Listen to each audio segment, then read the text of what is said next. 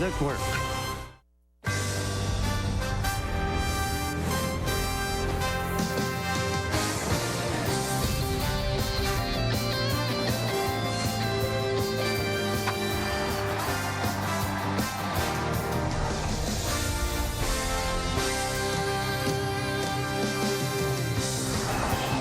It's the final game of the first leg of the Subway Series, and the Subway is pulling into the Bronx. And you know the deal, the same two teams going at it. People love it, and they usually fill the ballpark. As today, the YES Network presents New York Yankees baseball. It's the New York Yankees against the New York Mets in the rubber game of a three-game set from Yankee Stadium in the Bronx, New York. Hello, everybody, and welcome to Yankees Baseball, along with David Cohn and Outlighter. I'm Michael Kay. All three of us are thrilled to be here because there was some question yesterday whether we would be here. But we are here, and we're ready for baseball. Last night, the Yankees won, and they won because of the long ball. That seems to be a prevailing thought with them. The Bronx Bombers were back. They have 70 home runs on the season, the most in Major League Baseball. A.J. Burnett struggled in the first inning. The Yankees were down 2-zip. But Russell Martin, his 8th home run of the year, 2-run homer, tying the ball game. And then Mark Teixeira, his 12th, going the opposite way off of Chris Capuano, his 12th home run of the year. Mets get a run 4-3, but how about this 0-2 pitch leading off the 6th. Granderson, his 15th home run of the season. And then in the same inning, Alex Rodriguez getting a solo home run, his 9th. Yankees end up winning 7-3. What an onslaught with the home runs for the Yankees. And that's the difference, Al. Look, when on Friday they couldn't score. They scored that one run, and that was on the home run by Teixeira. But yesterday, the 4 home runs, and the Yankees score a lot of runs when they do hit home runs. Let's look at today's New York Lottery pitching matchup. Mike Pelfrey's going to go for the Mets 3-3, but he's pitched better of late than his 5.11 ERA. Ivan Nova for the Yankees 4-3 with a 4.33 ERA. He had a big win for the Yankees on Tuesday. Yeah, he did. And really, if you think about it, a lot of talk about Bartolo Colon, CC Sabathia since April 26. This guy has got the best of the lowest ERA on the Yankees. 3-1 over his last 5 starts with a 2.54 ERA. Look at that curveball. When he gets that curveball down like that, that's a true 12-to-6er, like Al likes to call it. It's a strikeout pitch. His fastball moves all over the place. Ivan Nova with a little strut in his step, and he deserves it. He's been pitching really well lately. And this is the rubber game of this 3-game set. Now, Derek Jeter did something yesterday that you might not expect of Derek Jeter. We'll talk about that record, or at least a number that he tied, next on Yes. Jacob Oreski, the lawyer that accident victims have trusted for numerous multi-million-dollar awards on personal injury cases for over 20 years. They were more than lawyers. They treated me like family. And they won my case. And now I have a friend for life. If you're an accident victim, you only have one chance to be compensated. Choose a lawyer that you can count on. Take the burden off your shoulders. Call Jacob Oreski and Associates at 718-993-9999. That's 718-993-9999. We'll even come to you. Looking for a great deal on a used Honda? Look no further than Hillside Honda Used Car Lot on Hillside Avenue in Jamaica, Queens. Family owned and operated for over 35 years. Why choose Hillside Honda Used Cars? Along with a 150-point inspection, a 7-year, 100,000-mile powertrain warranty, and a free Carfax vehicle history report, their cars look the way they did when they came from the factory. Visit Hillside Honda Used Car Lot at 14419 Hillside Avenue, 1 block from Sutphin Boulevard, just down the street from our main showroom, or at hillsidehondausedcars.com. Are you a victim of the current bedbug epidemic? Stop itching and solve your problem by calling Bell Environmental, the bedbug specialists. We're skilled in the latest and most effective methods of treating bedbugs. We use instant freeze technology, pesticide-free, completely safe, and perfect for use in office environments and other sensitive areas. Our bedbug dog, Roscoe, sniffs out bedbugs and their eggs with accuracy. Call Bell Environmental or visit bellbedbugs.com. Bell Environmental, over 30 years of green. Welcome to segment 2, everybody. Hope you're having a good day. That's David Cohn. I'm Michael Kay, and Outlighter will rejoin us in just a moment. When you think about Derek Jeter, you know that he has the most hits in New York Yankee history. But yesterday, he did something and tied somebody that would maybe surprise you, right, David? Well, it is a big surprise. If you think about it, all the talk about the 3,000 hit chase, as you said, everybody's waiting, trying to anticipate Jeter when he's going to get 3,000 hits. Guess what? That's number 326 on the stolen base chart. Ties him with Rickey Henderson for the #1 spot on the all-time stolen base leaderboard of the New York Yankees. And he's up on that board in a lot of categories. Games, he's second only to Mickey Mantle. Then you've got hits, doubles, second only to Lou Gehrig. You got the runs, he's third. Stolen bases, he's tied with Ricky for first on the all-time list. Not too bad. It certainly seems like the Hall of Fame is calling for Derek Jeter sometime in the future.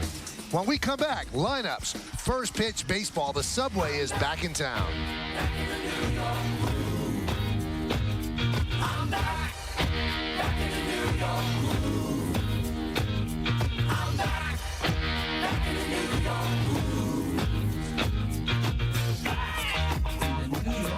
Oh, Egg McMuffin. Good call, babe. Fresh cracked egg. Oh, look at all the fruit in here. We've got to try this, honey. Oh, you're not my honey. It's so good. Whole grain oats with crisp apples, grade A eggs with lean Canadian bacon, or tasty fruit with low-fat yogurt. Each just 300 calories or less. It's the simple joy of a wholesome breakfast. It's actually how we met. Jeter? The guy's got an edge. Derek Jeter? That guy's got an edge. Oh, definitely an edge. He's got an edge. Totally. Porque tiene un edge.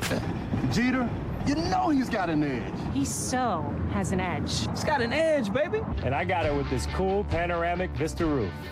Now lease a new Ford Edge for just $219 a month. That's just $219 a month.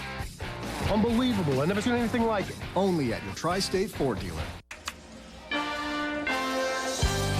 Yankees Baseball on Yes is brought to you in part by Volvo. Pay nothing to repair or maintain your new Volvo for the first 5 years. Volvo for life.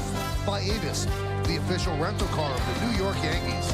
And by the new definition of world class, the 2011 Buick LaCrosse. Kind of an overcast day, kind of a chill in the air as well for really late May, but we're ready for baseball here at the stadium. The Yankees have taken the field. Ivan Nova is taking his warm-ups. We're taking a look at the Mets starting lineup presented by Bank of America. Jose Reyes, the shortstop, will lead off. Batting second and playing first, Daniel Murphy. Carlos Beltran, the DH, hits third. Cleaning up and playing left field, Jason Bay. Fernando Martinez at right field. Justin Turner at second. Willie Harris is at third, hitting seventh. The number 8 hitter, the catcher, Ronnie Paulino. Jason Pridey in center field will bat ninth. On the mound, Mr. Nova there. He's going to be making his 9th start of the year, coming off a win in Tampa. Very good start, ending a 6-game losing streak by the Yankees. Respectable numbers. 43 and 2/3 innings. See the 264 batting average against. Guy who throws a lot of strikes. Strikeouts not where you'd like it to be with a guy with a plus fastball. 24 strikeouts in the 4-3 innings. Jose Reyes is ready, so is Nova. Let's do it. And the first pitch is a strike. We're underway. Let's take a look at the G pitcher scatter report out of the gate. Great numbers. He only gave up 1 run in his first inning in 15 career starts. You talk about trust your stuff. When he does get in trouble, he starts aiming it like a lot of young pitchers. His curveball isn't as sharp, kind of rolls a little bit. His fastball's down. And oh, what a relief. He's got the best relief ERA of the guys coming out of the pen for him on the Yankee staff of 1.86. Count 1-2. Mets won on Friday 2-1. The Yankees won last night 7-3. Mets had their 3-game winning streak snapped yesterday. They have won 10 of their past 15 games. Dribbled slowly right back to the mound. Nova will get Reyes. 1 away. Why don't we take a look at the Yankees defense, brought to you by your Mercedes-Benz Tri-State dealer. Gardner, Granderson, and Dickerson as Swisher has a day off. That's left to right. Infield, A-Rod, Jeter, Cano, and Teixeira third to first. Francisco Cervelli is behind the plate. And Ivan Nova is on the mound.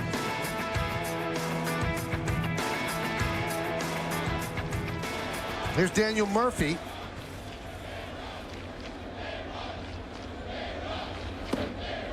The pitch is low, 1-0. Murphy had the big home run on Friday night. The difference in the game is the Mets won that one 2-1. Slice down the left field line, foul. Lights are on here at the stadium. It's been that sort of day. We have not seen the sun all morning, and it doesn't look as if we'll see it this afternoon either. But the rain is supposed to hold up.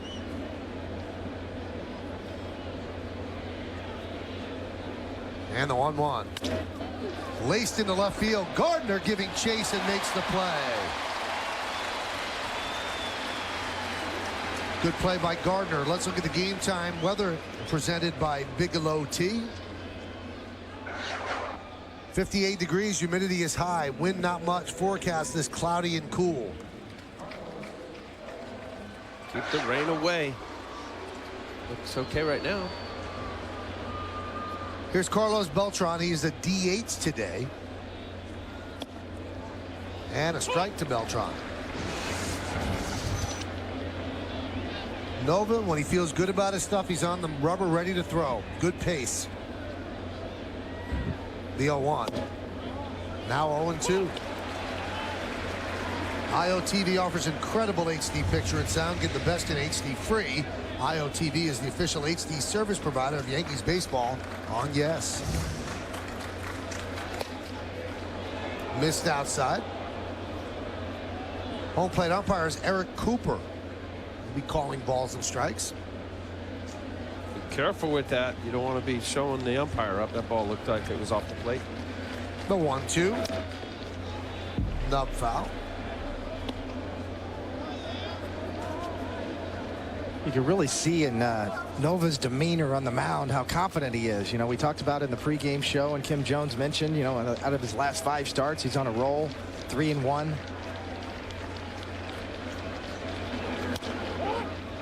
He's got a little swagger out there, Al. You kind of notice it, and that's a good thing. You know, I mean, you don't want to be too cocky. As you said, you don't want to show up umpires, but he's really changed his demeanor. He's a lot more confident on the mound, a lot more sure of himself. Coming out smoking today. His velocity's up a little bit in the first inning. A lot of strikes. Looks confident. Well, but that you can go back to last year when he dusted Batista up in Toronto and kind of didn't back down. He has that. That's part of his being a confident guy, and he should. Look, he absolutely, what's coming out of his arm, 93, 94, that last pitch, a very good curveball. At times, great curveball. A real top to down, top bottom, 12-6 curveball.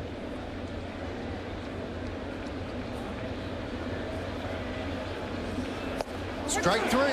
Got him. Impressive first inning for Ivan Nova. The Mets go down in order, 1-2-3. That's nothing, and the New York Yankees coming to bat.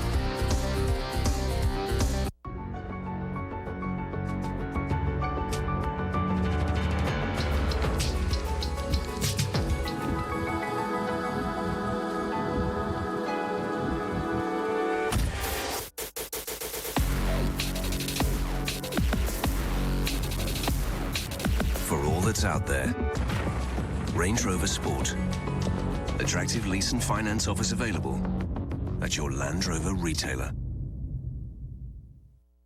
The News Watch never stops. The Cross Bronx is backed up all the way You can see the dramatic video at 1010wins.com. This is 1010 Wins. John Montone, 1010 Wins. I'm Lee Harris. I'm Judy DeAngelis. All news, all the time. Great win for the Yankees last night. Exclusive AccuWeather forecast. President Obama heads to the Hill tonight. You give us 22 minutes, we'll give you the world.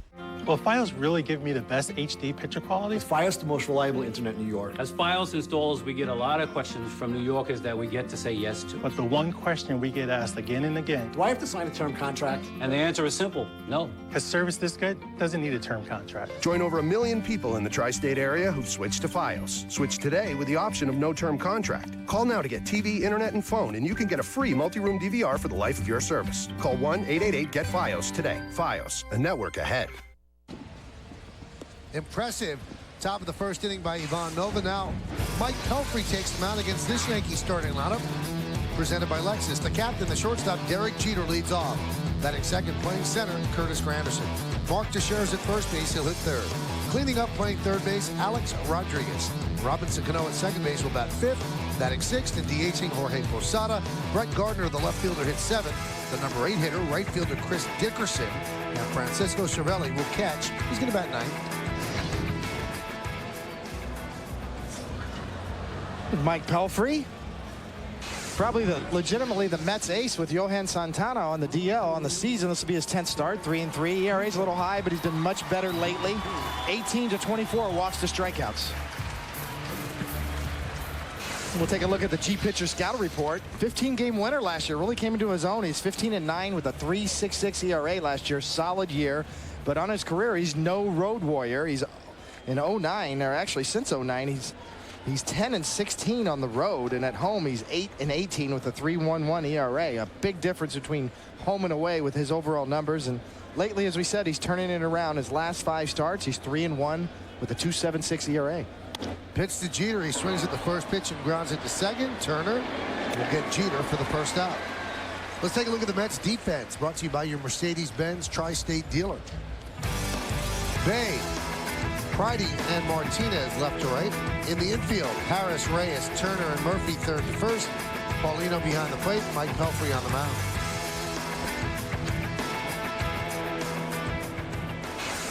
There's Curtis Granderson, another home run yesterday. 15 home runs on the season for Granderson and 33 ribbies. And that's the best start of his career after 44 games. Well, if there's ever a guy that's locked in and comfortable, it's Curtis Granderson in all of baseball. The numbers have been really off the chart. You go back to last August, he's right up there with Jose Bautista and most home runs in all of the game. Driven deep to right field. There it goes. See ya. Another home run for Curtis Granderson. And the Yankees lead 1-0.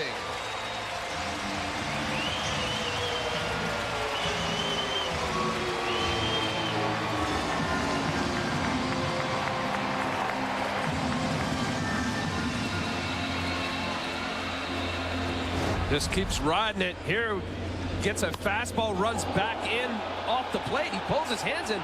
This is good hitting right here.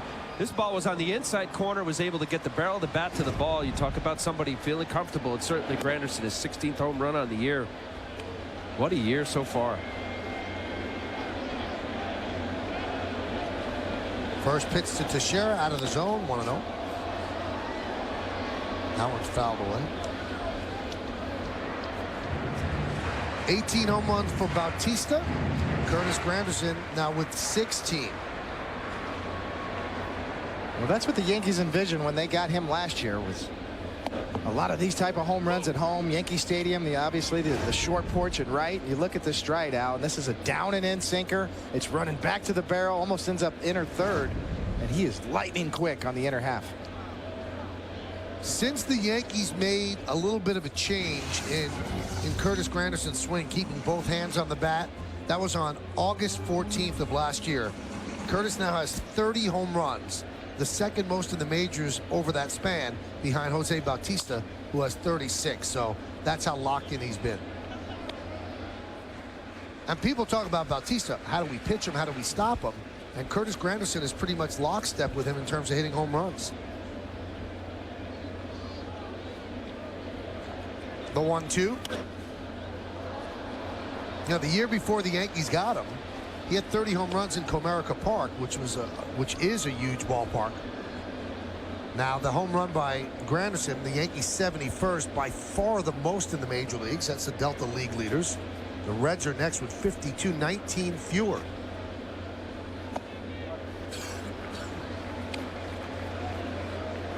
Now, last year, Granderson got off to a bad start, ended up with 24 home runs. But 30 doesn't seem like such a far reach right now. Grounded sharply to first. Murphy will take it himself for the second out. If you're in Manhattan, head on over to Brother Jimmy's Barbecue at 116 East 16th Street right now to catch the final game of this rivalry series between the Yankees and the Mets.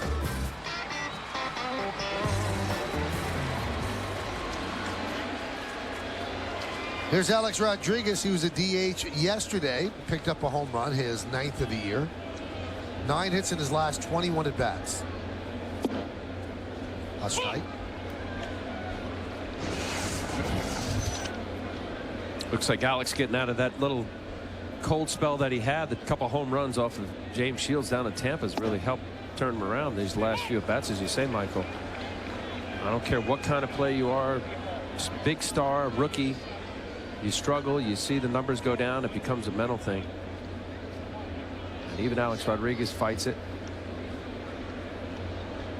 That includes the game that Al's talking about in the last 5, 409 average.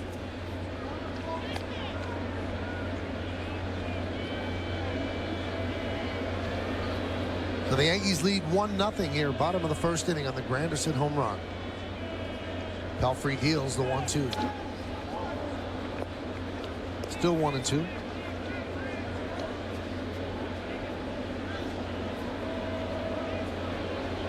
You can see how pitching staff establishes how they pitch the opposing team, and here just every one of these pitches here from Pelfrey in on the hands, pounding the body line here, and come back inside again.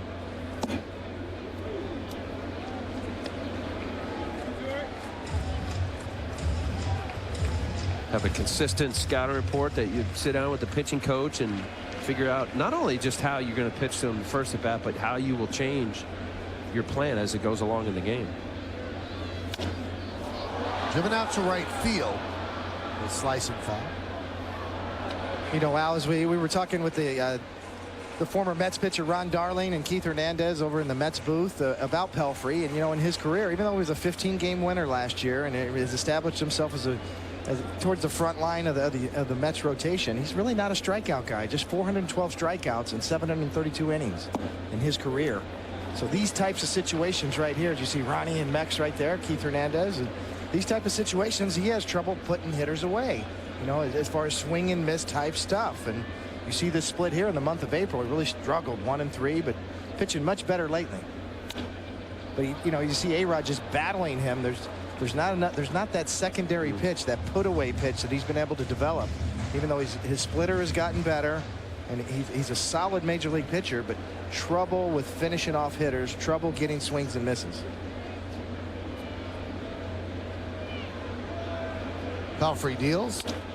Grounded off the glove of Pelfrey. He slows it down. Charging is Turner. A-Rod gets an infield single.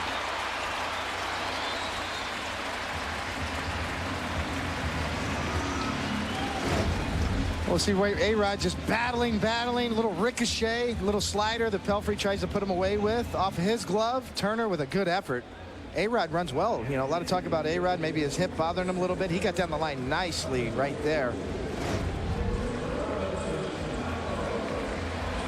Smelling a hit. That's what he's feeling. That little ball dribbling out in front of him. Turner makes a nice little flip throw.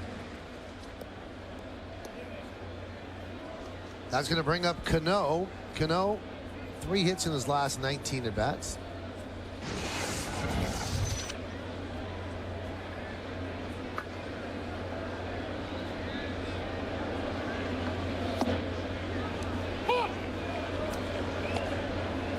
And we've seen early on home plate umpire Eric Cooper calling the low strike, Al, but both for Ivan Nova and here for Pelfrey. So hitters are going to have to adjust. And if I'm a pitcher out there, I'm seeing that. I'm getting the ball down because he's calling the ball at the knees today so far. The 0-1. Popped up. Shallow left center. Bay makes the play for the final out of the first. But the Yankees get on the board. 1 run on 2 hits. No errors and 1 man left. The big blow off the bat of Curtis Granderson. His 16th home run of the year. With that, the Yankees lead 1-0. You're invited to the Hyundai VIP tent, but keep it on the DL. These deals are only for our BFFs. Now get a 2011 Sonata for 0.9% APR or $199 a month. It's been named one of Car and Driver's 2011 10 Best Cars, gets 35 MPG, and comes with a Hyundai Assurance Trade-in Value Guarantee. How's that for ROI? Get down to your local Hyundai dealer ASAP. But you better move quick, or you'll be SOL. When I was a young pup, I learned how to sniff out the pick of the pre-owned Lexus litter and how to be a woman or man's best friend when it came to finding the lowest prices. Now that I'm older, I look back on my pedigree and feel pride in the thousands of people who've lapped up the savings I've pointed them to. Like a dog with a bone, I won't stop until you find the model, year, and color you'll love or exchange it within 48 hours with our worry-free exchange policy. Don't get me wrong, working like a dog to hunt down the perfect pre-owned Lexus for you wasn't all hard work. Now more than ever, you need to be smarter with your money. Making every dollar count yields value. That's why the smart money is going to Acura of Manhattan, where the value of the cars we sell is high and our prices are low. You'll find luxury is standard at Acura of Manhattan, and that standard is high. Here's a smart plate. A brand new 2011 RDX, wisely priced at only $399 per month. The smart money comes to Acura of Manhattan because it's smart to get luxury for less. If you were exposed to toxins at the World Trade Center site and now suffer health problems, you may qualify for compensation for your injuries, wage losses, and medical bills through the Zadroga Act. Napoli Byrne has led the fight for 9/11 victim compensation, settling more than 10,000 Ground Zero workers' cases. Now, we want to help you. If Ground Zero toxins have affected your health, let Napoli Byrne evaluate your claim. Call 1-877-WTC-HERO or visit zadroga-act.com today. She's obviously tormented, fights herself. Yankee cap, Met caps can't make up her mind. It's time for the Toyota text poll. Today's question is, aside from the Subway Series, which has been the best interleague matchup this weekend? You can text your vote to 58772. Standard text messaging rates apply. Those are your choices: A's Giants, Cubs Red Sox, Rangers Phillies, Rays Marlins, and Reds Indians. Jason Bay swings and grounds one up the middle, a base hit. So Bay with a single open up the second. Now there was a lot to digest, so we'll give you another look. It's one that stands out to me, Michael. Which one? We talked about it the other night. Number 2, the Cubs and Red Sox. First 1918? time, yeah, since 1918. So text your vote to 58772, and we'll find out how you feel later on in the game. 1-0 Yankees on Granderson's first inning home run. Here's F-Mart, Fernando Martinez. There's a strike. Yeah, there's one curse that has been buried. The curse of the Bambino is now gone, but the curse of the Billy Goat is still there and alive and well and at Wrigley Field.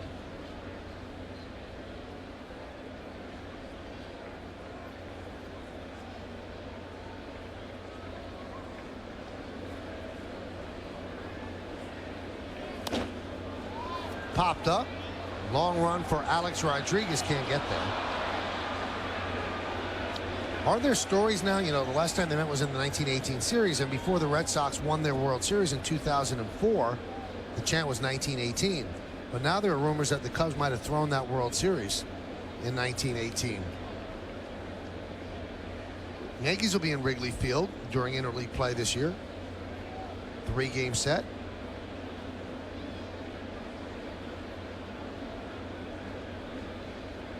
The 0-2. Still 0-2. Michael, it's kind of like where there's smoke, there's fire, right? It's, you know, if one World Series was thrown, that, you know, the time was right for others and other players possibly, and I guess that's the thinking. Is, you know, it wasn't just maybe the Black Sox. Maybe there was more than meets the eye. Why is it coming out now? I guess there were some papers that were released that shows something.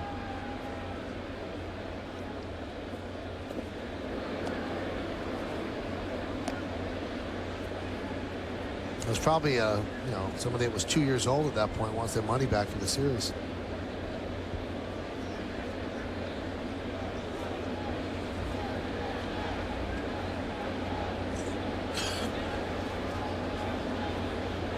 The 0-2. 1-2. Cervelli been doing a nice job keeping that ball in front of him. Jason Bay, not a great run. He's only got 2 stolen bases, 1 caught stealing. Obviously has to do everything possible to keep the ball in front of him. Good job. A little deke there by Cervelli. See him look behind him like he missed the ball. Trying to trick the runner, Jason Bay.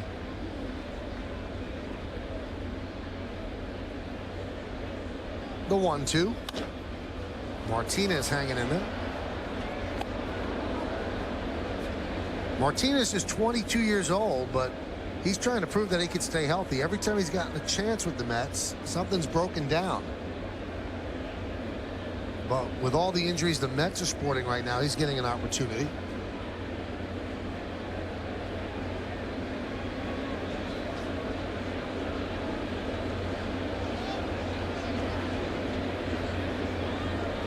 One, 2.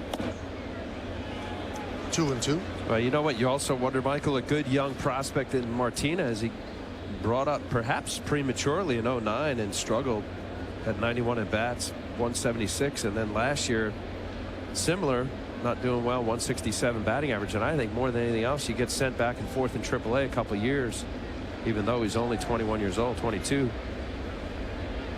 You start doubting yourself mentally.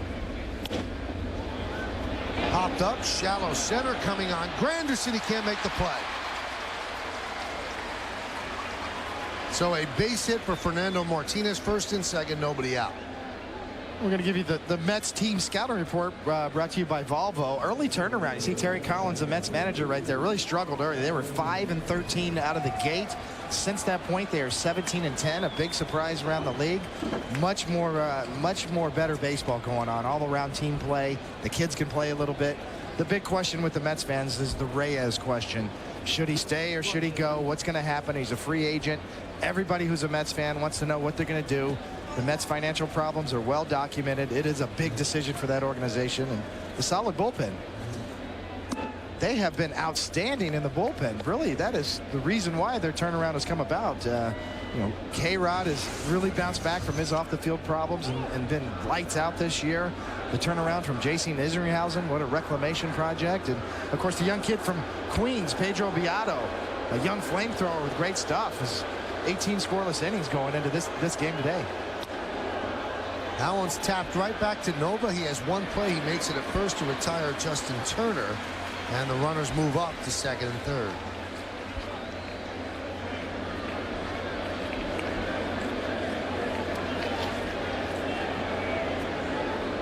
Hasn't exactly been a hard hit ball in this inning. But Nova's got himself a little bit of a jam here. Second and third with one man out.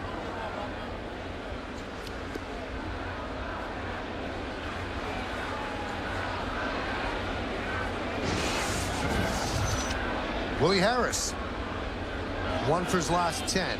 Yankees in at the corners and back at second and short. There's a strike. You think as a pitcher here, Von Nova, you want to get early in the count. If you can get 0-2-1-2, you have an opportunity to strike out. Obviously, Willie Harris trying to get a ball up in the zone, at least get the ball to the outfield, tie this ball game up.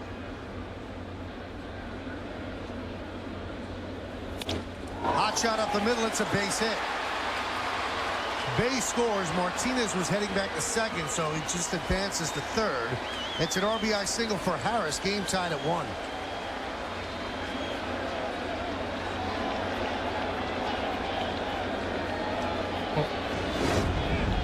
We talked about the Mets and their resurgence. Little line drive, you see. Runner at second's got to make sure it gets through. He maybe overread that a little bit. The line drive up the middle. We probably could have got a better read, but nonetheless, Willie Harris with a nice piece of hitting, fights off an inside fastball and shoots a line drive right back up the box. As Ronnie Paulino got off to a great start, but now one for his last 13. Yankees looking for a double play.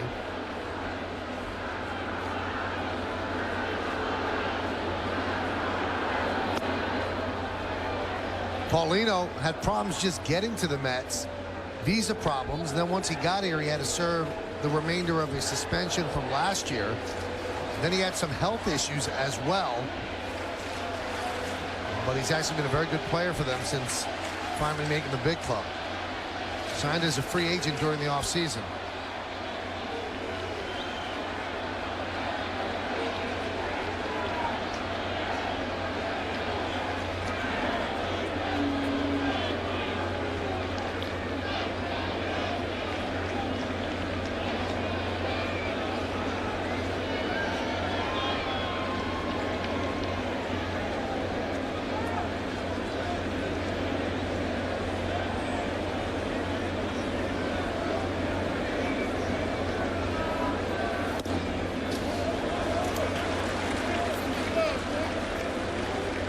Paulino working the count, putting himself in a position to get a fastball, even though one out. Willie Harris, pretty good runner, caught stealing 3 times. He's got 1 stolen base.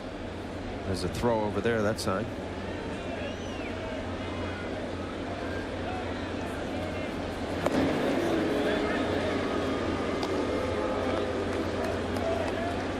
Follow the New York Yankees with the MLB.com at Bat 11 app for your iPhone, iPad, Android, or BlackBerry. Get live audio, pitch-by-pitch tracking, video highlights, and more.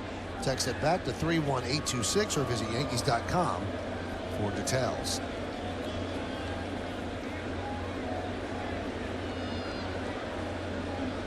(2-0). 2-1.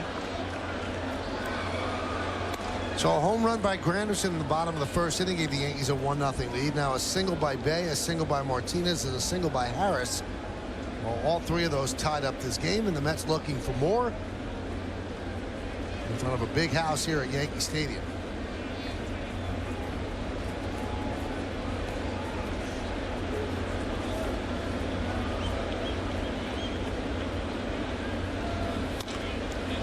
Right back to Nova. He mishandles it, lost the double play, and because of that, Martinez scores, and the Mets lead 2-1. Willie Harris will move to second. Well, as a pitcher, you get so excited you realize you double play ball back to you. You're out of the inning. It looks like he over jumped, and the ball ended up hitting him on the heel. But once that happened, having to get the short out, and Polino, this is an easy comeback or a little 1-6-3 double play. Getting out of the inning, you see he just bobbled it. I think he just over anticipated. There's an excitement level. You know you're getting this ball back to you. Got a chance to get out of the inning. Just didn't get it done. There's Jason Pridey. And there's a strike.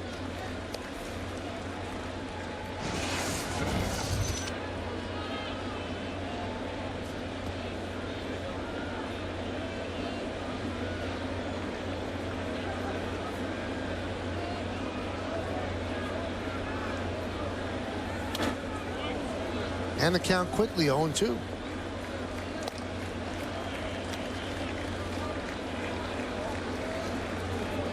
Well, all these lefties, David, it looks like they're aware of the curveball coming in, but all the fastballs away.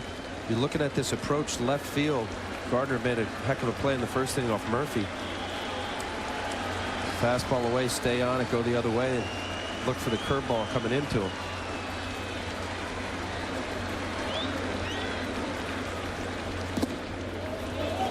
Well, that's exactly right, Al. As you see, even Terry Collins, as you see, no, he did not go on the check from Cervelli. Good curveball by Nova there, but, you know, we'll get another look here from the side. Definitely checked his swing, no doubt about it. But, you know, Terry Collins, the manager of the Mets, talked about it. They're really station-to-station baseball. We've seen it here in this inning, base hit here, blooper there. Other than Beltran and maybe Jason Bay, you know, it's pretty much station-to-station. You've got to manufacture some runs and play small ball. Line drive, right field, a base hit. Willie Harris rounds third. Here he comes. The throw from Dickerson is cut off. It's an RBI single for Pridey, and the Mets lead 3-1.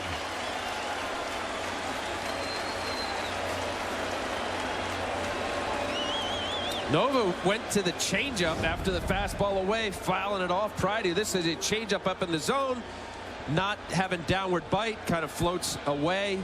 Able to, because of the lack of velocity, he's able to pull that ball. Good line drive swing from Pridey. Dickerson trying to make a good throw, ends up short hopping. Teixeira wouldn't have got him at home plate anyway. That'll bring the pitching coach out, Larry Rothschild. And, you know, Al, you know this too. I mean, with Nova, his changeup is really his third best pitch, more of a fastball count pitch, not a finish pitch. You see, in that situation, there's not much margin for error, and a lefty with not much power, you're just going to speed up his bat. You end up giving up an easy single there, going to your third best pitch in a strikeout situation. Yeah, you know, in a 1-2-0-2 count, you're thinking whatever the pitch is that is in your arsenal that you can have a swing and miss. That's the one you go to. I don't care if you throw 2-3 curveballs in a row. Runner goes, throw to second. Goes into center field. Pridey heads to third. The throw from Granderson not in time. So a stolen base and an E2. I see a little puzzled look on the face of Francisco Cervelli, who comes up firing. It looks like a good throw, maybe a little sink at the end. Looked like Derek Jeter got handcuffed and whiffed it. You know, that ball's close. It's not really. It's kind of a tweener. Like he was gonna arrive there in the air. No, Jeter just didn't get the glove down. And Cervelli's right. The throw was there on time, and Jeter just maybe a little late sink on that ball at the end. He just kind of missed it. 0-1 to Reyes. 96 miles an hour. He dials it up. Cervelli with the high 3/4 two-seam grip and a little sink at the end. Wow, that ball darted down at the end, but nonetheless a good throw and a ball that Jeter will tell you he should have handled.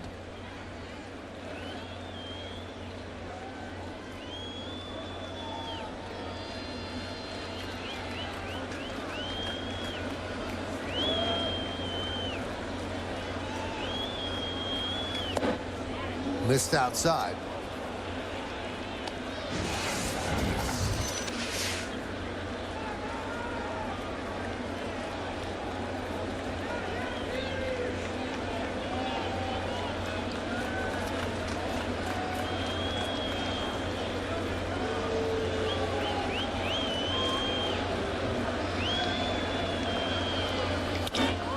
Lined into center field. Granderson is there, and that'll do it.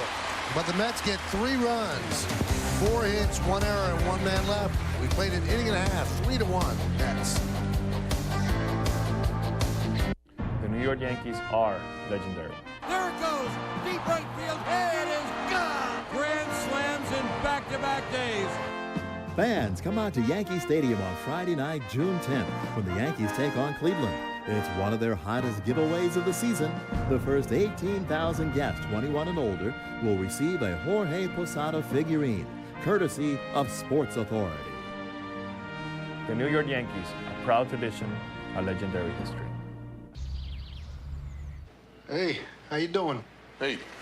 Great game last night, huh? Oh, yeah. Total domination. Unbelievable. Forget about it. Hey, fellas. This is Tom. This is the first day. I'm wicked psyched to be here. You guys ready to rent some cars?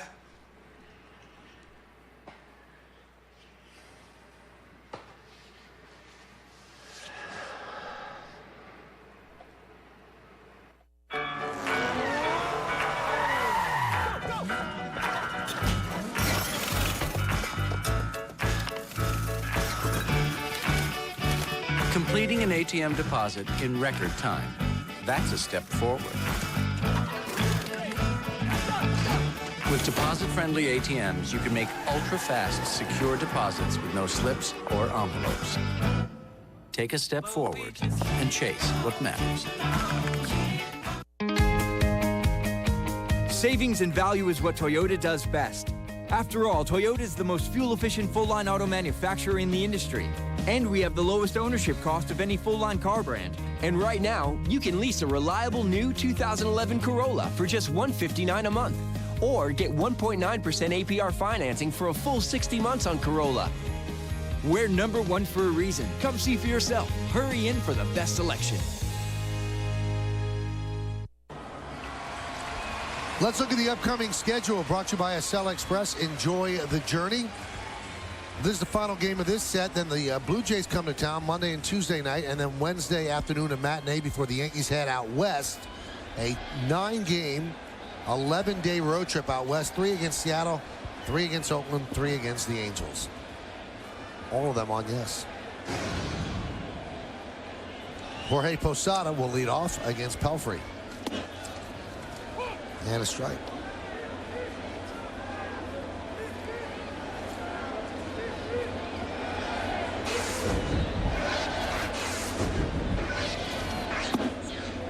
Count 1-1.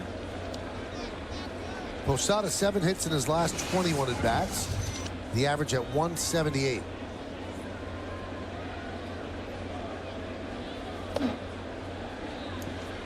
The count 2-1.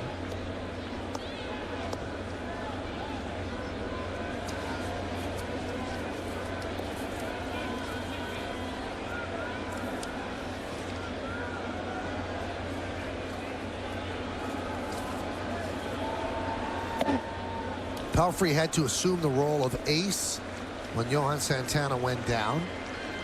Maybe not that comfortable with that role, but he's their best pitcher stuff-wise.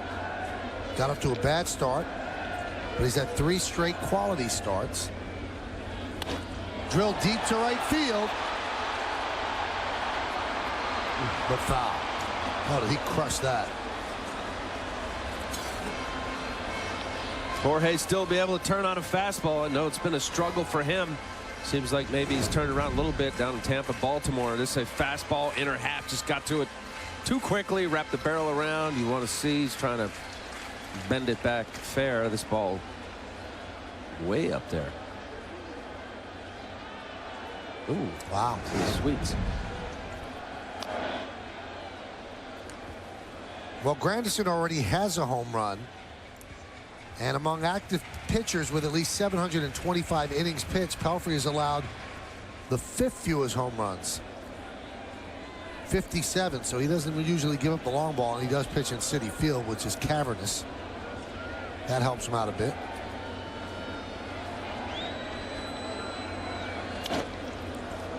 Foul back.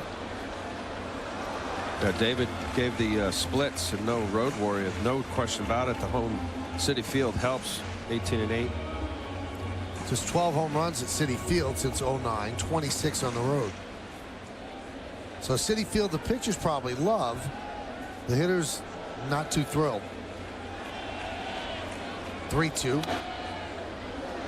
Again fouled away. The next pitch will be the 9th of the at bat. When you look at Pelfrey, and I know David, you were talking about it. You talk about a guy. He's 27 years old. He was #1 pick in 2005 out of Wichita State. 9th pick overall. You get to a point where your stuff gets you to a level to where that's your God-given ability. 15 wins last year clearly was his best year, but yet still hasn't figured out how to pitch. Posada works a walk. He wanted that. Turned his back to home plate umpire. Didn't want him to read lips. Eric Cooper. Let's see if this ball gets the inside corner. What do you think, David?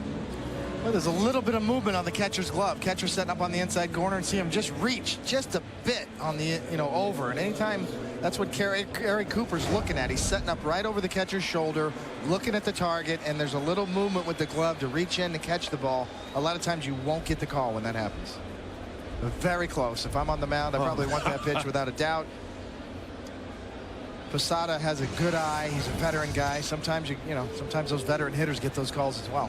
Here's Brett Gardner. That one's drilled deep to right field. Fair ball. It's a tie game. Foul ball.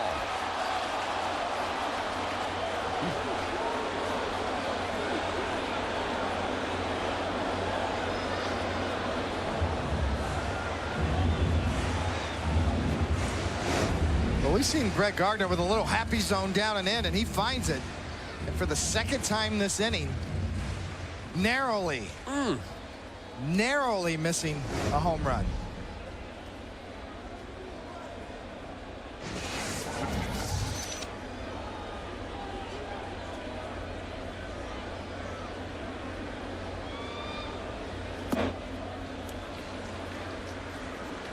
We saw Posada launch one in the sweet level before, and this one's even closer as you get the look.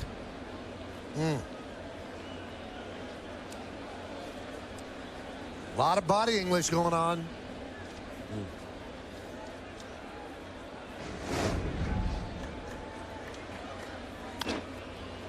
Grounded to Reyes. He steps on the bag and just gets one.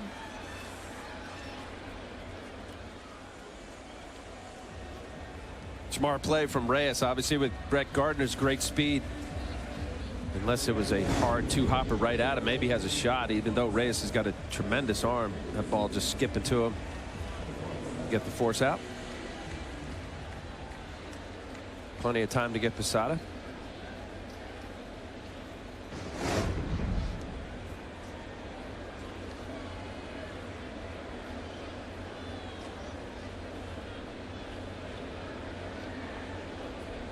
Now Pelfrey will face Chris Dickerson.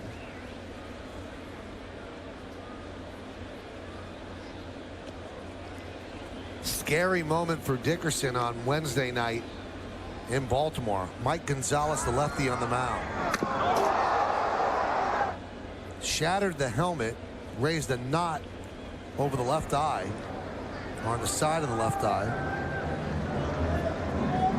Had a slight concussion, but he's okay. Crazy game. Michael, you down there? That was right after Robbie Cano had picked up the big 2-run double. Didn't seem like he was doing it on purpose. Gonzalez, who's had a lot of trouble all year, and actually apologized to Dickerson the next day behind the batting cage. High pop-up. Turner, Murphy, Martinez. Martinez makes the call on the catch.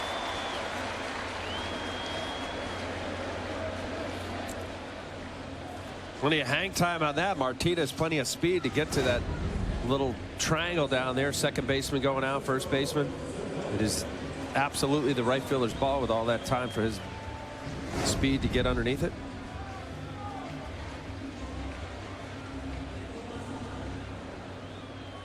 That's going to bring up Francisco Cervelli. 3-1 Mets lead. Yankees with a run in the first. Mets with 3 in the second. We're in the bottom of the second. Cervelli 3 hits in 12 at bats in his last 12. Gardner inches off of first, held there by Murphy. Quick throw over. Gardner dives back. Boy, there have been a couple of close plays for the Mets at first base where if Murphy was a left-handed first baseman, they'd probably get him. He's got to swing the glove around rather than just drop it down.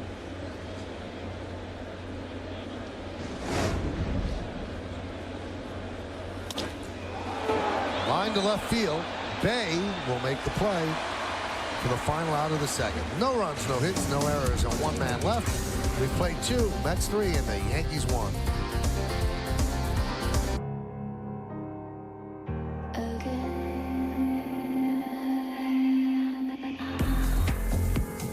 Technology you've never seen before, anywhere, ever. Which raises a good point. If you're going to buy a new luxury car, shouldn't there be something new about it? Visit your local Lincoln dealer for this exceptional lease offer, plus 4 years complimentary maintenance on Lincoln MKX. It's not just luxury, it's smarter than that. 30,000 feet. The weather there is a sunny 66 degrees. We're looking good for an on-time arrival at about 5:45 local. An airline's job is to take you from where you are to where you need to be. And we're not just talking about points on a map.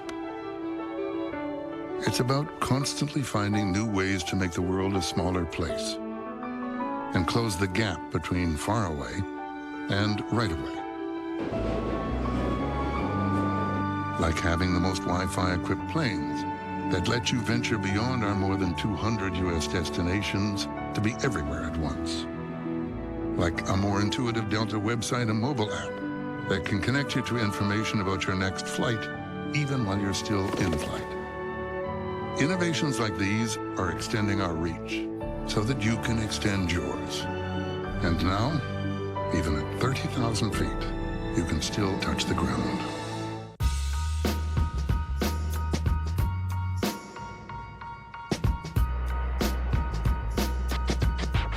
The 2012 Volkswagen CC. With touchscreen stereo, Bluetooth, and corner illuminating headlights, all standard. Plus, every CC includes scheduled carefree maintenance. It's so well designed, even its details have details. Hurry in, and for a limited time while they last, get a 2012 CC for $249 a month. Visit VWDealer.com today. It's time for this moment in Yankees history, brought to you by Johnny Walker. We go back to World Series Game 5. Yankees defeat the Mets 4-2 to win their 3rd straight World Series title. Demand greatness in every sip and every season. Johnny Walker, proud sponsor of the New York Yankees. Those are not great memories for you, Al. Which one? This one right here. Oh, man. Is this Louis Soho? Of course it is. 1, 2, 3, 4, 5, 6. It's where it rolls, huh, David? You were in that game, huh? No, the previous game. Game before. Daniel Murphy serves a single to left field.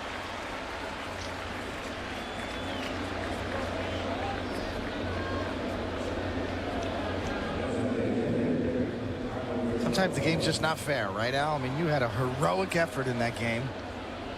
Thank you, It David. was fun to watch. You just battle and grind that game out. And you deserved a better fate, undoubtedly. And you know what? After that game, we won that World Series. I spent a little time with Johnny Walker, so that was the Johnny Walker moment of the day. See the Lincoln scoreboard, 3-1 Mets over the Yankees. Grounded to Teixeira. They get one on to first, and it gets past Nova, but backing up is Cervelli. So that's 3-6 on the fielder's choice. Tough play for any pitcher to get back. You have to get to the bag and not worry about the shortstop's going to flip and throw a firm strike to you. It was off the bag there. Derek pulling Nova off the line. But see, now you start hunting for the base. It's very difficult. It actually is very lucky if you actually catch the ball and find the bag. Teixeira getting the lead runner. Firm throw. A little bit down. Derek pulling Nova off. Cervelli backing up. No harm, no foul.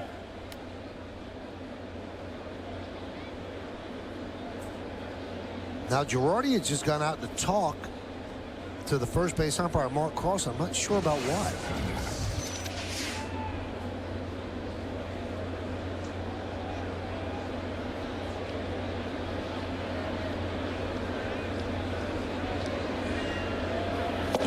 Pitch to Jason Bay is a strike.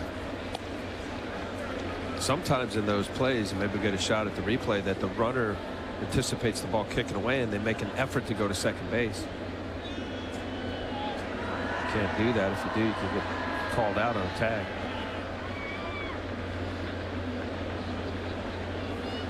Bay singled to center in the second inning, and he's a .331 lifetime hitter against the Yankees with 6 home runs in 127 at bats.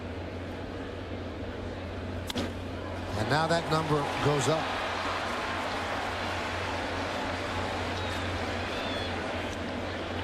So first and second with 1 out. Well, just trying to figure out, okay, the ball is thrown up the line. Nova reaching for it. Let's see if we see any. See the little turn in.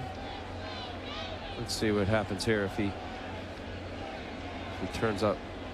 Nah, that's used to be you had to actually physically peel to the right, but now it's an umpire's discretion as to actually the effort that you apply to either go to second base or not. Mr. Martinez is a strike. So Jason Bay picks up the 6th hit against Nova.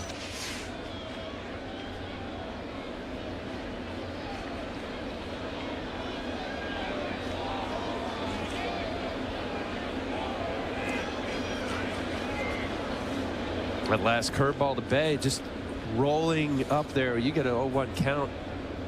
Put yourself in a position to bury the breaking ball. This is sometimes where Nova, some of his inconsistency is not on the page either with Cervelli. Shaking off a lot. Very uncomfortable as a pitcher. If you're not on the same page, here comes Larry Rothschild. One, it shows you're doubting yourself. You know, the hitters see it, they step out. I know, David, you were a guy you actually taught me in Toronto when we were teammates about working fast. Aside from the obvious, your defense is sharper. The umpires like it. There's been a lot of shaking here between Cervelli and Nova. This copyrighted telecast presented by authority of the New York Yankees and may not be reproduced or retransmitted in any form, and the accounts and descriptions of this game may not be disseminated without the express written consent of the New York Yankees.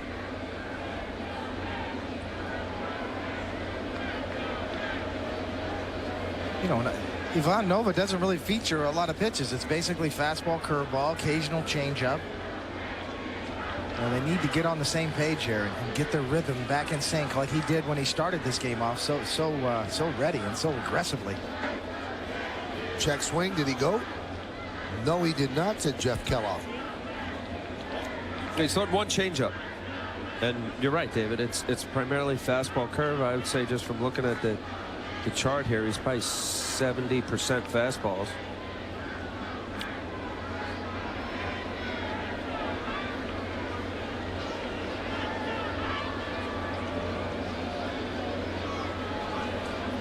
The 1-1.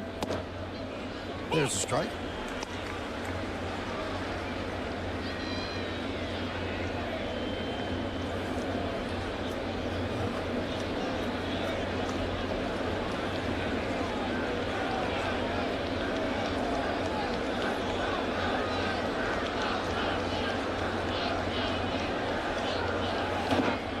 Check swing. Surprised they didn't go for the check there. Looked like a little half swing. Sometimes, you know, with a ball in the dirt, the catcher's not able to see it. Like a check.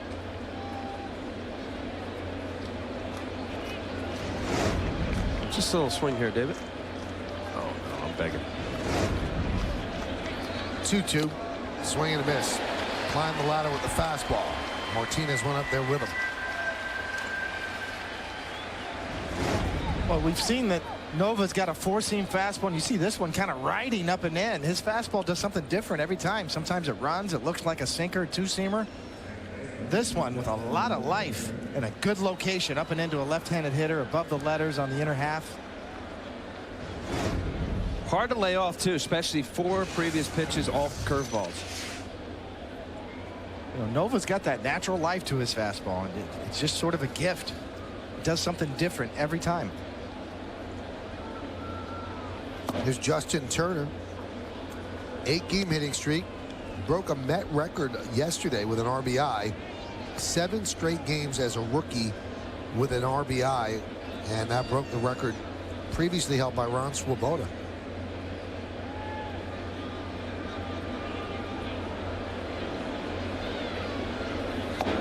And as you can see from that graphic, only the second player in the last 50 years to do that. Other one was Ryan Braun.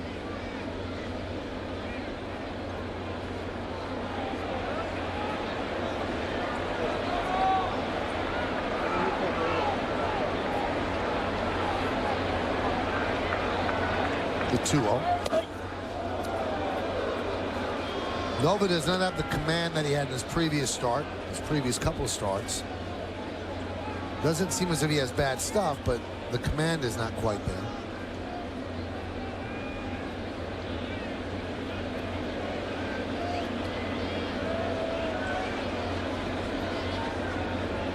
.3-0. Strike. Now, he had a real good start against Tampa Bay, then a bad one to Kansas City. Before that, 2 good starts against Texas and Toronto. The one against Kansas City, 3 innings and 10 hits.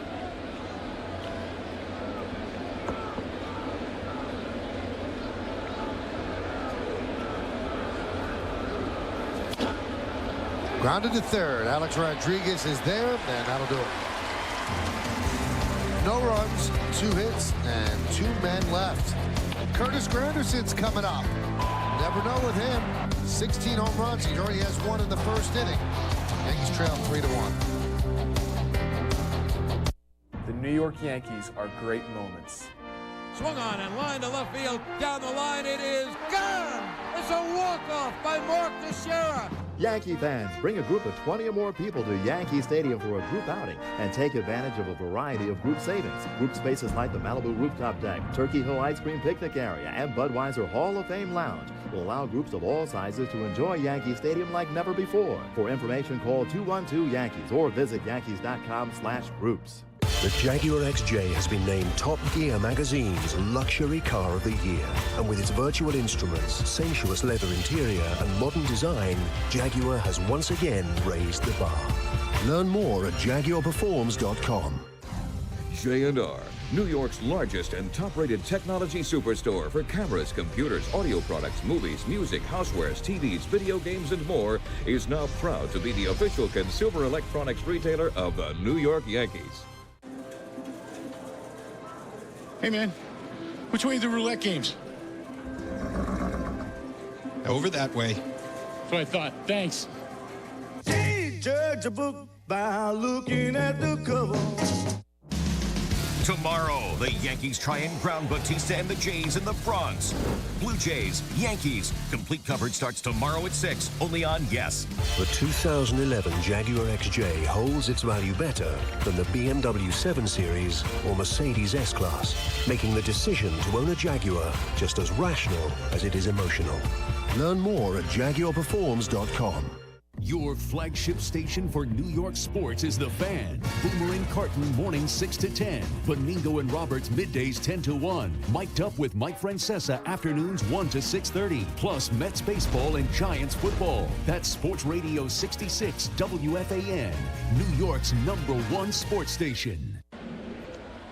Yankee run today has come off the bat of Curtis Granderson, and that leads us to the IOTV HD Super Shot. And what a difference a year makes, Al. You got that right, 16 home runs. But look where his hands are now. The one on the right is today. This is last year on the left. A lot of movement last year. Look at his hands loading. His hands are already back on the right side, which was today. His base is wider. The movement toward home plate a little bit more last year. And then watch this, most importantly, both hands on the bat as he's able to finish, get more power through the ball, as opposed to last year where there was a lot of one-handed swings. The adjustment made. Now, part of that little rip right there, David, you had Kevin Long in the background of that integral part of the change for Curtis Granderson. I just think it's a great story that you have a guy around a long time like Granderson, 30 home run season, struggled enough to not only just tweak it a little bit. That's a radical change when you move in your hands and widen your base and finish in your swing finish. Jeter with a base hit up the middle.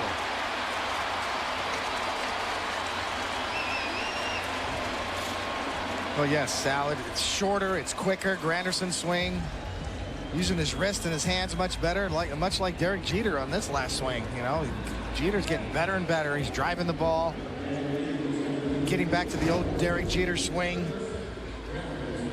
Use the hands and wrists, shorter, quicker, getting to the ball much better now. Leading with the knob of the bat, getting the barrel to the ball, right back up the middle. Here's Granderson. Pitch is low, 1-0 on the Lincoln scoreboard. 3-6-0 for the Mets, 1-3-1 for the Yankees. The one off the bat of Curtis Granderson. His 16th home run of the year, his 34th run batted in.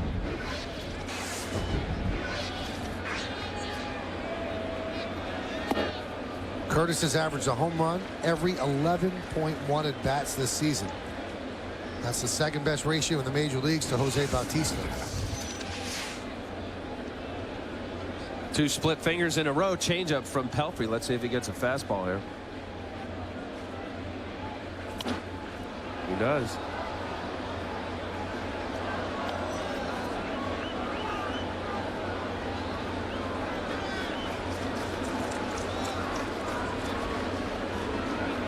.4% of the Yankee runs this season have come via the home run. Highest percentage in the major leagues. Diamondbacks are second at 38.3%. Joe Girardi was asked about that before the game. He said, I don't care how we score runs. He said, I've gotten this question so much. He said, I don't care if we have to kick field goals. As long as we put points on the board, I don't care how they come.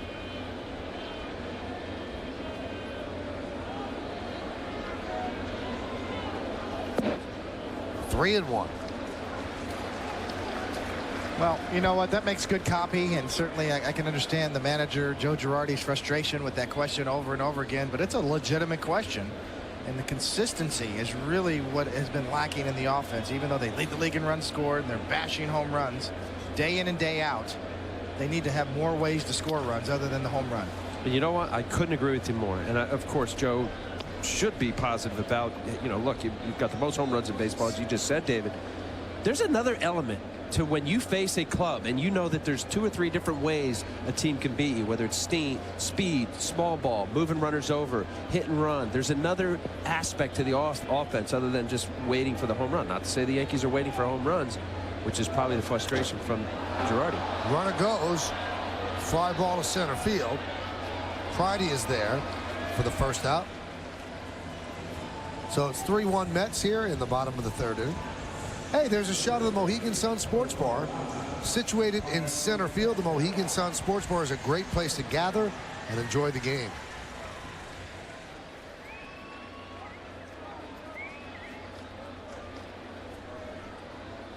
So they get Granderson on the fly ball to center, and here is Mark Teixeira.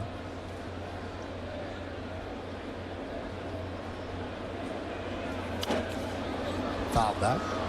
Just to finish up with on that point we were talking about, Al, with Joe Girardi and his comments about I don't care how we score runs and all the questions about the home runs. The reason being that you need to be more versatile is because against good pitching and big games, you are not going to get those home runs. You are not going to get those pitches. A guy like CC Sabathia or frontline starters are going to shut you down in that department. And you better find other ways to score runs and scratch them out and getting back to the grinded out Yankees of the past that really wore down starting pitchers and got into the bullpen quicker. Especially early in the game. You apply the pressure against a good pitcher. You can push a couple runs early.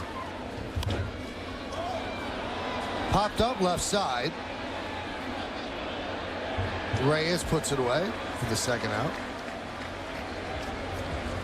Now, yesterday was a weird game. The Yankees won 7-3, and it was the first game during the live ball era in which the Yankees scored 7 or more runs without leaving a runner on base. That's right. Last night's game was the first this season in which the Yankees didn't draw a walk either. So they did not leave a runner on. They did not draw a walk. Here's Alex Rodriguez.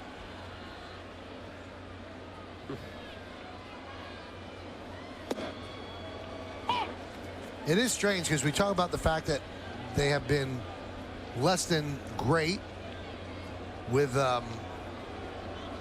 runners in scoring position, but they lead the league in runs. But they're just not getting the big hits. But the home runs are allowing them to score the runs necessary to compete. They're 24-20.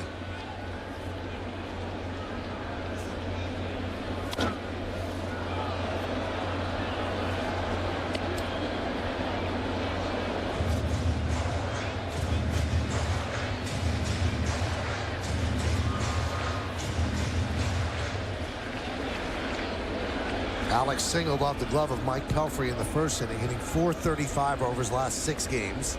Average up to 272, 9 homers, 25 ribbies.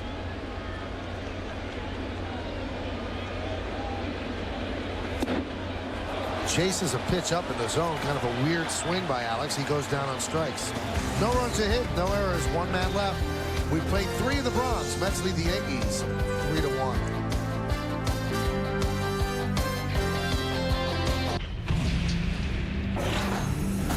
It was forged from the fires of imagination, sculpted by an unyielding passion for design, and tempered by 125 years of legendary performance.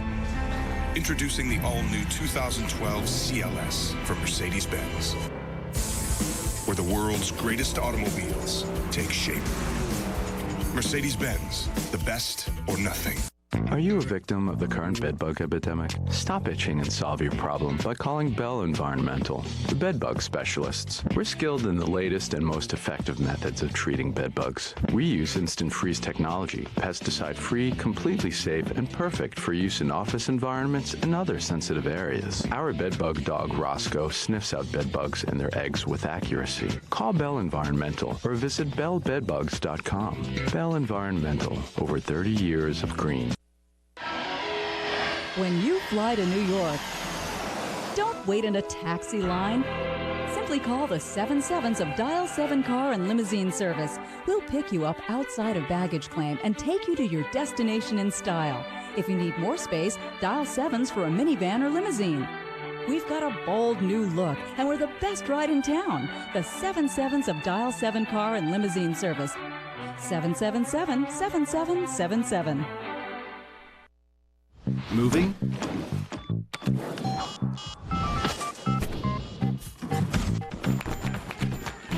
Call, pack, kick back.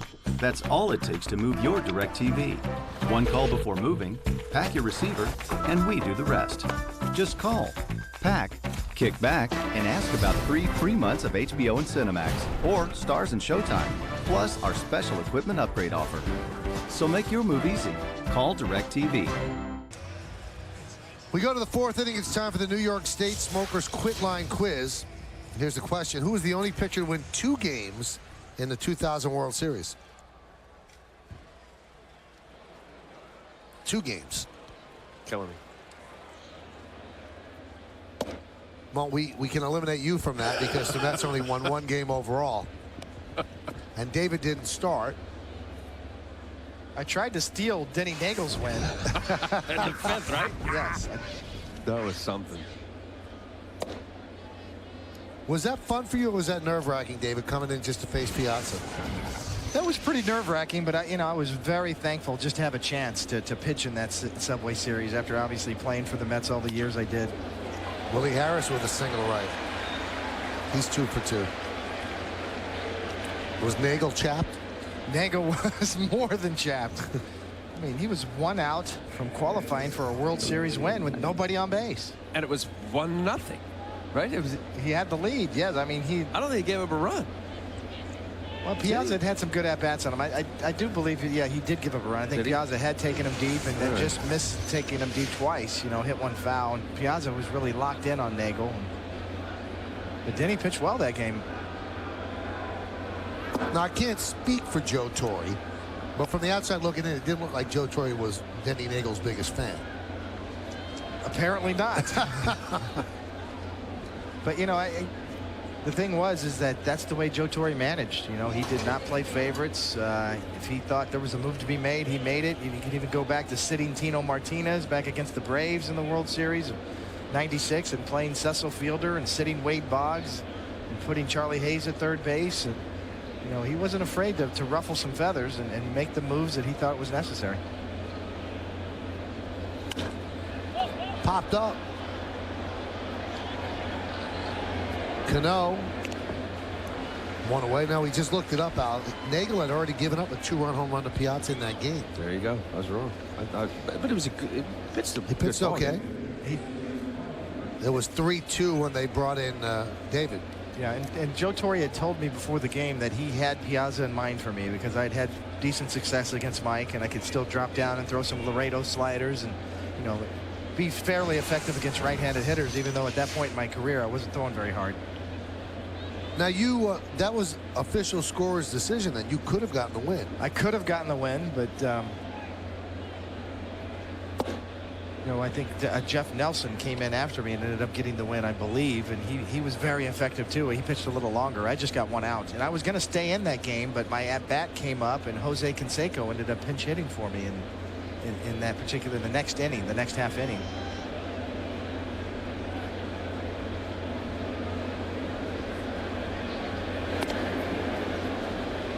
Well, even though I was on the losing end of it, I thought the whole experience of a real Subway Series was something I'll never forget. Again, I know it was on the losing side. What an exciting time for New York baseball.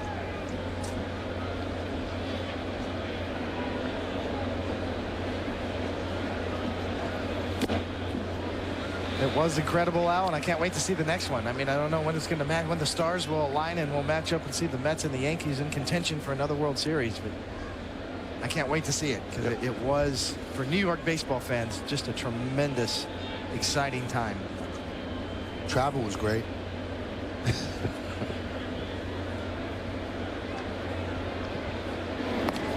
Well, would you agree, David, what a lot of members of the Yankees from that year said, that was a joyless World Series for the Yankees where it was more relief than elation when you won? You know, I've heard that before. You have to understand the Yankees of the 90s. You know, when you win 4 out of 5 years, that's an incredible run. So you felt like if you lost to the Mets, somehow your run is invalidated, and not so much invalidated that you didn't put the stamp on that particular run. You got a chance to be a dynasty.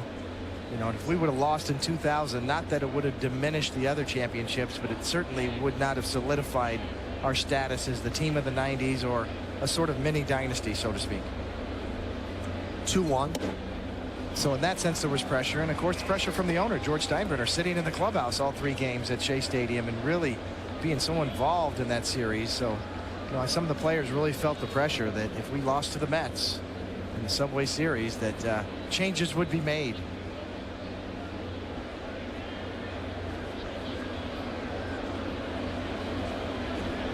(3-1) and Pridey walks, so it's runners on first and second with 1 out, and here's Jose Reyes. Well, let's take a look at the Home Depot hitter scout report. David mentioned it as the team report. Will he stay? I think that is the big question. First thing I think of Jose Reyes is he's a pending free agent. Will he be a Met next year? Will he be a Met after July 31st? Electric player. This guy, when he's healthy, it's really fun to watch. As it leads Major League Baseball in hits and stolen bases. You talk about a guy going from first to third or a triple, that kind of excitement. He's already made some great plays defensively. And I mentioned the injuries. Last year, 133 games. 2009, he only played in 36 games.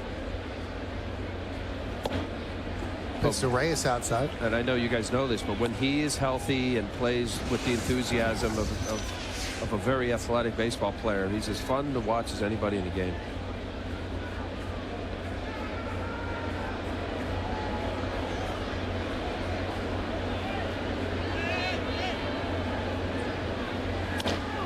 Let's see if they can turn two on the speedy Reyes. There's one, and there's two.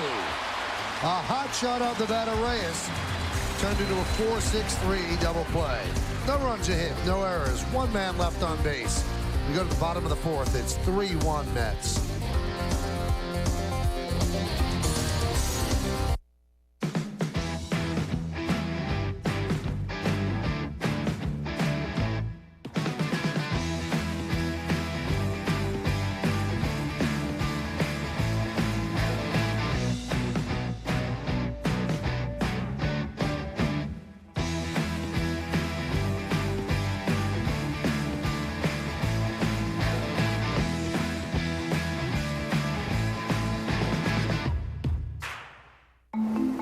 Come, discover the world of Leveza.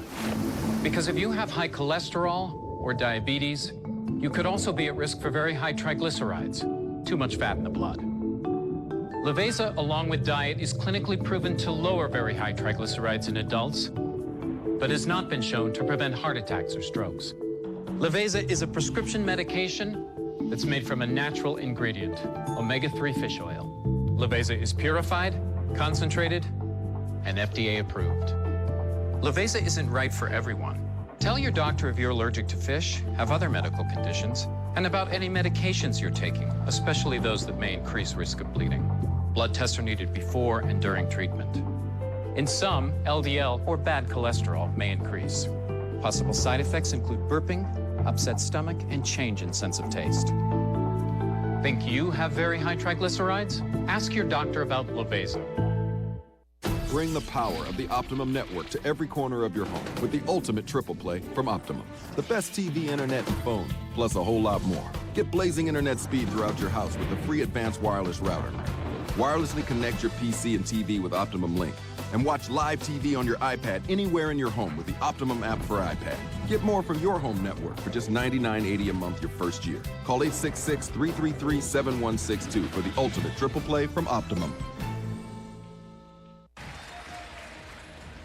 It's time for the GE Capital Partner Play. Great partnerships are built on trust at GE Capital. We prove that every day. Oh, that partner play. Hot smash up of Jose Reyes' bat. A little two-hopper right to Robinson Cano. A patented 4-6-3 double play. Nice little shovel pass to Derek Jeter. Getting Jason Pridey at second and easily getting Jose Reyes at first. Robinson Cano will lead off the bottom of the fourth inning. 3-7-0 Mets, 1-3-1 for the Yankees. Cano, Posada, and Gardner against Pelfrey. And the pitch. Ground ball up the middle. Turner gets Cano, one pitch, one out. Time for the answer to the New York State Smokers Quit Line Quiz.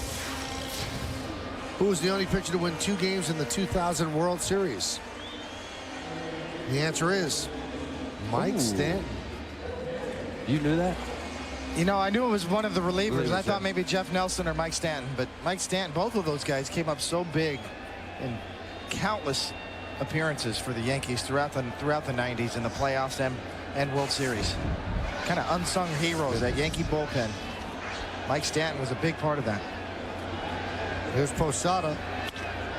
Lined in the left center field. It is a base hit. Pridey cuts the ball off. Posada's going for 2. He's out.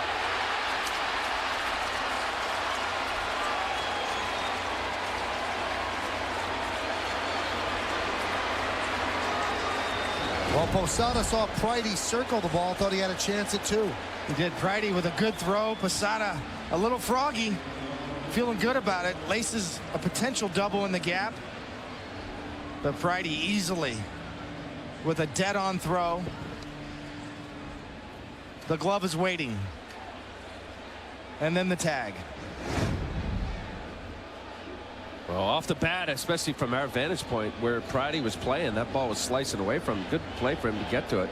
Obviously, Jorge not having the fast speed, the speed of a base runner.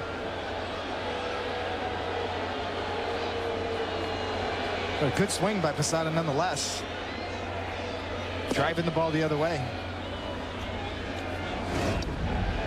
See, Posada's been swinging the bat much better recently, and right on that ball. Lets the ball travel in, laces it, kind of a slicing double, potential double. Well, maybe not a double. Count 1-1 to Gardner. Gardner reached on a fielder's choice grounder to Reyes in the second. He missed a game-tying 2-run home run by a couple of feet to the right of the right field foul pole.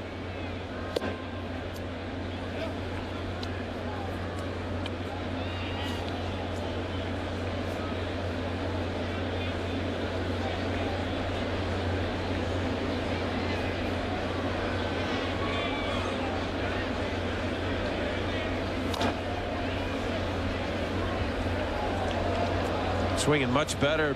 Brett Gardner also hitting lefties as well. And we have a little bit of a scoring change, excuse me, Al, in the second inning when the Mets scored the 3 runs. We had an error that was charged to Cervelli, and they've now changed that to an error on Jeter. They took a look at the ball, thought it was a pretty well thrown ball, tailed it a little bit, and Derek didn't put a glove on it. Well, you said it, David. It was a ball that I could guarantee Derek would say he should have had. I think John Flaherty, our colleague, probably called in from Rockland County to the scorekeeper, defending his catcher. I think he's in the studio. You can almost hear him screaming from Rockland County here. Oh, he's in the studio. Okay. Yeah. Bob Lorenz's office in. That's right. Flash is up in the studio in Stanford.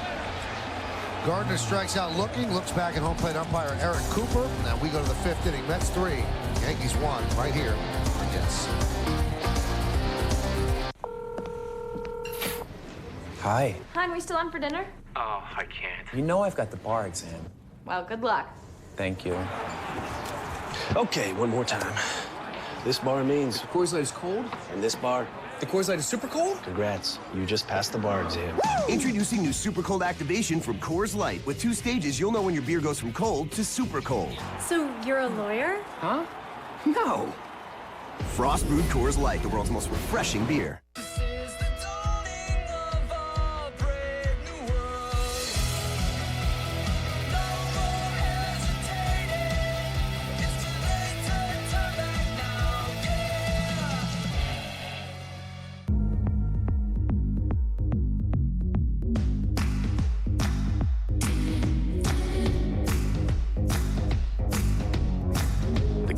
Plays 00 just once. And sometimes, absolutely nothing becomes absolutely everything. Among life's millions of moments, some of the very best are made by Mohegan Sun. When it's your time to shine, come see us. Whoa! Don't want you spilling that hot latte on my driver's seat. This is my car. Who are you? I'm the second owner. The what? I will own this car after you. Look, I'm not telling you how to drive our car. Our car? If you're gonna have a latte in the car, keep a lid on it. It's a cappuccino. Still needs a lid. The highest quality cars, plus an exceptional certified pre-owned program. Good news for the second owner. Take care of my car. Visit your local Audi dealer to learn about the many benefits of our comprehensive certified pre-owned program. Hi, everyone. Bob Lorenz with your Audi update. Rays trying to avoid being swept at the Marlins. And top of the 3rd off, Jay Buente filling in for the DL, Josh Johnson. It's Casey Kochman, base hit to center. Matt Joyce scores on the RBI triple. So Tampa Bay out in front right now, 4-0 in the top of the 5th. I'm headed back to my office, join Jack Curry and John Flaherty, who's eating his health food, guys. Good old John. Thank you, Bob. We'll talk to you a little bit later on. Daniel Murphy will lead off here in the 5th. The view from right field. Kid getting some camera time and loving it. 3-1 Mets lead. Murphy, Beltran, and Bay against Nova. Pitch inside.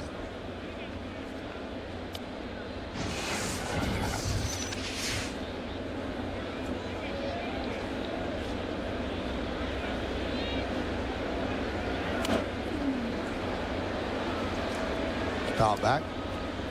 Murphy with the big home run in Friday's game. That was the difference in the game, 2-1. R.A. Dickey pitched 6 innings, and then the Met bullpen took over and really was perfect against the Yankees. The 1-1. Murphy getting a lot of playing time now with the injury to Ike Davis. Murphy and Turner were kind of splitting time at second, but now Murphy pretty much the everyday first baseman until Davis gets back, the 2-1. Davis is working out low-impact workouts down in Florida, working out in the pool. And have as a calf injury, which really take a long time, it seemed.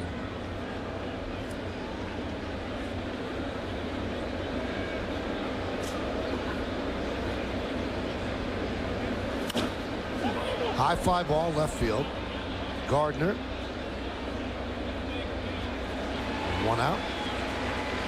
Come to Yankee Stadium this Tuesday, May 24th, for a special giveaway when the Yankees take on the Blue Jays. The first 20,000 guests in attendance receive a Yankees grass seed planter with a packet of actual Yankee Stadium grass seed mix they can grow at home, courtesy of Scott's. For tickets, log on to Yankees.com, visit the Yankee Stadium ticket window, Yankees clubhouse shops, or call Ticketmaster at 877-469-9849. Beltran takes a strike.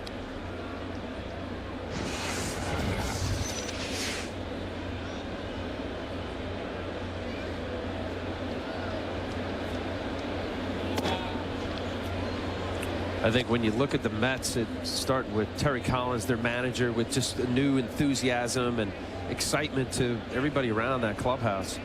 But I look at Daniel Murphy, kind of epitomizes what's gone on with the Mets and the way they play now. Just kind of grind it out. You talk about Justin Turner. Michael has really been a nice addition to this club. Waiting for David Reyes to come, or David Wright to come back, and just kind of a grinded out club. I know you got Beltran up. Who knows what's going to happen with him? We talked about Reyes. I believe this is a club that absolutely, you mentioned in the team report, David, that, you know, it's a transition. They don't really know what the future lies. It's a day-to-day kind of feel. But that guy right there, Terry Collins, it's been a very positive move with him being the manager. And it's not just words. Talk to everybody in that clubhouse and the players and whatnot to cover the club, the media. They really like what he's brought on. Grounded to first. 2 outs. Well, I think the chain of command is well established from the previous generation of administrators with the Mets, and going back to Omar Minaya as the GM, and of course Jerry Manuel, even back to Willie Randolph, the former Yankee great, as the manager of the Yankees. Now you've got Sandy Alderson in place, and of course Terry Collins was in the minor league system, so he knows their system very well. So they definitely have the chain of command in place. They're going to get a good look at all their young players. They're going to take inventory of their minor league system and find out what they have, and then make some big decisions on their free agents. Dribbled slowly to third, kicks foul.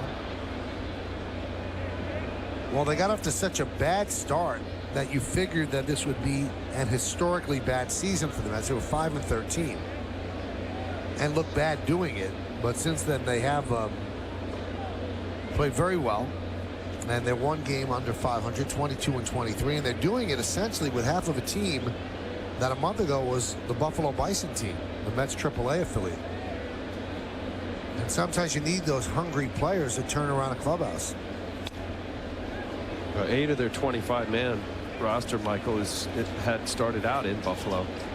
And as you say, I think there's something infectious about that, realizing, okay, where are we going? What's the future? Well, I know one thing. If I'm one of the 25 players on the club, I'm going to do what I have to show either this major league team or other major league teams that I'm worthy. The former second baseman for the Mets, Tim Tuffle's now the manager in AAA in Buffalo, and he talked about the feeling within the organization, top to bottom through the minor leagues, that what they have in place now and the decision making that's being made really sends a positive signal up and down through the system that you do your job in the minor leagues, you will be given an opportunity with the Mets now, and definitely in a rebuilding phase now. Count 2-2. on Bay. 2 balls, 2 strikes, 2 outs, top of the 5th inning. Rubber game of this 3-game set.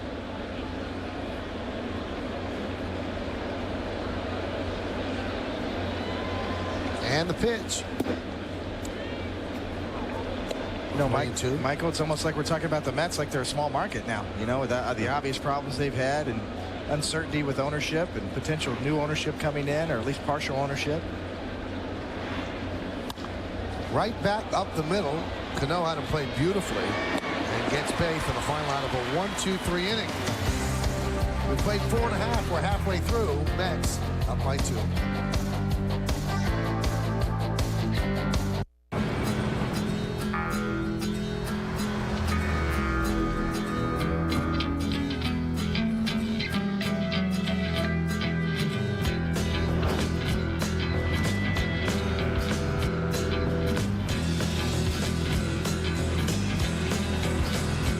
The Land Rover LR4.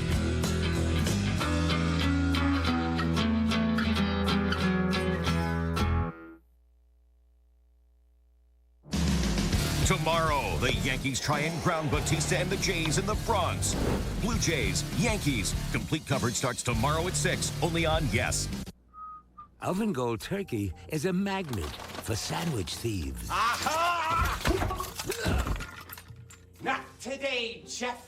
Every day, you switch my boar's head oven gold with your cheap turkey made of ground-up parts and fat and seaweed extract. Seaweed, Jeffrey. Well, not today. Today, I win. Boar's Head Oven Gold Turkey. Compromise elsewhere.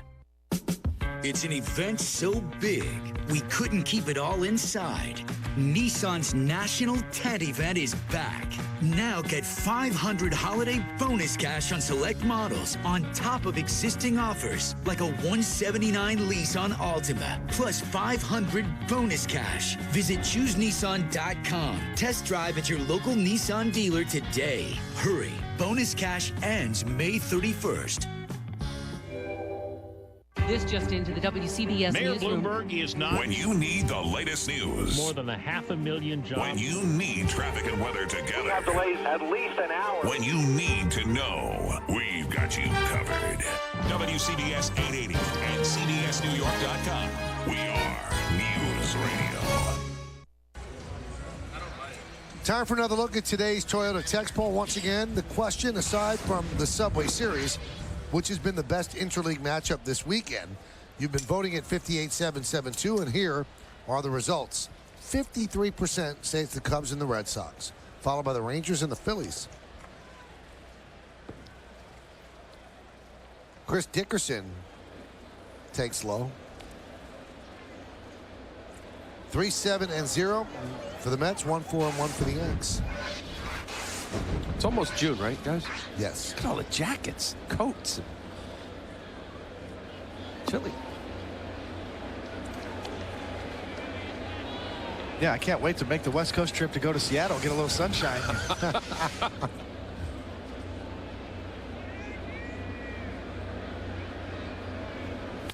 Dickerson hammers one to right center. It's a base hit. It'll split the outfielders and go to the wall. Dickerson will stop at second with a double.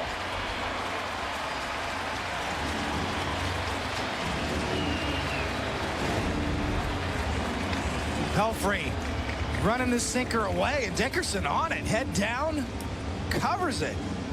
Outside corner. Excellent play coverage from Dickerson. Hooking type swing into the gap. Easily by the outfielders. Well, that's good extension. Stand-up double. His first double as a Yankee. Here's Francisco Cervelli. These are the situations where the Yankees have faltered this year. Runners in scoring position. Can they get this guy in? Bunted foul. I don't know about bunting there. You're down by 2. You're playing for 1 run here in the 5th inning. I don't think it was called from the bench. And I know Cervelli is thinking, well, I want to move the runner over, but, well, then you're kind of eliminating the chance of a big inning. You're giving an out away. Especially early in the count, you know. Pelfrey's not really a strikeout type guy, so you're going to get plenty of chances to shoot the ball to the right side.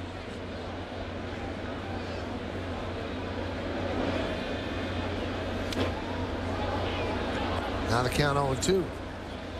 Well, as that all plays out, as a pitcher, you absolutely know the strategy of what the hitter's trying to do. Of course, he'd like to drive a ball to right center field, get an RBI, but the productive out would be to hit a ground ball to right side. Pelfrey twice. Ronnie Polino, the catcher, pounded the inside corner. Tough to fight off to hit the ball to the right side. So that stat with runners on base in his last 3 starts, Pelfrey 1 for 23. Pretty good.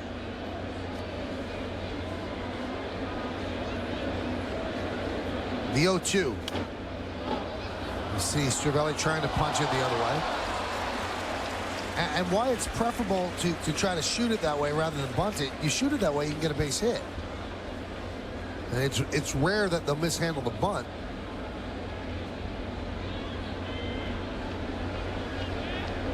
(3-1) Mets lead the Yankees, bottom of the 5th. Dickerson leads off with a double. He's there. Nobody out.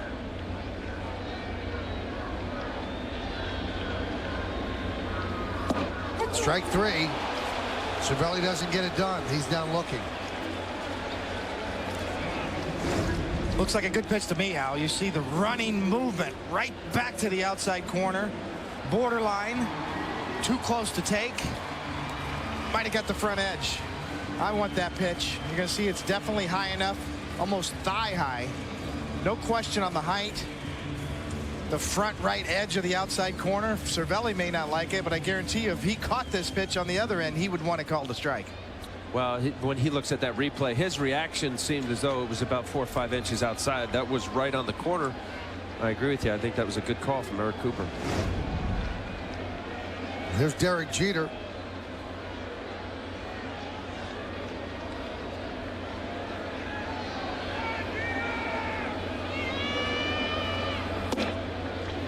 Strike.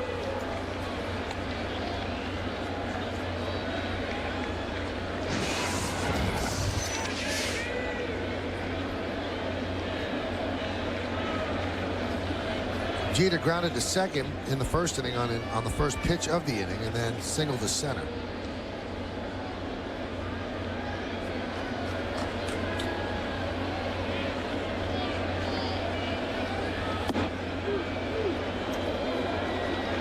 The backup slider looked like a good pitch. Derek getting the call there. Pelfrey's pounding the zone, getting in good pitcher counts early on. Of the 19 batters he's faced, 16 of them he's gotten strike 1.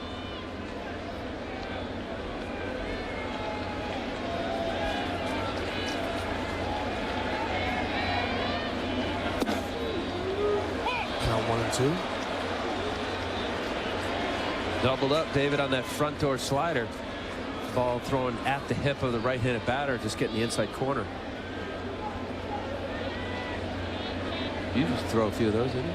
Yeah, you know, it's a much more popular pitch, you know, recently. It used to be 20 years ago, that was a dangerous pitch.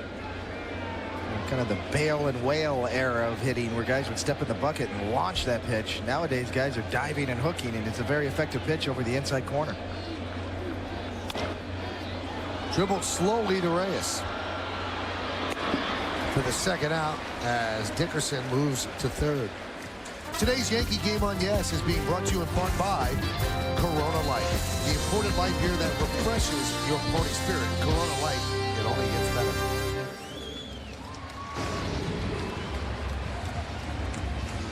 The view from dead center as Curtis Granderson digs in.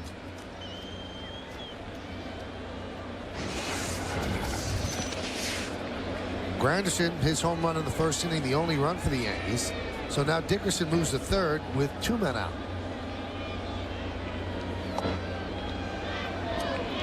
Count 1-0.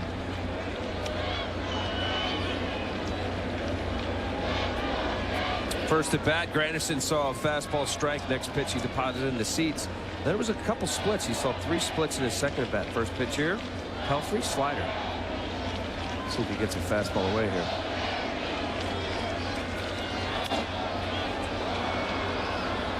So that's just enough run. That's not really a sinker, but a ball that's tailing away from the lefty that has enough life on the ball. Hard to square up, especially if you're pulling off.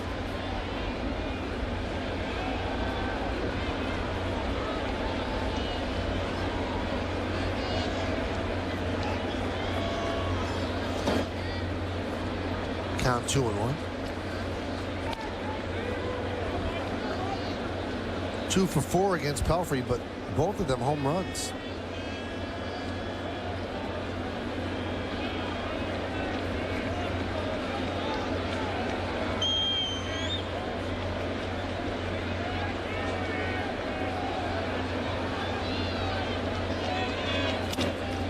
Grounded sharply to first.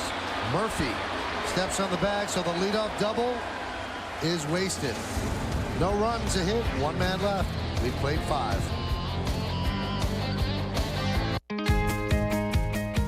Savings and value is what Toyota does best.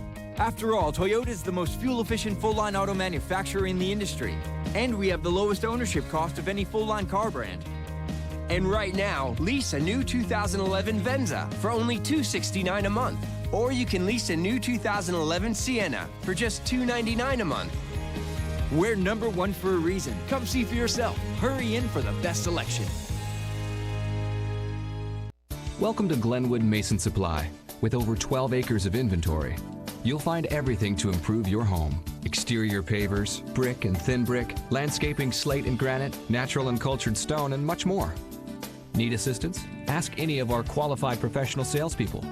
Customize your home and backyard with our Designscape and virtual Mason visualizers. And now for a limited time, get 0% interest for 6 months. Glenwood Mason Supply. If it's masonry, it's at Glenwood. The in crowd. They know the in spots, the in places, inside and out. They know the beautiful people, and they know how to get there in style. The in crowd, those who choose Infinity of Manhattan. In Manhattan, yet in keeping with low price and high quality, and inviting the tri-state area to save on the M37X at an insider's price of only $539 per month. So get into the in crowd. Get into Infinity of Manhattan. When I was a young pup, I learned how to sniff out the pick of the pre-owned Lexus litter and how to be a woman or man's best friend when it came to finding the lowest prices. Now that I'm older, I look back on my pedigree and feel pride in the thousands of people who've lapped up the savings I've pointed them to. Like a dog with a bone, I won't stop until you find the model, year, and color you'll love or exchange it within 48 hours with our worry-free exchange policy. Don't get me wrong, working like a dog to hunt down the perfect pre-owned Lexus for you wasn't all hard work.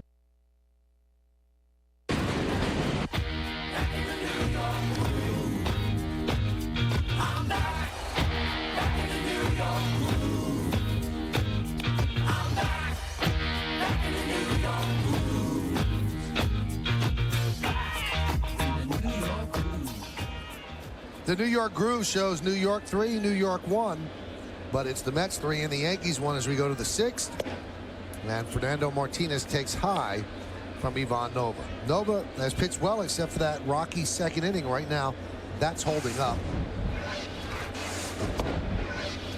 Hey, yesterday we find out that Gary Carter, Hall of Famer, catcher for the Mets, going through some tough medical times right now. He's got a road ahead of him. And we want to send out our best wishes. And I know, David, that you threw a lot of your games to Gary Carter. I did. Gary Carter was there my rookie year in 1988 when I went 20-3 as a Met. And Gary Carter was behind the plate for a majority of those games and really taught me a lot early in my career. A class act, a Hall of Fame catcher. His wife, Sandy, one of the nicest ladies, baseball wives you'll ever meet. Very involved in charities around the country. Ground ball up the middle, a base hit for Martinez. Certainly my heart goes out to the Carter family, and certainly wishing Gary Carter well. Hope his prognosis works out well, and he gets healthy soon. Yeah, I certainly expressed the same thing. Haven't been around Gary through the years with the Mets, and just always that whole kid smile and nice man. Certainly wish him all the luck through what he's going to be having to go through.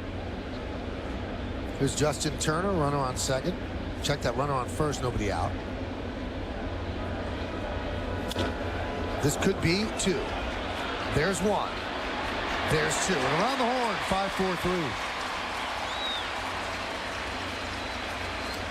Time for the game summary, brought to you by your local Nissan dealer. Let's see how this breaks down. It's 3-1. Mets leading the Yankees, 3-8-0, leading 1-5-1. Granderson, the Yankee run, a 15th home run of the season in the first inning. Pelfrey's pitched 5 innings, walked 1, struck out 3. And Willie Harris 2 for 2 for the Mets with a ribby and a run scored. And here is Willie Harris. Pitch is high.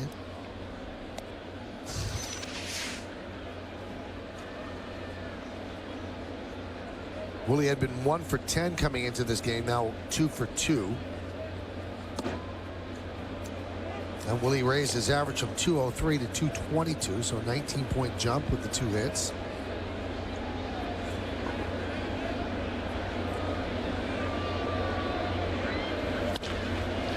And now he's 3 for 3.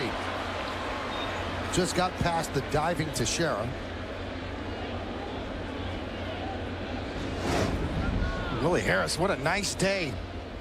Bounced around a little bit, kind of a journeyman at this point in his career, but a short, quick swing. And he's a tough out left-handed Shi Teixeira with a nice effort and a quick reaction, but that ball is smoked right on by. And now 3 hits for Willie Harris today, who broke in with the Orioles back in 2001, bounced around the White Sox for 4 years, Boston, Atlanta, Washington, and now a Met. Ronnie Paulino takes a strike.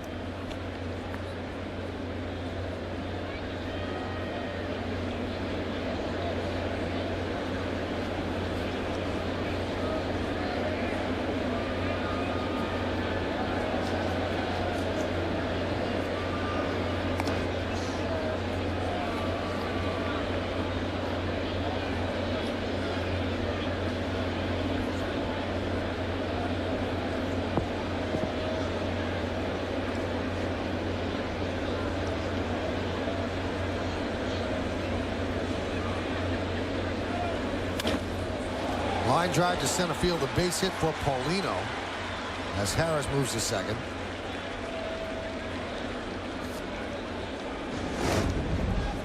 Well, breaking ball from Nova, hanger middle of the plate. Paulino not doing a whole lot with it, staying up the middle, driving this ball. A little single, creating a little havoc in offense now for Nova and the Yankees. From above, the 10th hit for the Mets against Nova. 92 pitches for the young right-hander. And here's Jason Pridey with an RBI single, a stolen base, also walked. A strike. Mets 2 for 8 today with runners in scoring position.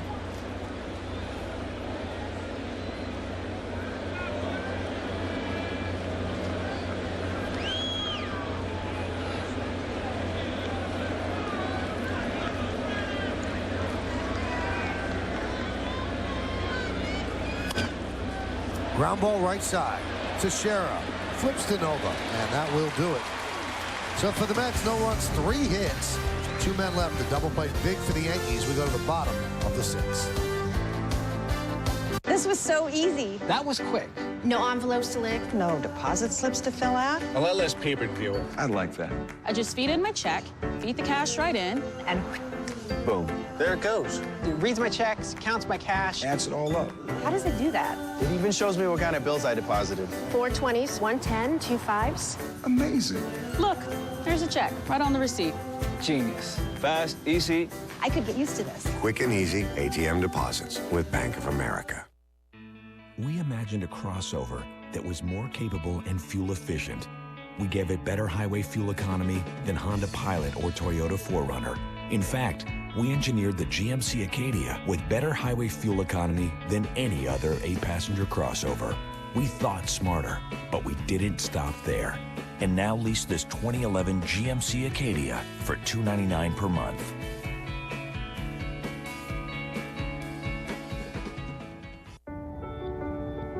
An airline's job is to take you from where you are to where you need to be. And we're not just talking about points on a map. With a more intuitive Delta website and mobile app and the most Wi-Fi equipped planes, we let you be everywhere at once. Innovations like these are extending our reach so that you can extend yours. And now, even at 30,000 feet, you can still touch the ground.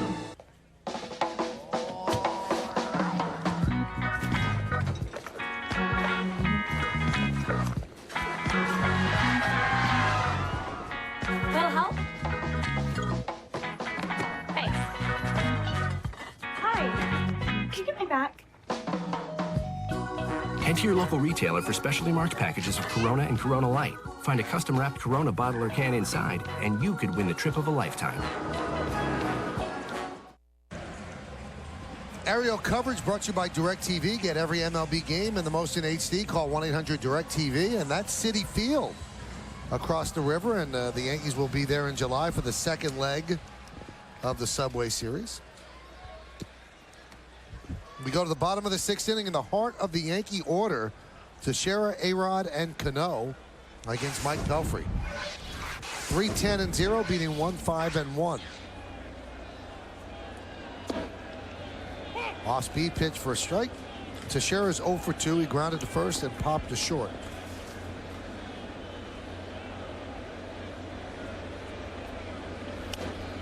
Foul back. You know, Michael, I'd like to send a shout out. We talked about Gary Carter last inning. You know, Don Larson, the great Yankee pitcher who threw a perfect game in the World Series back in the 50s, fell and broke 5 ribs and punctured his lung. And he's in the hospital and recovering, and certainly wish Don Larson a speedy recovery.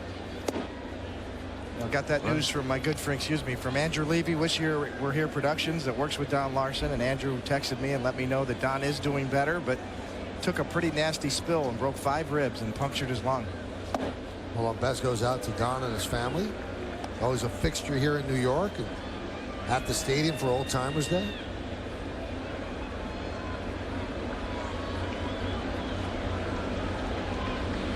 Swing and a miss. Teixeira down on strikes. This might be one of the best games. Pelfrey's been pitching better of late. We talked about his May numbers. I'm saying about a guy with good stuff, at times very good stuff, but really hadn't figured it out in the sense of pitching. I'll say this, David, he is pitching today.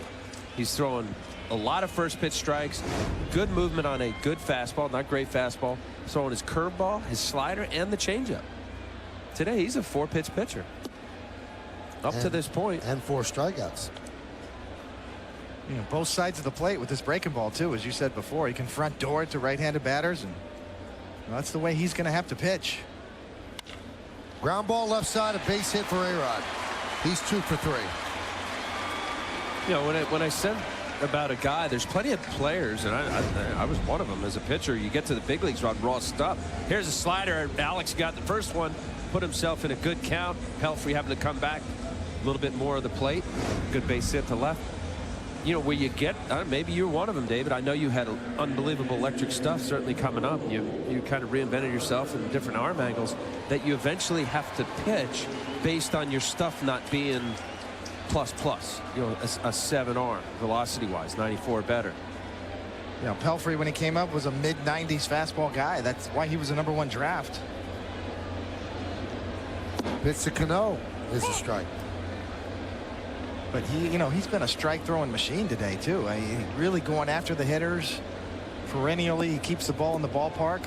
More of a ground ball type pitcher, although his numbers have been elevated this year. And you see 56 strikes and 27 balls out of his 83 pitches. That's an excellent ratio of strikes to balls. Moves a little bit more outside. The count 1-1. Yankees 0 for 11 today with runners on base, 0 for 3 with runners in scoring position.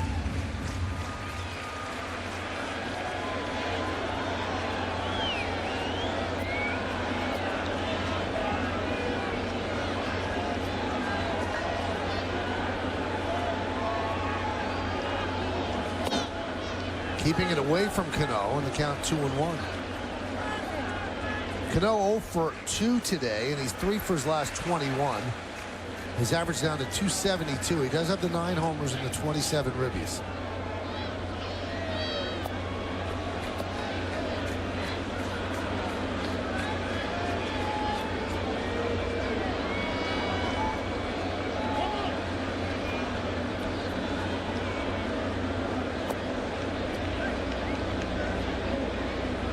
The difference I've seen now between Cano this year and last year, he's just not getting as good of balls to hit. You know, he's swinging at a few more bad pitches, a little more anxious this year as opposed to last year.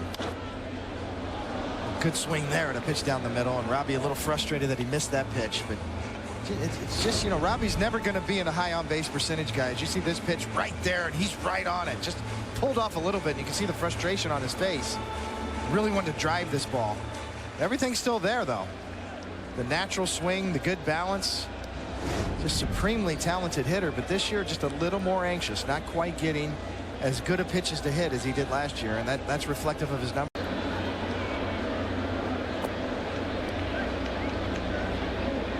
I think the difference I've seen now between Cano this year and last year, he's just not getting as good of balls to hit. You know, he's swinging at a few more bad pitches, a little more anxious this year as opposed to last year.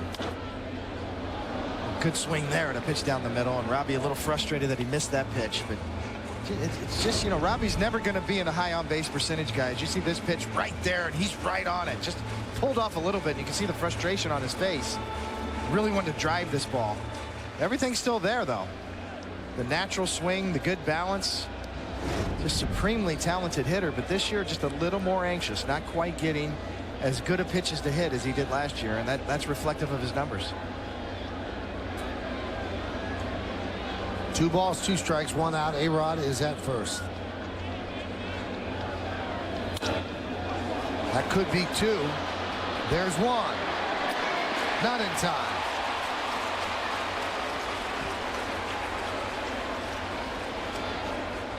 Well, I agree with you, David. You got a guy with a beautiful swing like Cano. When he's struggling, as he is of late, here a little flip. Maybe Turner took a little bit too much time for Cano having enough speed to beat that ball out. You get spoiled. Here's a bang play there. He's on easily beating it out. You get spoiled with the success and the great swing and you know, the compliments around baseball. Not just people who watch it, but other players marvel at his ability. And when you see him miss, and I agree with you, I think you go back even when he first got called up, very anxious, really didn't take a whole lot of walks. Last year, 57 walks was really a big turnaround. I think would help him be more patient.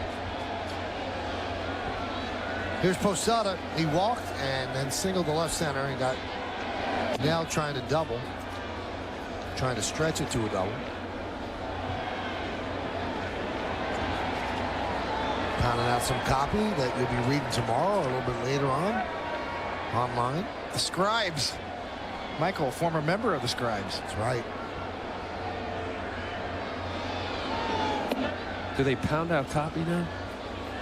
That's an old-time term. I mean, it is copy that they're generating, but you're certainly not taking a piece of paper and then having it run and sent to the home office. Got the guys that cover the Yankees, guys and gals that cover the Mets, and they're all in the same press box. He ripped me. No. He ripped me. That one. There he is. Which one is it? He ripped me. He ripped me. He ripped me. He ripped me. And rightly so. I deserve to be ripped. I mean, I have no problem with that.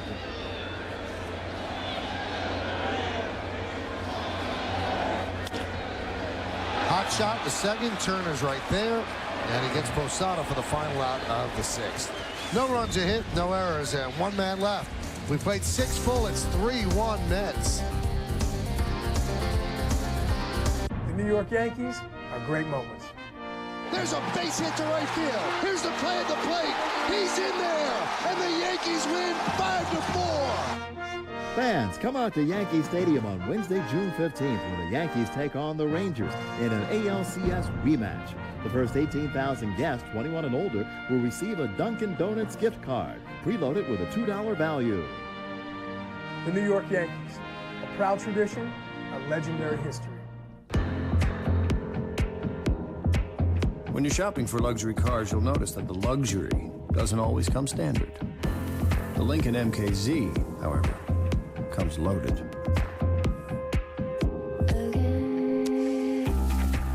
It's good to see someone putting standards back in luxury. Visit your local Lincoln dealer for this exceptional lease offer, plus 4 years complimentary maintenance on Lincoln MKZ. It's not just luxury, it's smarter than that. People don't just come to GE Capital for money. They come to us for help. At GE Capital, we've been financing Taylor guitars for over 8 years, helping them build a strong dealer network, bringing music to people. I like that.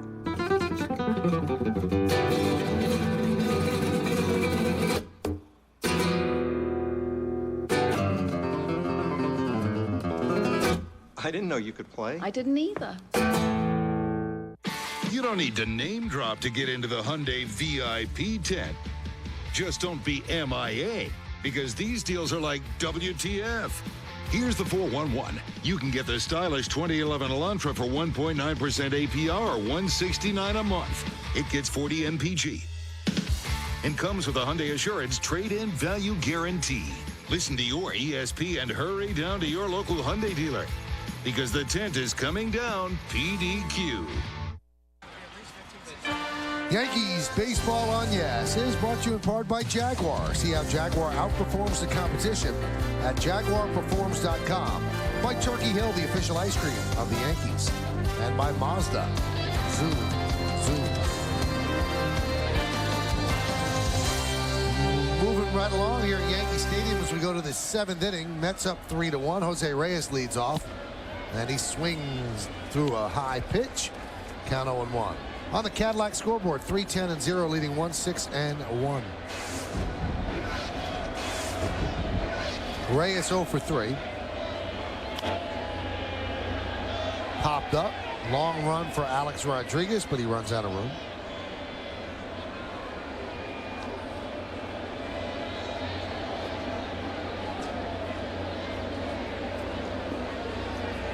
Reyes looked like this whole series certainly wanting to have a good year no matter who you play, but certainly in the Subway Series, Yankee Stadium, pending free agency. Want to show off your talents. It's a great place to do it. That's amazing if you think about it. It seems like he's been around forever. He's just 27 years old, so he enters the free agent market as a real commodity. See Luis Ayala warming up. Leo 2, 1-2.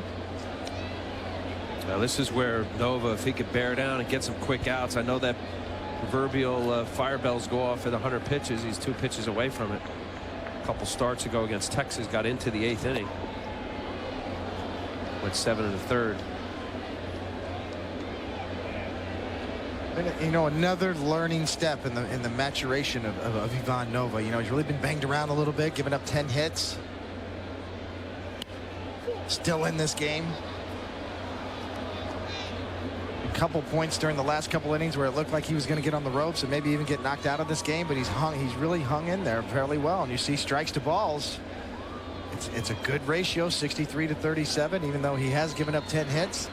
He's minimized the damage, and he's still got his team in this game and waiting for the Yankee offense to get something going. 2-2. Punch foul. You mentioned the 10 hits. He's, you know, 10 singles. He's not getting belted around. Extra bases. This hasn't been a good start. No doubt about it.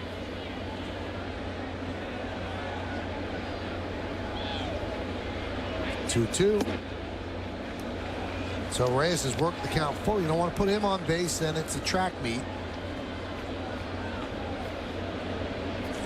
On deck, Daniel Murphy.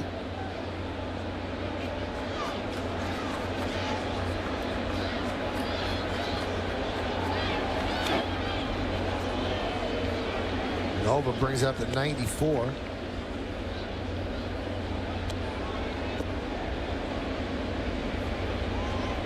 First in hits in the majors, doubles, triples, stolen base mark at 17. 10th pitch of the at-bat coming up.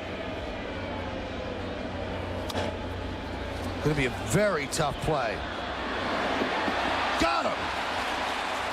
Great shovel by Teixeira, and Nova finding the bag to get the speedy Reyes. Wow. As soon as that little number passed Nova, you see he couldn't make the play. This is an absolute great play. You have a fast runner able to catch the ball. The key to that right there was he was able to get the ball quick enough from Teixeira. Get his head down, make sure that he was on the bag. Tough play. Running in one direction and getting the ball behind. Look at on the Yesmo here. Teixeira, nice little shovel pass. Keeps his eye on the ball.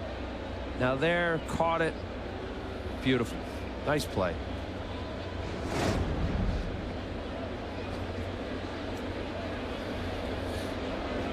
Here's Daniel Murphy.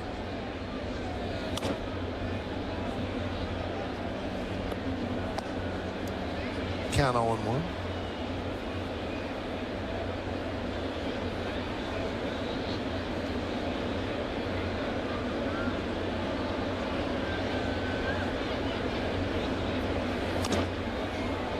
Now 0-2. Nice movement. He's shown a couple different fastballs today, and you mentioned earlier, David, that it's a four-seamer, natural life, really able to cut it straight, ride it through the zone and sink it. Just that one pitch fastball really is 3 if you have the ability to command that movement. Yeah, I talked to Larry Rothschild, the Yankee pitching coach, and he said no, he's just cross-seaming it. He's just got natural life, natural movement. See there, he kind of overthrows a curveball there, but he's got an excellent curveball to go with just a naturally gifted moving fastball that he holds cross-seam the majority of the time. He's learning to throw the changeup more and more. We did see him get hurt a little bit with the changeup earlier in the game, but for the most part, you see him moving the grips around. For the most part, he's been solid. And this Mets lineup, you know, is station to station. The average is 90 pitches per start. He has 108 today. His previous high was 100.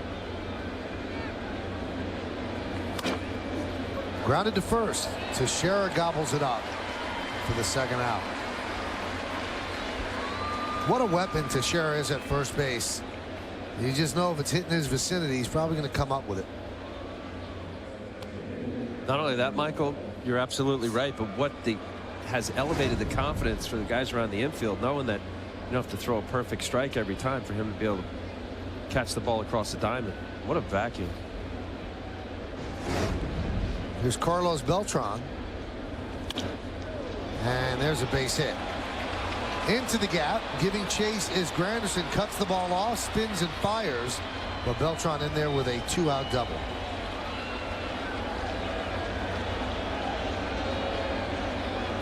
And that's going to do it for Nova. So Joe was going at bat to try to get him through 7. But with Luis Ayala warming up and ready, Joe has not yet signaled.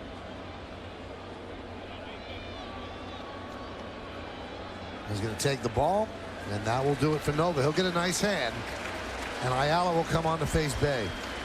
Runner at second, 2 outs. Yankees trailing 3-1. We're in the top of the 7th inning here at Yankee Stadium. Ayala against Bay when we get back. The Jaguar XJ has been named Top Gear magazine's luxury car of the year. And with its virtual instruments, sensuous leather interior, and modern design, Jaguar has once again raised the bar. Learn more at jaguarperforms.com. They just said go to Philadelphia. Philadelphia didn't want to touch me. They said to go to Florida. Florida didn't want to touch me. And then we went to all these hospitals. They just told us to go to different places. Then we finally found the one place, New York Presbyterian. So we went to the doctor, and Dr. Cato said that he is going to try to do the surgery. He took all my organs out and put the ones that I needed back in. And I was better, and I was just so happy to be better and cancer-free. That's pretty much my story.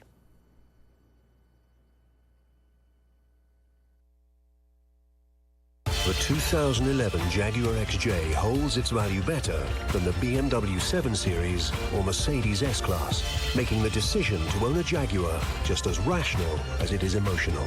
Learn more at jaguarperforms.com. The Bombers look to keep Jose Bautista in check as they take on Toronto in an AL East showdown. Tomorrow, the Blue Jays Triple Crown threat has been putting on an offensive display.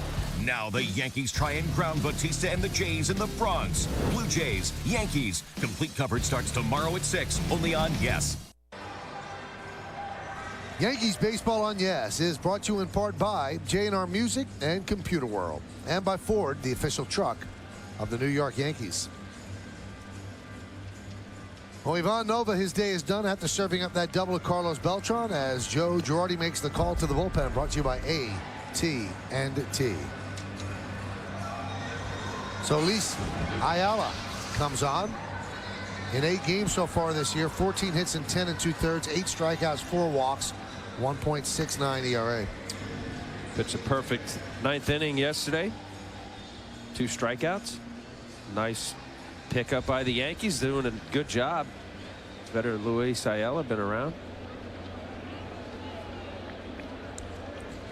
So Jason Bay 2 for 3.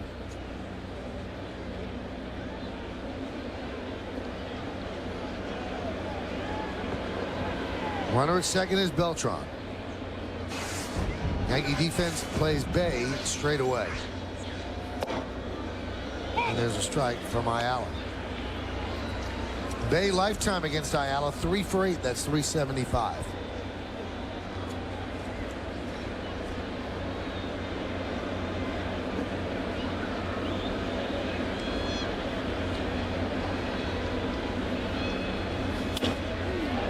Lofted to right center field. Dickerson is there, and they'll put it away, so Ayala comes on and gets the job done. No runs a hit, no errors, and 1 man left. At the end of 6.5 time for the 7th inning stretch, Mets lead the Yankees 3-1, but we're going to stay right here in the Bronx to honor America. Ladies and gentlemen, will you please rise and offer a moment of silent prayer as we remember the servicemen and women who are serving our country at home and around the globe. Thank you. Now join in Kate Smith's rendition of God Bless America. God bless America, land that I love. Stand beside her and guide her through the night with a light from above, from the mountains to the prairies to the oceans white with foam. God bless America, my home, sweet home.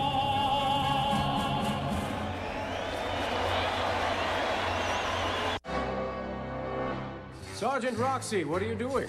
Using Boise Fireworks color paper to organize my case file. How so? See, I use Golden Glimmer for obstruction of savings. And for false discounts? Roman candle red. Short shipments? Dynamite white. But do you know the best thing about Boise Fireworks papers? No.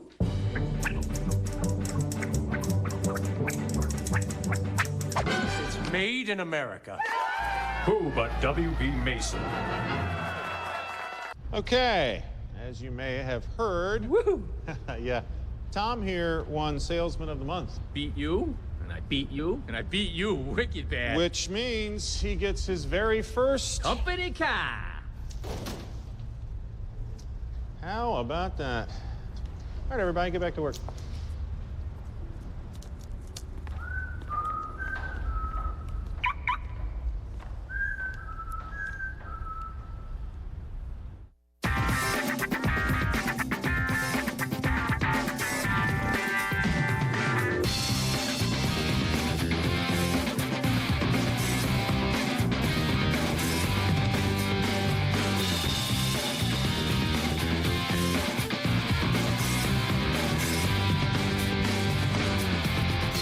Now, lease a new Ford Escape for $189 a month. That's just $189 a month. Gift to your Tri-State Ford dealer. Hi, everyone. Bob Lorenz with your Tri-State Ford update. Rangers at the Phillies looking for the sweep of Texas, but top of the sixth, Mitch Moreland lifting one out to left and deep off Roy Oswalt over the head of Raul Ibanez. Michael Young scores from first. Moreland has a double. It's 1-0 Texas, bottom of the seventh. By the way, a total of just 8 runs scored in this entire 3-game series so far. Michael?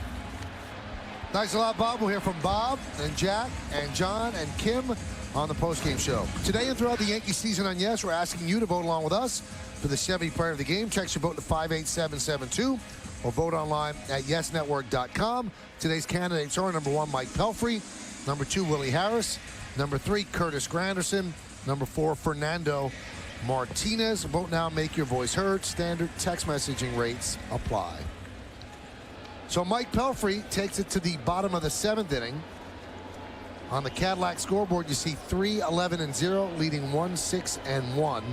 It'll be the bottom third of the order for the Yankees. Gardner, Dickerson, and Cervelli. And remember, if you get Pelfrey out of there, the Met bullpen has been lights out in the month of May. Under 1.5 ERA. And we saw that on Friday, how good they were. And Pelfrey deals a strike to Gardner.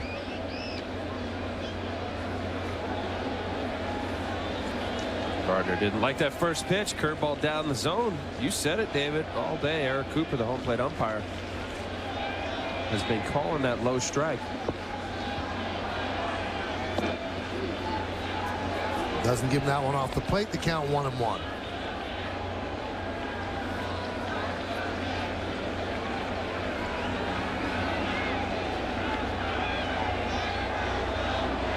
And the pitch. Hot shot between the legs of Pelfrey and right into center field. Pelfrey barking at himself as Gardner picks up a leadoff single. Let's check out tomorrow's starting pitchers in the Yankees-Blue Jays series, brought to you by Verizon Fios. Get the ultimate in entertainment on the Ultimate Network, Fios and Network Ahead. Carlos Villanueva, 1-0, 1.48 against Bartolo Colon, a must-see, 2-2, 3.16. Coverage begins at 6, and first pitch right around 7:07. Through the wickets. Brett Gardner. That's hard to do because Pelfrey's wickets were pretty close together. Lucky he didn't get it up the kneecap. So that's the 7th hit for the Yankees. That's going to bring up Dickerson. Dickerson with a double his last time up. He's 1 for 2. The double went to right center. Got action in the Met bullpen. Terry Collins getting his relievers ready.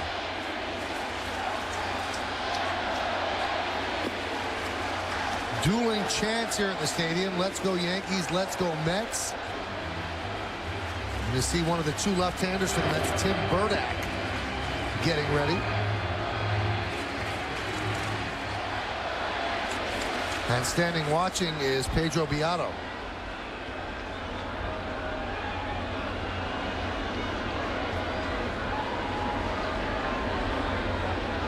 Hitters count the 2-0. Now 3-0. Can the Yankees string together some hits? Can they rally? If Dickerson gets on, that allows Girardi to allow Cervelli to bunt.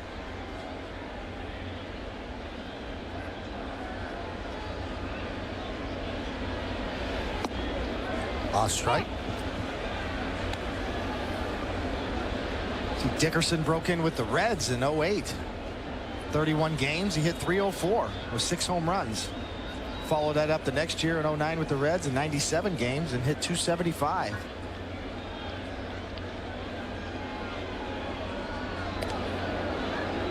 Gardner dives back.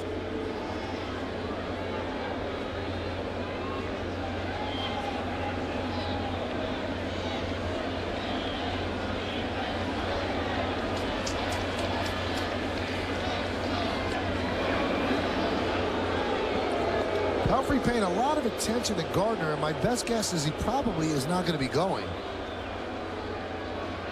And those signs are coming from the bench, and you saw the signal giving the 5-1 is usually the signal from the bench as opposed to just a single signal for a pitch. You see that's the fastball in. So somebody on the bench is responsible for controlling the running game. And he ends up walking Dickerson. That puts the Yankees in the situation they want, as Cervelli can now bunt.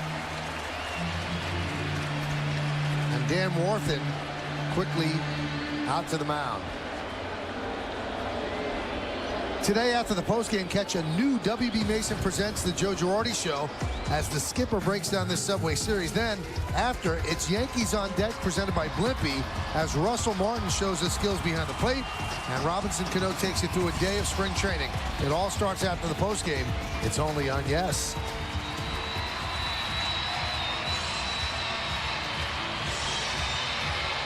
Well, depending upon what kind of bunt play the conservative play is to have the third baseman crash, you're going to want to bunt to third base. If you're Cervelli, now to combat that high elevated fastball, stay on the outside part of the plate. You know this as a pitcher. And if the mindset in Cervelli is to push the ball to the left side, well, to negate that, you would throw away. Harder to bunt the ball to third base if the pitch is away. Maybe a wheel play from Jose Reyes.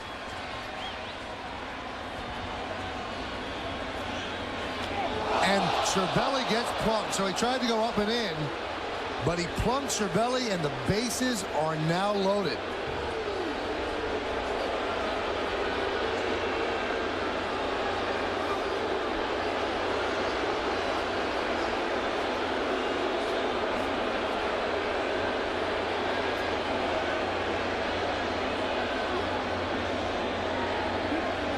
We'll see where it got Cervelli. Looks like he got him in the shoulder.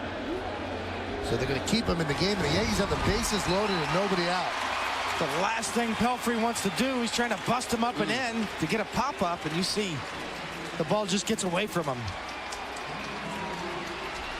And Cervelli, with his share of injuries in his young career, probably saw another major one flash through his eyes as that ball came towards him, but luckily stayed low enough to take it off the shoulder. All right, so the Yankees are set up. They have not been able to get big hits of late, except in their blowout wins. There's a tight game. They're trailing 3-1, bottom of the seventh inning. It's all set up for them right here. With the bases loaded, nobody out in the top of the order coming up. First up, Jeter. Derek is 1 for 3. You've got good speed on the bases. Gardner at third, Dickerson at second, and Cervelli is at first. He runs well for a catcher. Big crowd getting loud. Jeter right back up the middle, look through for a base hit. 1 run scores. Here comes Dickerson. He'll score. It's a 2-run game-tying single for Derek Jeter.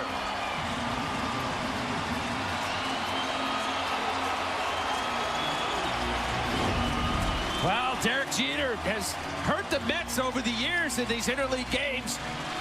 Up the middle, past Pelfrey, isn't able to get a handle on it. Thought Reyes maybe been able to knock it down because he was not. Here comes the speedy Dickerson, tying this ball game up. Exciting here at the stadium. Derek coming through. Big hit, 2 big RBIs. You saw the Granderson, Gardner telling Dickerson to get down. Well, that's going to do it for Pelfrey, who pitched well. A ball in the 5-hole by Gardner went into center field, and that started this inning. And everything else unraveled for Pelfrey and the Mets. So now the Yankees have runners on first and second. Nobody out. And they will bring in the left-hander, Burdak, to face Granderson. Game is tied at 3. It's getting good. Stick around. In a sports sedan, you want technological supremacy and fuel-sipping efficiency. And you'll get it all in the Mazda 3. But what you really need are fanatical engineers who make Mazda 3 seriously fun to drive. Because if it's not worth driving, it's not worth building. We build Mazdas. What do you drive? For a limited time, lease the Mazda 3 for only $149 a month.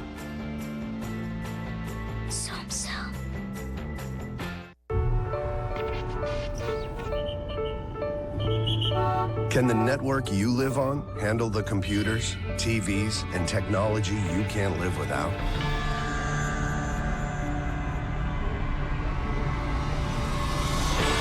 Verizon Fios can. Get the power and speed of America's largest 100% fiber optic network. Verizon Fios, a network ahead.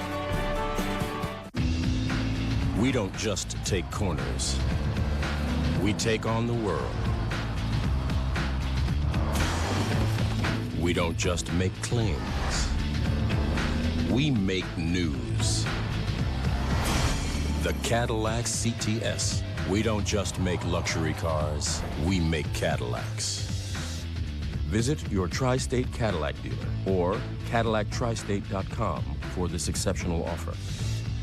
Hi, I'm PC, your predictably correct morning radio guy. He's not PC, not predictable. He's Imus. So he's... opinionated, irreverent. I make my big name guests comfortable so they talk. He does bigger names and makes them uncomfortable so they squirm. Then they talk. You want them to squirm? Yeah, makes it more interesting. The new Imus on 77 WABC. Derek Jeter with a big hit to tie this game. He's 2 for 4 today, and the hits just keep on coming. So let's spin the dial. 29-75, 25 away, and he's 10 behind Sam Rice for 28th place on the all-time hits list. And it is the captain's quest, but today it's about beating the Mets. First and second, Burdack comes on to face Curtis Granderson. Granderson bunts. It's a beauty to third. Willie Harris makes the play. So the sacrifice successful, and you scored 5-3.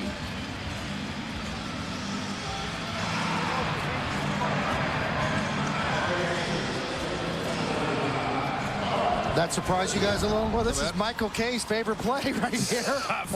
Guy second in American League in home runs. I know you love this, Michael. I don't mind it that much late in the game, but I don't know if I want a guy with 16 home runs to do it. But now you're losing Teixeira's bat, which isn't bad because you get A-Rod, who's great with the bases loaded.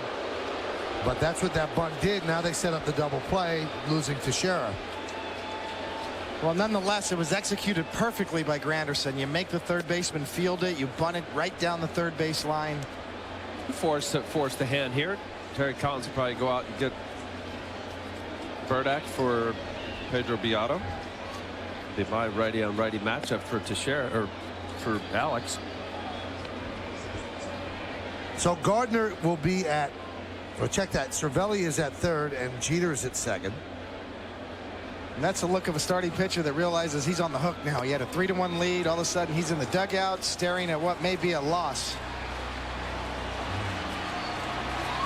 So here's Alex Rodriguez coming out with the bases loaded. This year, he's already had one. That was in Baltimore. He has 22 on his career. Significant? Yes. The most ever hit by one player is 23 by Lou Gehrig. So he has an opportunity to tie the Iron Horse right here and also, more importantly, give the Yankees a lead.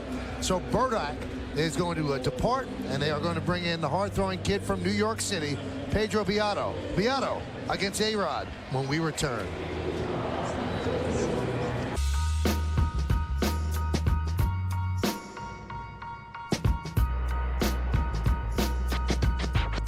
The 2012 Volkswagen CC.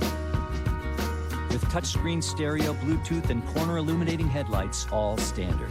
Plus, every CC includes scheduled carefree maintenance. It's so well designed, even its details have details. Hurry in, and for a limited time while they last, get a 2012 CC for $249 a month. Visit VWDealer.com today.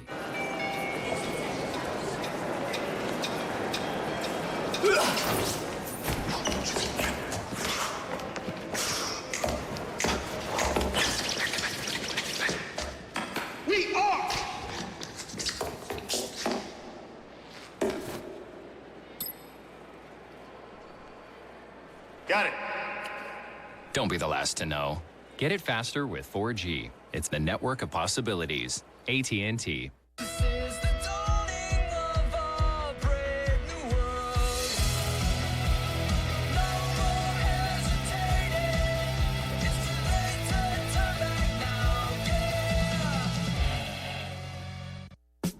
It's an event so big, we couldn't keep it all inside. Nissan's National Tent Event is back. Now get $500 holiday bonus cash on select models on top of existing offers, like a $179 lease on Altima, plus $500 bonus cash. Visit ChooseNissan.com. Test drive at your local Nissan dealer today. Hurry, bonus cash ends May 31st.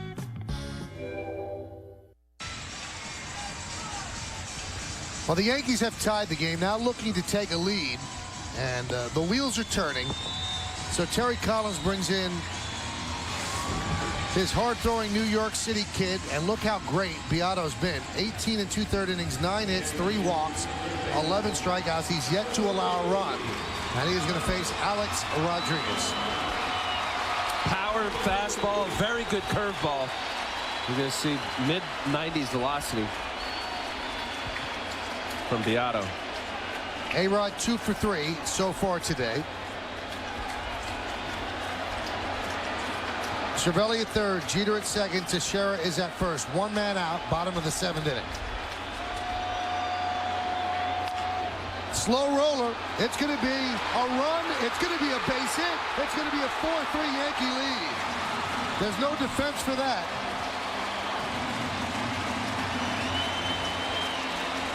Well, I hate to say it, but that's baseball. You've got a great home run hitter, power, Alex Rodriguez, Pelfrey, obviously dejected as good as he was. How quickly this game can turn. Walk, hit batsman, CNI single, good sack bunt. Granderson set up the force at any base, and now here you got a little swinging bunt about 55 feet down the line. Yankees take the lead. A little two-seamer in on the hand. Looked like Alex was absolutely anticipating that good fastball. Ended up getting it off the end of the bat. Willie Harris just could not make a play. Here inside, off the end of the bat. Yanks up 4-3.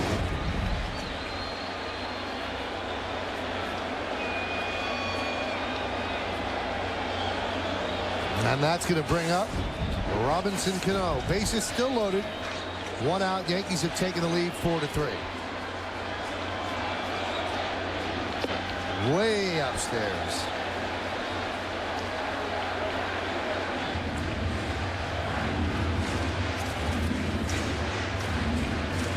Cano is 0 for 3 today.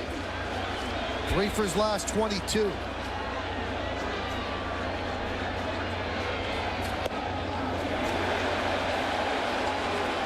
And the count 2-0. And Paulina wants to settle down Pedro Beato. Jabba Chamberlain getting ready.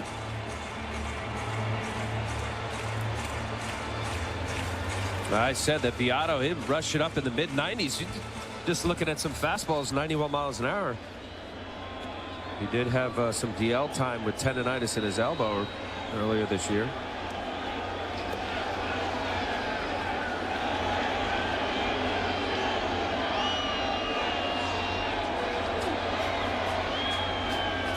Hot shot, a base hit to right field.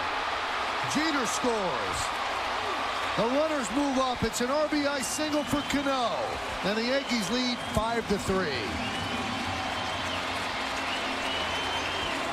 So on a team that's struggled for big hits, the Yankees have come up with them here in the 7th. We talked about Cano getting good pitches to hit. He got one right here. Middle away, outer third. Goes out full extension. Right on the button. Picks up his 28th RBI on the year. And that's the Robbie Cano we saw last year. You can see the look on his face. Yes, a little relief, finally. Here's Posada as the Yankees have batted around. Still 1 man out. So Mike Pelfrey coasting along. And then it all unravels here in the 7th. He's the pitcher of record on the losing side. Posada 1 for 2 with a walk. And Beato deals a breaking ball strike.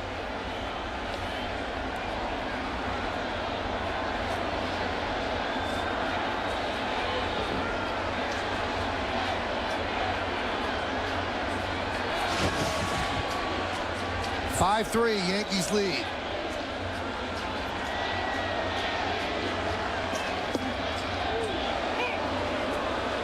And the count 0-2.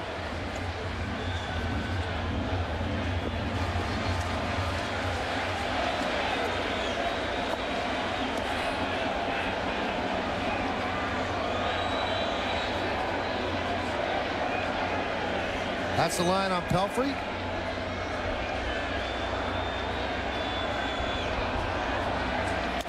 Foul that.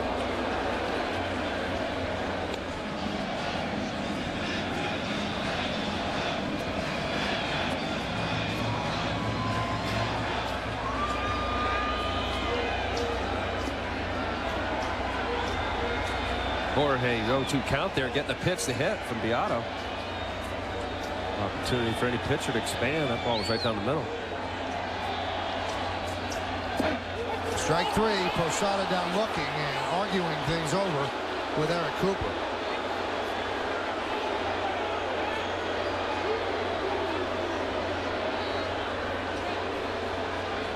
This has been all day. David Cone, you were saying earlier that ball, granted, Polito caught it in the dirt. You really can't go by that. And I do like umpires that don't call a ball or strike based on where it's caught. I don't know. There's a big 12-6 curveball from Beato. Posada, this ball it's a up-down issue. All day, Eric Cooper calling those low pitches strikes. Oh. Well, Terry Collins going to go for another left-hander to face Gardner with the bases loaded and 2 outs. Trying to keep it right here at 5-3.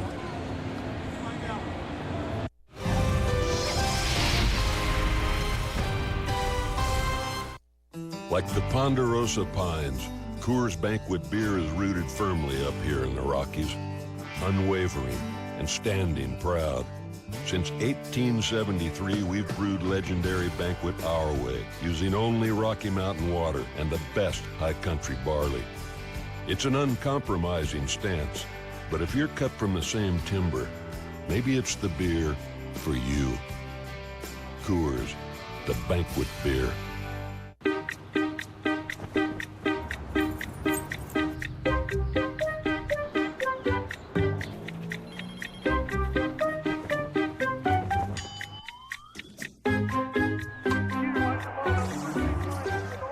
Everything looks good in pinstripes. So can you with the Yankees Edition Ford Explorer. The Yankees Edition Explorer. Register at your Tri-State Ford dealer or Yankees.com/Ford, and you could drive one home from the game on June 29th. Get to your Tri-State Ford dealer.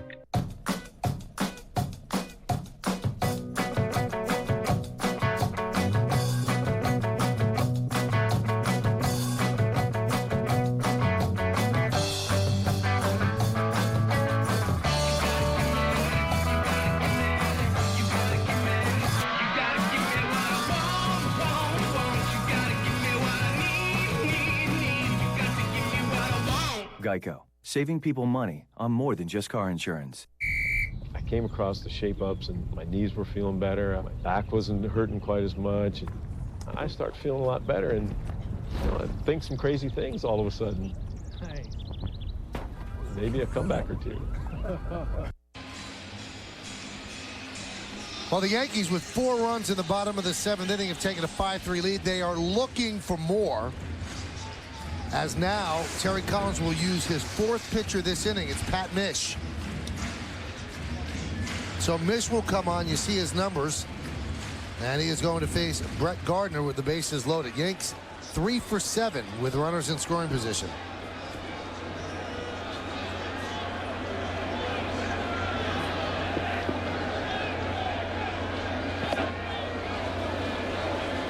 Gardner swings and misses.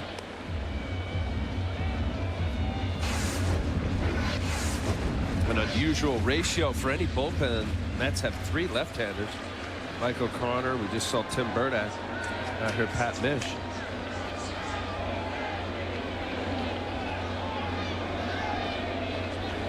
Swing and a miss in the count, 0-2. Gardner started this inning with a ground ball right between the wickets of Mike Pelfrey. A game of inches.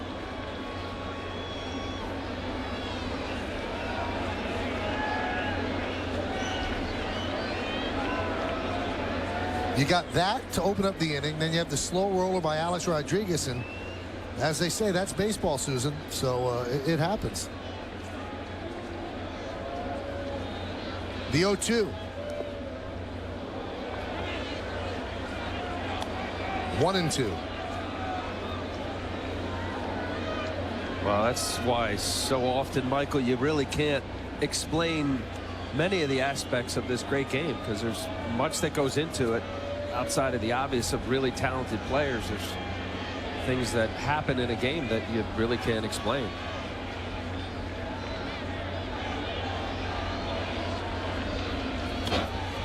That one is looped into left field. It is a base hit.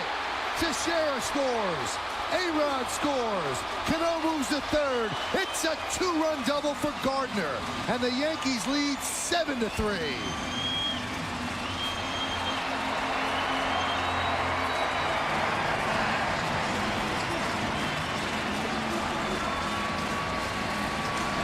And the beat goes on for the Mets as Brett Gardner fights it off. Inside out, his second hit of the night. Of the day, rather. And this is about placement. Not hit hard. It's not how hard you hit it, it's where you hit it. Just inside the line. Watch this ball check up, too. Easy double. Pedro Beato now has an ERA on the year. That's the first run he's given up all year long. Earned run, that is. And the pitch to Chris Dickerson is outside. Dickerson with a big walk following the single by Gardner at the beginning of this inning. So Dickerson, the 11th man to come to the plate, as the Yankees have put a 6th spot on the board here in the 7th. Second and third for the Yankees with 2 outs. Count 2-0.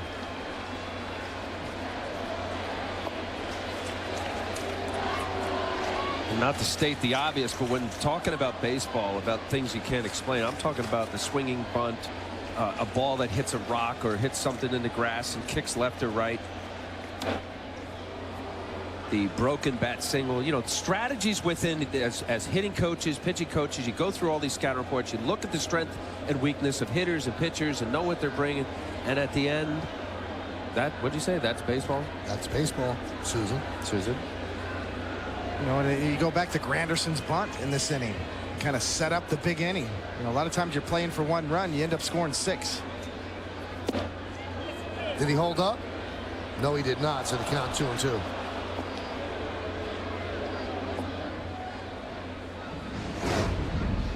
Take a look.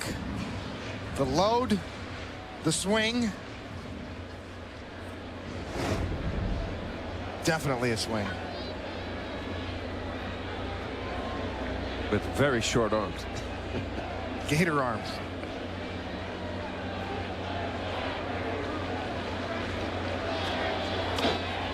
That one is served into shallow left. Giving chase is Reyes. It's going to dunk in for a base hit.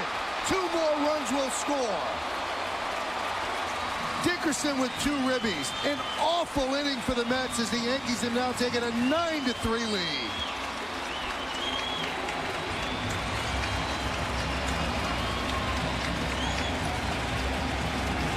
Well, Dickerson got his first double as a Yankee earlier in the game.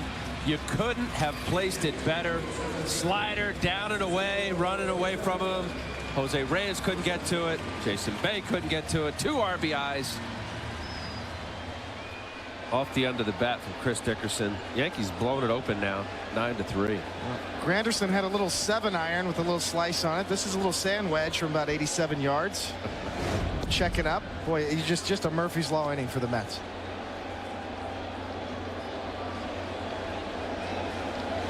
So Cervelli, who got plunked earlier in the inning as he was scoring the bunt from Pelfrey, will come up to the plate again. 9-3 Yankees. Count 1-1.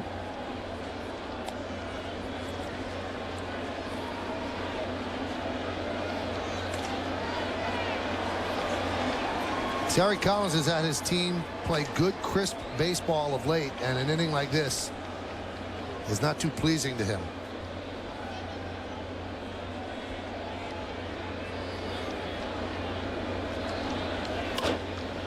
Grounded to third. Willie Harris boots it. Everybody's safe. And the nightmare continues.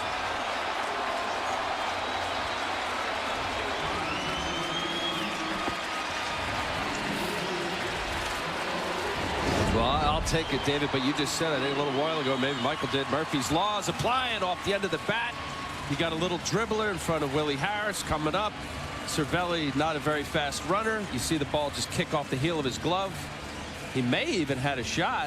It seemed like he kind of gave up on it, thinking that Cervelli easily would have had this beat. So he got hit off the back heel, the pinky part of his heel of his glove. E5. Well, here's Jeter. He got the big hit in this game. That single up the middle that drove in 2 tied the game at 3. The Yankees have not looked back since. count, 1-0. You know, that's what happens in a long inning. A lot of things go wrong. The next thing you know, the fielders are on their heels. Then an error's made, and you look on the scoreboard today, in the bottom of the 7th inning, the Yankees got a snowman.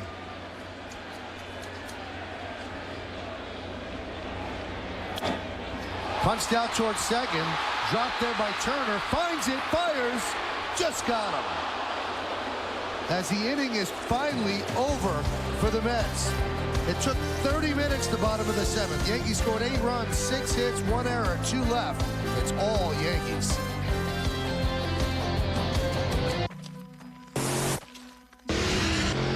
Professional driver on a closed course.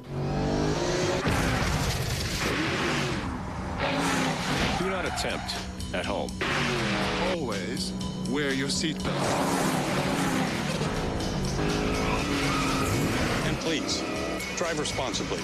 It's the most fun you can legally have. The powerful Mercedes-Benz C-Class. See your authorized Mercedes-Benz dealer for exceptional offers through Mercedes-Benz Financial Services. Jacob Oreski, the lawyer that accident victims have trusted for numerous multi-million-dollar awards on personal injury cases for over 20 years. They were more than lawyers. They treated me like family. And they won my case. And now I have a friend for life. If you're an accident victim, you only have one chance to be compensated. Choose a lawyer that you can count on.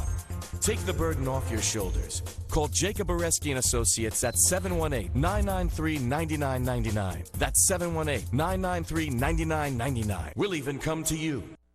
You wouldn't send a kid with a garden hose to put out a 5-alarm fire.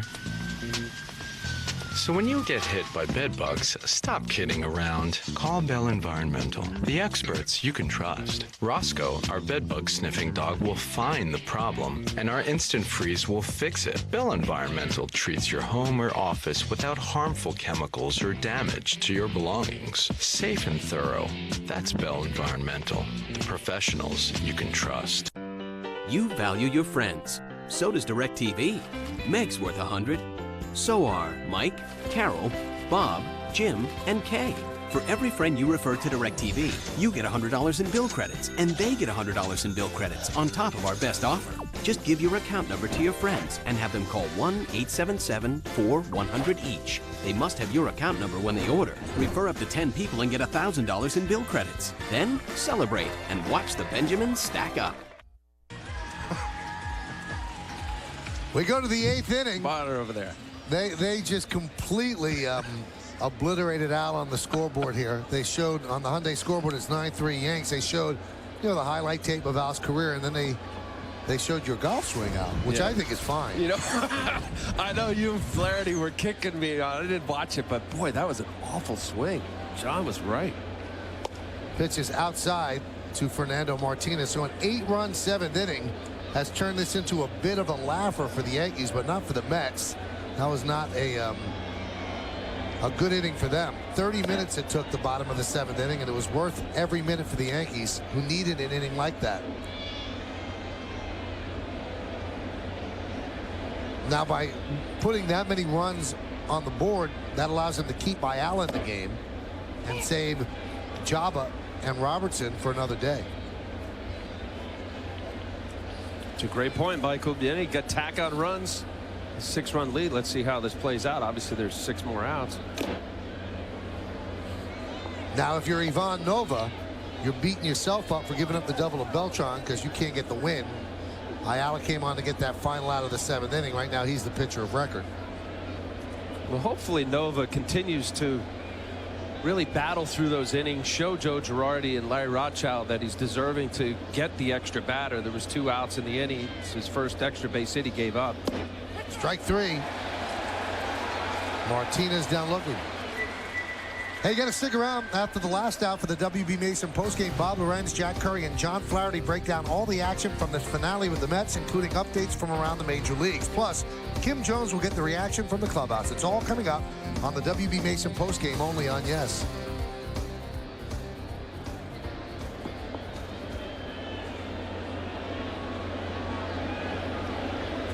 You know, getting back to what Michael said, David, I don't know how you were when you were in a situation like that. You were down. You had 1 bad inning in the 2nd inning. You have an opportunity to get through the 7. That, I mean, I don't know. I'd had like an adrenaline rush to kind of have at least that look. Give me a chance to finish this inning. Ground ball to third. Alex Rodriguez gets Turner. 2 outs. Well, Al, that 1 out is the difference between whether he's on record as to winning this game. As you see, the Yankees scored 8 in the bottom of the 7th. So yeah, it is, as a starting pitcher, you always just give me a chance to stay in this game and have a chance to win it. 1 more out. And as it is now, you just get a pat on the back. Nice job. You kept your team in the game, but you're 1 out away from winning this game.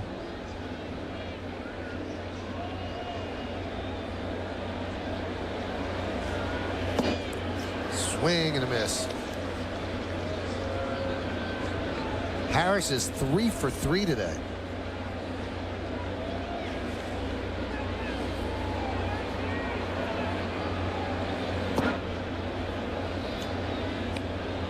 Count 1-1 from Luis Ayala.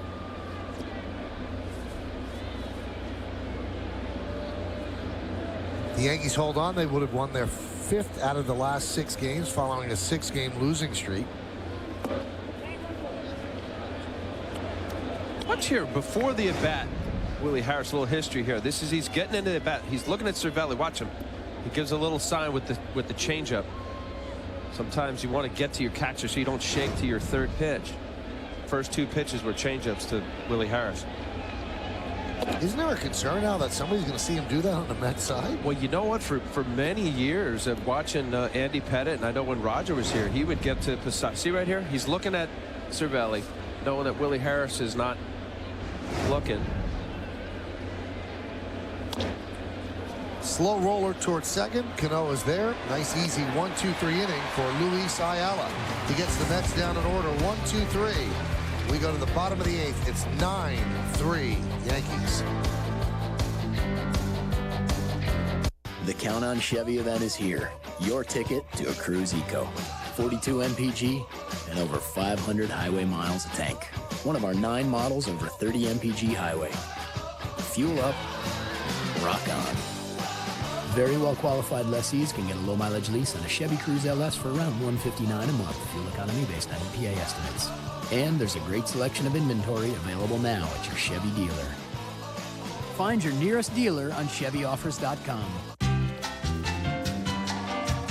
The 14-megapixel Nikon D3100 with a unique guide mode that makes it easy for anyone to nail any shot. Shot, shot, shot.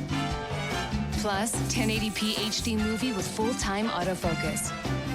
And an interchangeable Nikkor lens for show-stealing images. The compact, affordable Nikon D3100.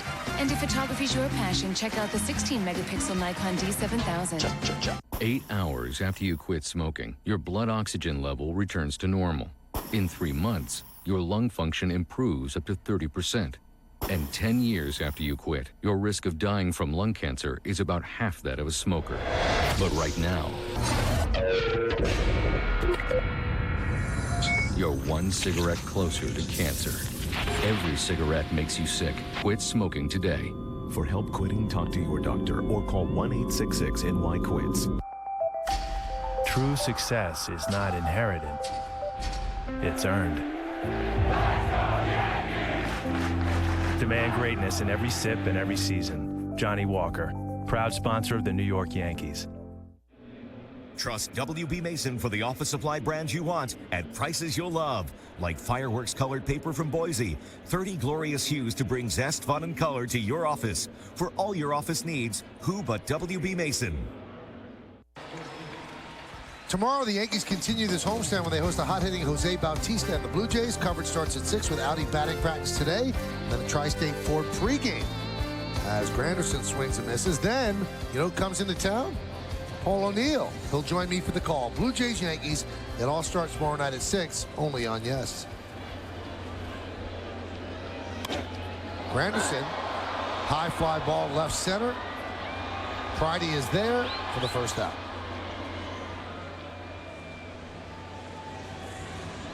And you saw on the Hyundai scoreboard, Yankees are leading this one 9-3.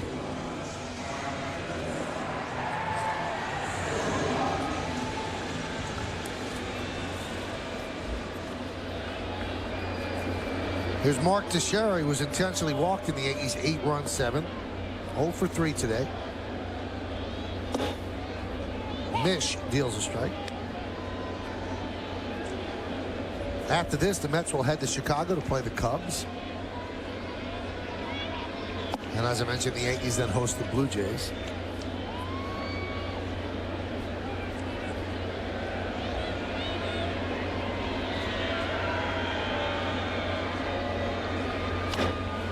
Popped up. Willie Harris for the second out.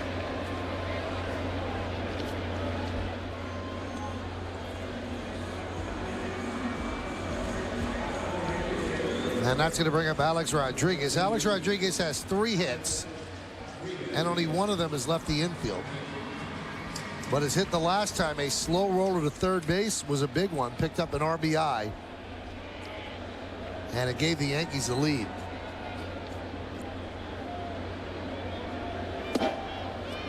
Mish deals outside.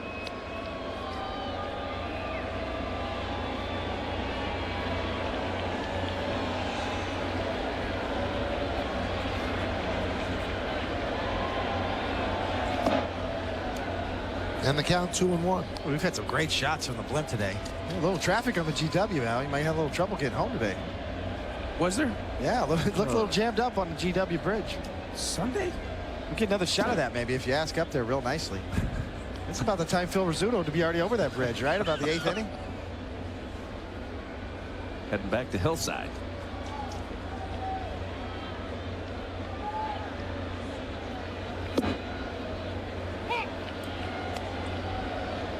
Heard there was a lot of traffic outside the yard yesterday after the game.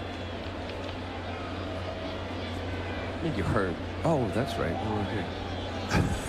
Thanks. Yes, indeed there was. There's that bridge that Al's going to be on in a moment. Aerial coverage brought to you by DirecTV. Get every MLB game and the most in HD. Call 1-800-DirecTV. Wait a minute. Well, hopefully we get it. Look at going to New Jersey. It's clear. Coming back. Westchester, you'll have your problem. Oh, I'll be fine.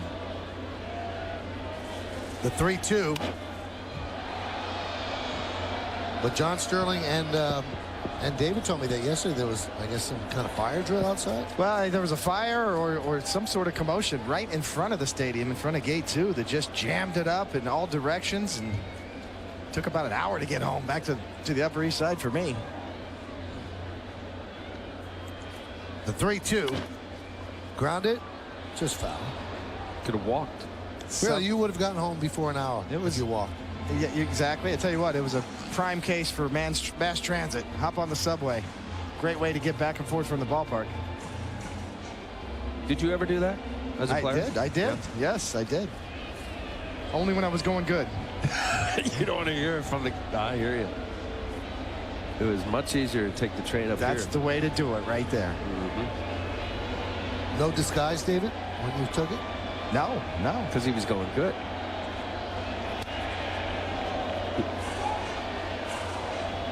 Al, have you ever been on a train in your life? Oh, stop. What's wrong with you? I'm just asking. Yes. I would take the train up here because it was much easier, but not really out to Shea. The 7 wasn't as convenient.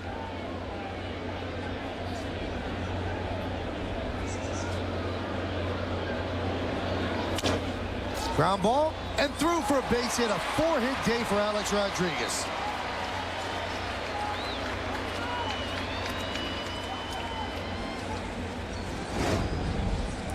Well, things are going well for Alex Rodriguez. This looked like a routine ground ball to third base. It was just far enough out of the reach of Willie Harris, a guy who's really a utility player all over the field. Let's take a look at the Coors Light freeze cam.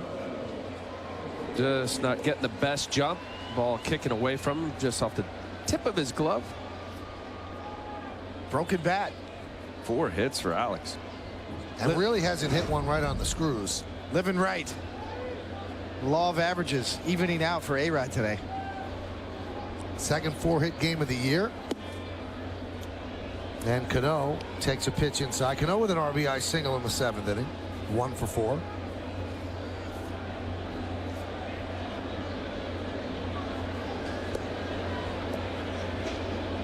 (9-3) Yankees lead, bottom of the 8th inning. Rubber game of this 3-game set. High drive down the right field line. Giving chase is Martinez, and it's a foul ball.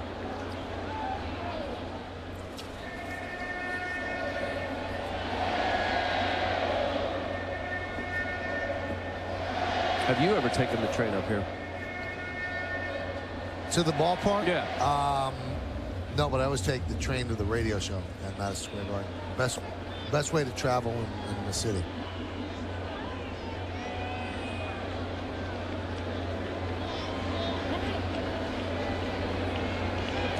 Love the train. So do I.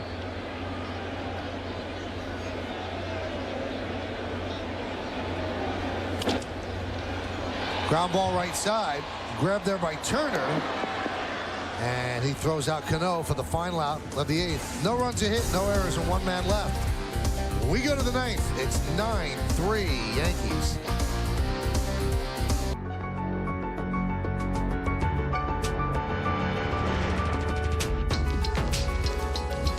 For all that's out there, Range Rover Sport, powered by intelligence.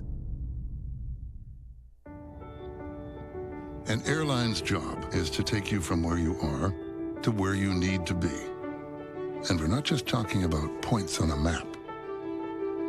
With a more intuitive Delta website and mobile app and the most Wi-Fi equipped planes, we let you be everywhere at once. Innovations like these are extending our reach so that you can extend yours. And now, even at 30,000 feet, you can still touch the ground. Best in class, 0 to 60. And it's not from Germany. Best in class fuel efficiency at 30 miles per gallon. And it's not from Japan. Best in class 5-year, 60,000 mile coverage plan. And it's definitely not from Germany or Japan. It's from Scandinavia. The all-new 2012 Volvo S60. Now through June 30th, lease the S60 for $299 a month or get 0.9% APR for 36 months. I find entertainment just magical. Not because I actually know magic, but because I have Xfinity. Watch as the world's greatest on-demand collection gets even better. Now, Xfinity gives you the latest episodes from all the major networks, all on demand. Switch to the Xfinity Triple Play for $99 a month for 12 months, and we'll guarantee your rate for 2 years. Or step up to an HD Triple Play and get up to $200 back. Call 1-800-XFINITY today.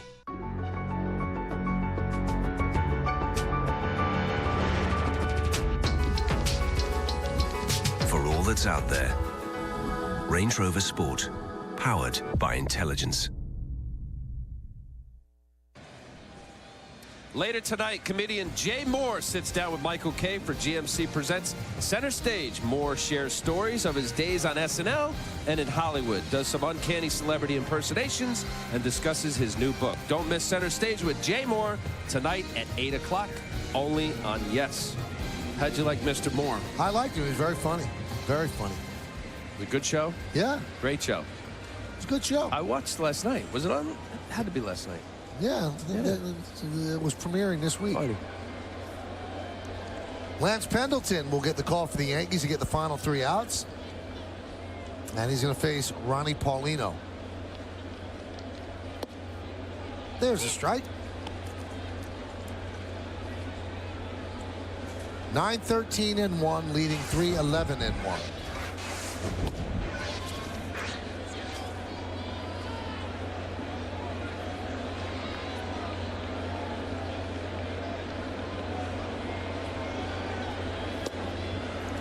Just missed outside.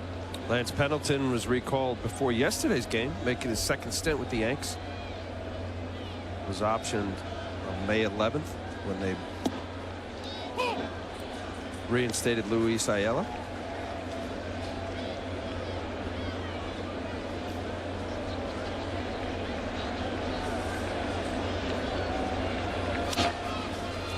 There's a ground ball to short. Jeter will get Paulino for the first out. It was Derek Jeter's big knock up the middle that got the game tied 3-3 back when this was a game. Jeter with a nice day. And then the floodgates opened.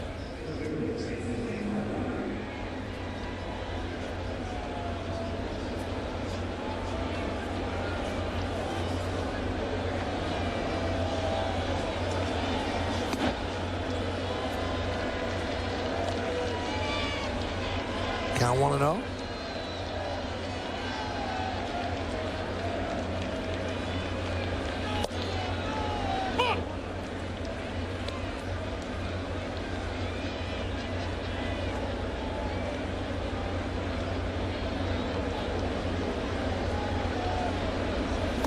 Swing and a miss. Good changeup there from Lance Pendleton. Last year went combined 12-5 between AA Trenton and AAA Scranton.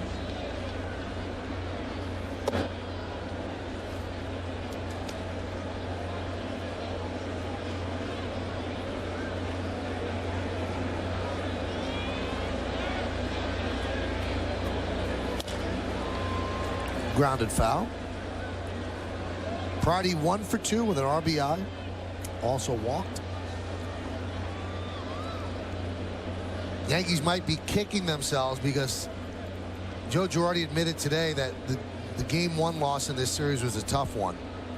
They had so many opportunities. They wasted a good pitching performance by Freddie Garcia, and they got shut down by the knuckler of R.A. Dickey. Lost that one 2-1, or this could be a series they feel really good about where they might have been sweeping, but I guess you take 2 out of 3. That one's popped up. Shallow center. And Granderson's there. And especially you take 2 out of 3 when you're losing 3-1 going into the bottom of the 7th inning. So you can't allow yourself to play the what-if game. And I think that matchup, you mentioned Freddie Garcia pitching a fine ball game himself, but R.A. Dickey came up with the best start of his season other than his opening start against the Marlins. His first game back in April. He went 6 innings, only gave up the 1 run.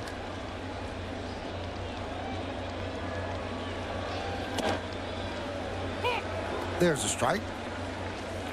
Count 0-1. I think the Yankees have to feel pretty good about where they are, considering that it wasn't too long ago they had a 6-game losing streak. Boston came in here and swept them. That one's popped up. Shallow center. Granderson's there, and that'll do it. Ball game. Put it on the left side. The Yankees win this one 9-3. So the first leg of the Subway Series goes to the New York Yankees with an 8-run bottom of the 7th inning. Yankees win this one 9-3. You got to stick around for the postgame show to find out who's today's Chevy player of that game. So the Mets dropped 2 games under 500. They're 22-24. And David, you're right. Yankees 25-20, and you would have to admit they haven't played their best baseball yet. They really haven't. It's been reversed. The pitching's been better than advertised. The hitting, even though they have a lot of home runs and runs, hasn't been as consistent as we thought they were going to be. But right here, 25-20, they shook off a 6-game losing streak. They take 2 out of 3 from the Mets right here, and they have to feel pretty good about themselves at this point in the season. And they continue to roll out solid starting performances today. Ivan Nova didn't have his best stuff, but he certainly got the job done. Doesn't get the win, but he gets credit for a well-played game. So does Derek Jeter, who got a big hit to tie the game in that 8-run 7th. He's with Kim Jones. Kimberly? He did indeed, Michael. And Derek, as you stand at first base after tying this game in the 7th, how big a hit did you think that was? Well, it was a big hit. Obviously, we're trying to come back. I just found a hole. You know, Pelfrey threw the ball well. I was a little fortunate there. How do you explain that inning? Because Pelfrey's coasting along, and then every ball drops in, every dribbler's an RBI single. How do you explain when that happens? It's baseball. I guess we're hot now, right? I mean, like I told you guys, sometimes you're going to have good at-bats and get out. Other times it's going to seem like everything you hit falls in. So we were fortunate there. We got a couple breaks, but, you know, we never gave up. How about the job Ivan Nova did? Your starter gives up 11 hits, but keeps it at just the 3 runs. Yeah, he made it interesting, but, you know, he buckled down. He bared down when we needed him to. He kept us in the game. He only gave up 3 runs, and, you know, you want to help out the pitcher when they pitch that well, and we were able to. Thank you, Derek. Michael? Well, thank you, Kimberly, and thank you to Derek as well. So for Derek Jeter, a couple more hits on his ledger, and he's closing in on 3,000. But the big hit, a 2-run single that tied the game at 3. We've got some awards to give out, then a big post-game show as well. Stay right where you are. Yankees win 9-3.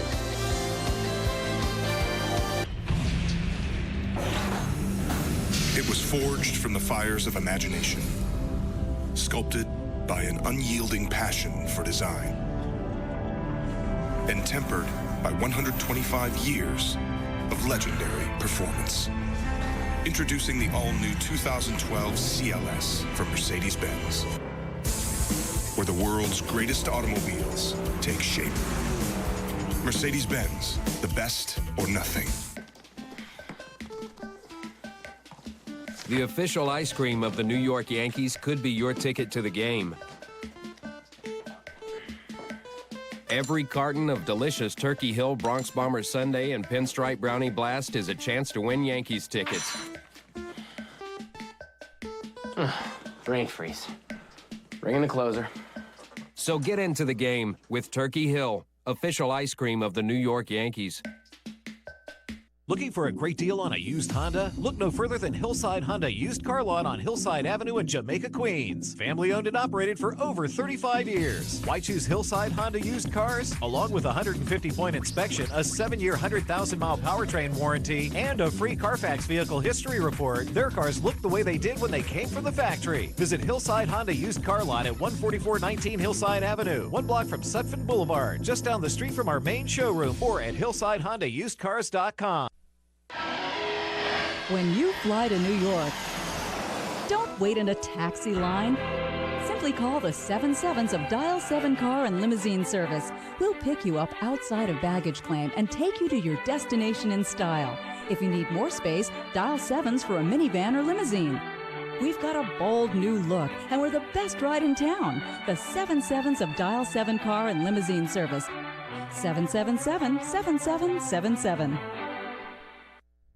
Are you a victim of the current bedbug epidemic? Stop itching and solve your problem by calling Bell Environmental, the bedbug specialists. We're skilled in the latest and most effective methods of treating bedbugs. We use instant freeze technology, pesticide-free, completely safe, and perfect for use in office environments and other sensitive areas. Our bedbug dog, Roscoe, sniffs out bedbugs and their eggs with accuracy. Call Bell Environmental or visit bellbedbugs.com. Bell Environmental, over 30 years of green. Yankees win this one 9-3, the rubber game of the 3-game set. Why don't we take a look at the Land Rover drive of the game? Well, it's hard to believe the Yankees scored 8 runs in the bottom of the 7th, but at this point in the ball game, it was a 3-1 game. Derek Jeter right back up the middle, past the diving Jose Reyes. Brett Gardner scores, Chris Dickerson scores. Derek Jeter, the Land Rover drive of the game. And the Yankees win this one 9-3. So they win on Saturday, they win on Sunday, and they win the series 2-1. 9-13-1, beating 3-11-1. Time of the game 3-0-3. Ayala the win, Pelfrey the loss, Granderson another home run. Rodriguez 4 for 5, Gardner 2 for 4. The Yankees had 8 runs in the 7th inning. We leave you with images from over the weekend coming up on the Yes Network. Stay tuned for the WB Mason postgame show with Bob Lorenz, Jack Curry, John Flaherty, and Kimberly Jones. Special thanks to senior producer Bill Boland, coordinating director John Moore, vice president of operations Ed Delaney, our supervising producer Woody Fryman, and the executive producer of the Yes Network is Mr. John J. Filippelli. Join us again tomorrow for Yankees baseball as the Bombers take on the Blue Jays from Yankee Stadium in the Bronx. Coverage will begin at 6 p.m. on the Yes Network. Once again, the final score, the New York Yankees 9 and the New York Mets 3. We'll be back from the booth with some final thoughts in just a moment. But for now, let's go to Bob Lorenz and company in our Yes Network studios. And we welcome you to the WB Mason Yankees postgame. Michael, it is a 9-3 win, as you know. And, well, I'll tell you what, after a disheartening loss in the opener, the Yankees roar back to take the final 2 games, Jack. Right, that was a rough loss on Friday night. If you're the Yankees, they lose by 1 run on Friday night. And as close as these teams are aligned and their fans are aligned, I look at that as if your neighbor came over and played one-on-one basketball against you in your driveway and beat you. And then the whole weekend could get away from you, but you come back and you've beaten him on Saturday and Sunday, so you go home on Sunday night feeling good about your weekend. And, you know, this series just continues the theme early on. The Yankee pitching has been fantastic. Freddie Garcia, A.J. Burnett, Ivan Nova this afternoon. Starters have been great. The bullpen has been solid. They end up taking 2 out of 3 because of their rotation. All right, guys, Joe Girardi is at the podium. Let's get to the manager's report now, brought to you by Geico, and listen in. He did. Part of the issue in the second inning was he couldn't hold on to the ball when they hit it to him. I mean, he had a double play, and he should have been out of that inning with 1 run, realistically. But he did grind it out because at times he struggled with a little bit with his command, but he made some pitches when he had to. Is that good for him to be able, is that a learning process for him to be able to go out there and give you those innings when he doesn't have his best stuff? It should be. I mean, you have to take what you saw today, if you're him, and you know, I'm capable of doing it. When I'm struggling a little bit with my command, I can make pitches when I have to. Kim? What goes through your mind when Jeter ties the game with that single there? I'm not sure what In you the mean. seventh, 3-3, it seems like a big hit at the time for. Well, I thought it was a big hit, but goes through my mind is let's get some more. And obviously that's a big hit from Derek. Because I thought we swung the bats pretty well off of Pelfrey. You can look at I don't know, was it the second inning? We hit some balls really hard and didn't really have much. Georgie hits one just foul.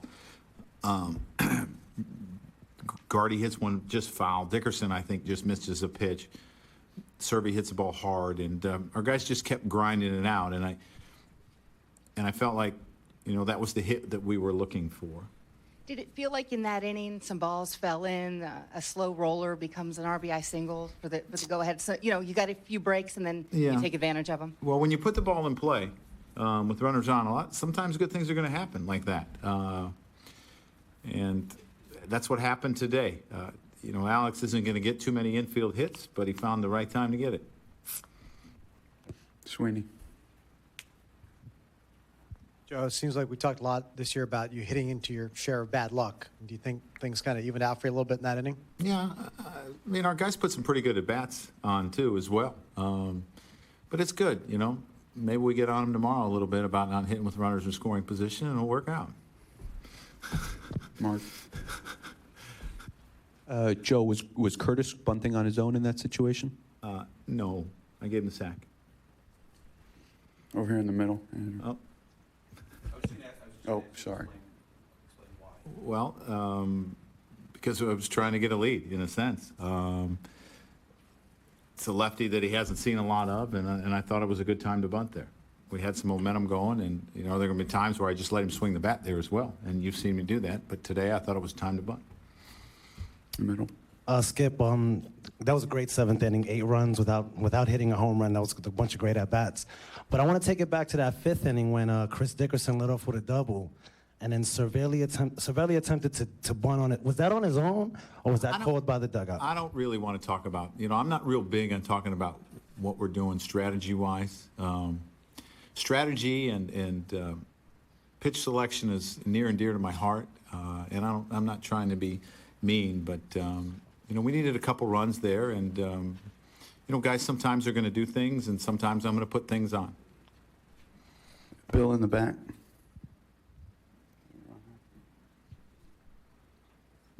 Joe, it used to be a big deal, sometimes about winning the Subway Series. Is this now just another series win?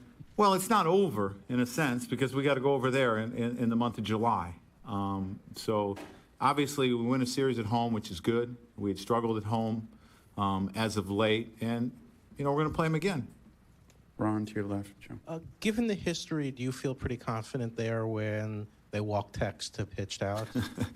The history was on the board, and it's been pretty good in that situation. So, it wasn't a grand slam, which we've seen a lot when they walk Alex in a sense, or Tex to get to Alex, the base loaded. But it was just as effective in a sense. Sweeney.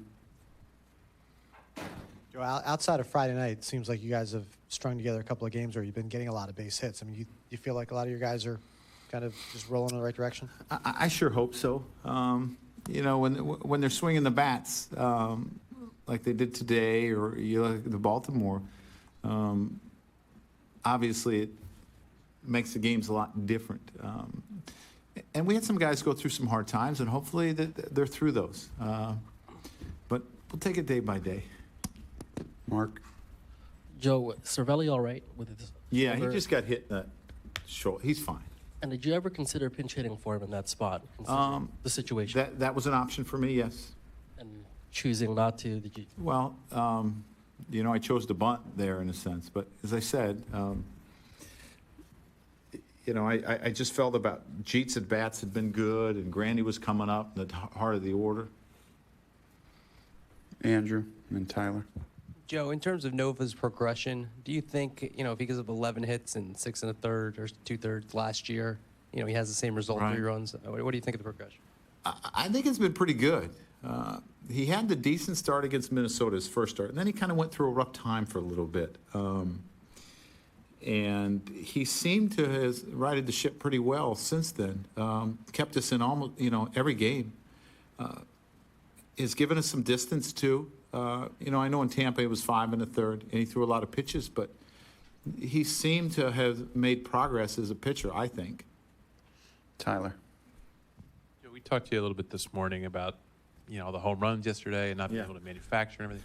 Let's talk tomorrow. Is it strange at all for you in a way to almost have to apologize for as many home runs as you guys hit, just because of the nature of how strange it is? Well, it almost seems like to me that a home run's not a hit, the way we talk about it. A home run is actually a hit. It's just a hit that goes a little bit farther than most. And, you know, our club is built around a lot of power. I mean, that's what we have in our lineup. You know, we have some guys that are fast and necessarily aren't going to hit some home runs. Our ballpark is tailored around our lineup where we have a lot of left-handed hitters, and our right-handed hitters are able to go to right center and to right field, which helps with that. And that's just kind of the club that we are. And as I said, you know, sometimes I feel like home runs aren't hits, but they are hits. All right, once again, that is the manager's report brought to you by Geico, talking about this 9-3 Yankees win over the Mets in the first round of the Subway Series. 13 hits for the Yankees today, 11 for the Mets to their credit, but they're only able to push across 3 runs in the second inning against Ivan Nova. And with that in mind, let's get to the Bigelow team post-game booth report with Michael, Al, and David. And Michael, let me start with Ivan Nova because, again, to his credit, he did allow those 11 hits and 3 runs, but just in the one inning. They had leadoff runners on in 4 innings, but he was able to control the damage. Well, I think that's part of the maturation process with Ivan Nova. He didn't have his best stuff today, didn't have his best command, but he didn't let the game get away from him. And if you looked at that inning when the Mets scored 3 runs, they didn't really hit the ball that hard either. They found some holes like the way the Yankees did in the 7th inning, but I thought that Nova really battled and persevered today. Well, he did. He had good stuff. You know, occasionally, you know, he did get nicked up for a few singles here and there, as Michael said, but he started the game smoking. You know, he came out throwing strikes. His velocity was up early in the game, 94, 95 miles an hour. I think Al mentioned the last pitch he threw was 95 miles an hour, so he's really starting to retain his stuff throughout the game, getting more and more confidence, getting deeper into the games. I thought, all in all, pretty impressive performance. Hey, guys, I want to talk about the Yankees offensively. It looked like Mike Pelfrey had it all going on. And then in the 7th inning, the bottom of the order was able to set the stage there for the top of the order to get the big hits, 8 runs in that inning. Well, you know what the weird thing was, Flash, is that, you know, the first base hit was right through the wickets, and you could see that really aggravated Pelfrey. Then he ends up losing Dickerson, and then, as you said, he wanted to pitch up and in to Cervelli on the bunt, and he hit him, and everything kind of unraveled from there. I want to go back to Dickerson's at bat. He went 3-0, got a token 3-1 strike, and then ended up walking him, and that really set up. And as we just heard Joe Girardi as to whether he pinch hit for Cervelli or not, he had the top of the order coming up with Jeter, who's been swinging the bat better, and certainly Granderson with his home run. And then, you know, the whole nearly hitting in the face. So that set it up for a guy, and I agree with you, John. I mean, really, for a guy who has been inconsistent in Pelfrey, he really baffled the hitters off, even through that inning. I mean, he wasn't getting hit hard, but he was using more than just his sinker, more than just that little split. He had curveballs. He had great first pitch strike ratio throughout. But what was good about the Yankees, it was a little reminiscent of years past, is that you had the feeling like you stay close. And I agree with you. I think Nova, what he was able to do, the 11 hits, 10 of them were singles. He stayed close enough to where this Yankee lineup was able to do what they did. And they didn't really hit the ball hard, but certainly in the right place, as we saw in the 7th inning, to get the 8 runs. Hey, guys, you mentioned at the end of the broadcast how the Yankees have shown some blemishes, but they sit in first place right now. They've won 5 of their last 6. As they look ahead to tomorrow, Jose Bautista and 24 other guys are rolling into town. What do you see in that series?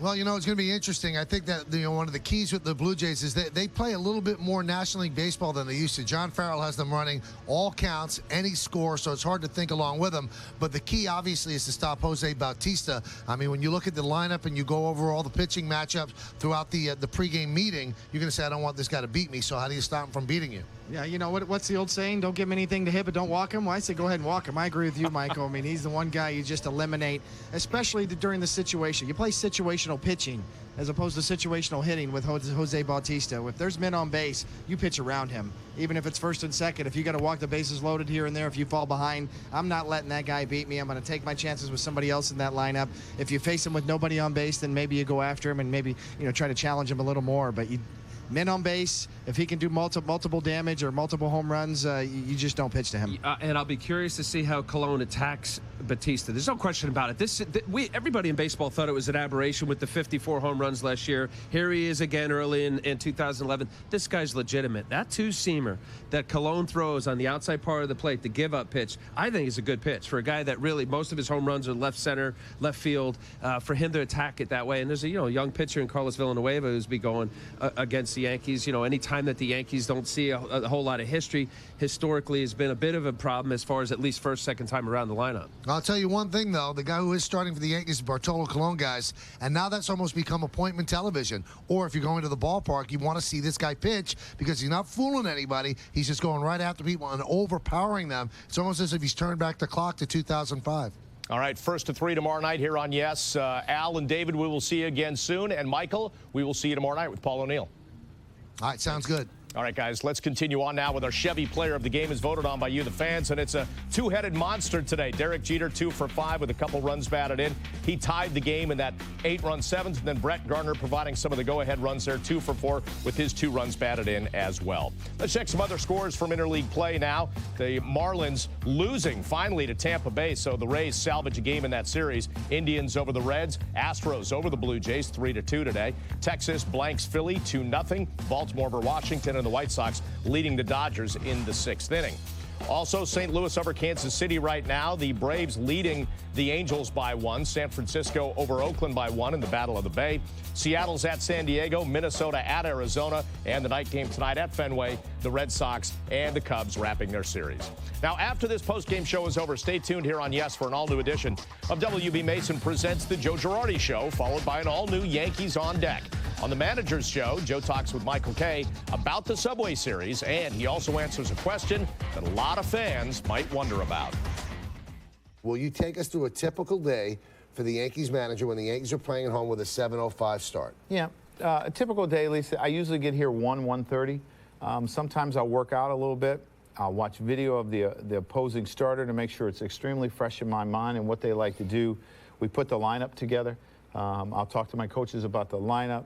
And then the media day starts, 4 o'clock in the press room, and then I come in, I meet with John Sterling, I go out for BP, come back in, do one of my favorite things after BP, I eat. It might be my favorite thing of the day. What do you eat? Whatever we have cooked in there. Okay. And then I'll sit down, I'll do a little devotional, just to try to get my mind right that day, and then go out for the game. What's it like talking with John Sterling for 4 minutes a day? I love it. I love when he comes in. John and I will move spots depending on how we're doing. You know, if we won a couple in a row, we'll stay in the same spot. And if we don't, John will move. All right, look forward to that. Well, thank you, Joe. Coming up next on the WB Mason postgame, more on this 9-3 Yankees win. We're going to break down that 8-run seventh and a key at bat in that inning as well. The Yankees postgame show on Yes is presented by WB Mason. For office furniture and supplies at amazingly low prices, who but WB Mason?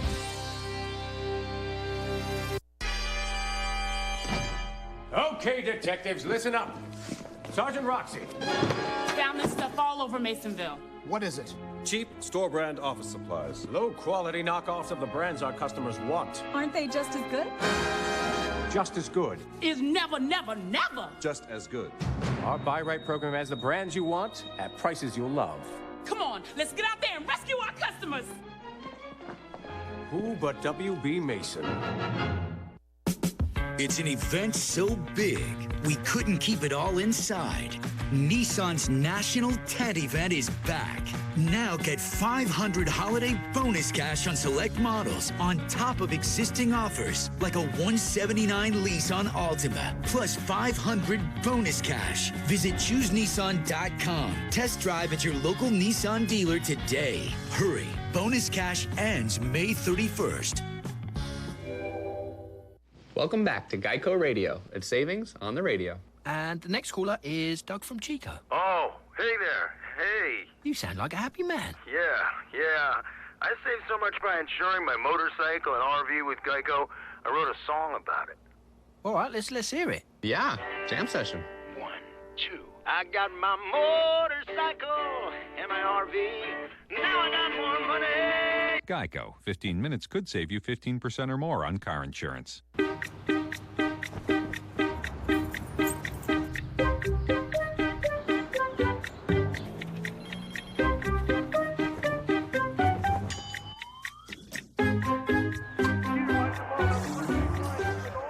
Everything looks good in pinstripes. So can you with the Yankees Edition Ford Explorer. The Yankees Edition Explorer. Register at your Tri-State Ford dealer or Yankees.com/Ford, and you could drive one home from the game on June 29th. Get to your Tri-State Ford dealer.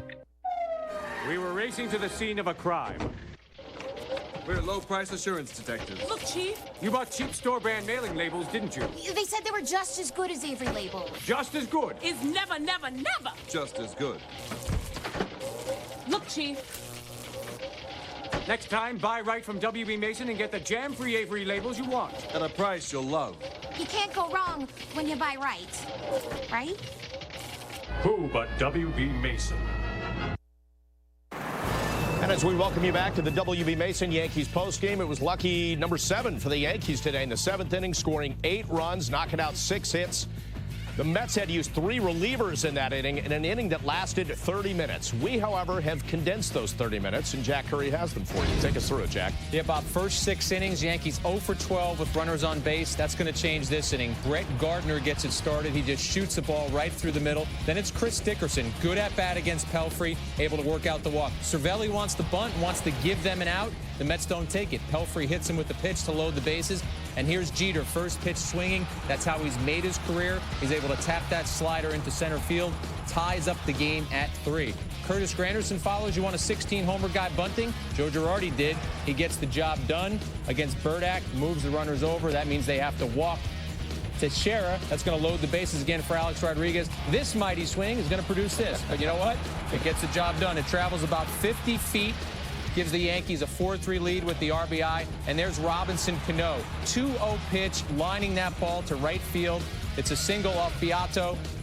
He comes back to strike out Jorge Posada, who didn't like that call.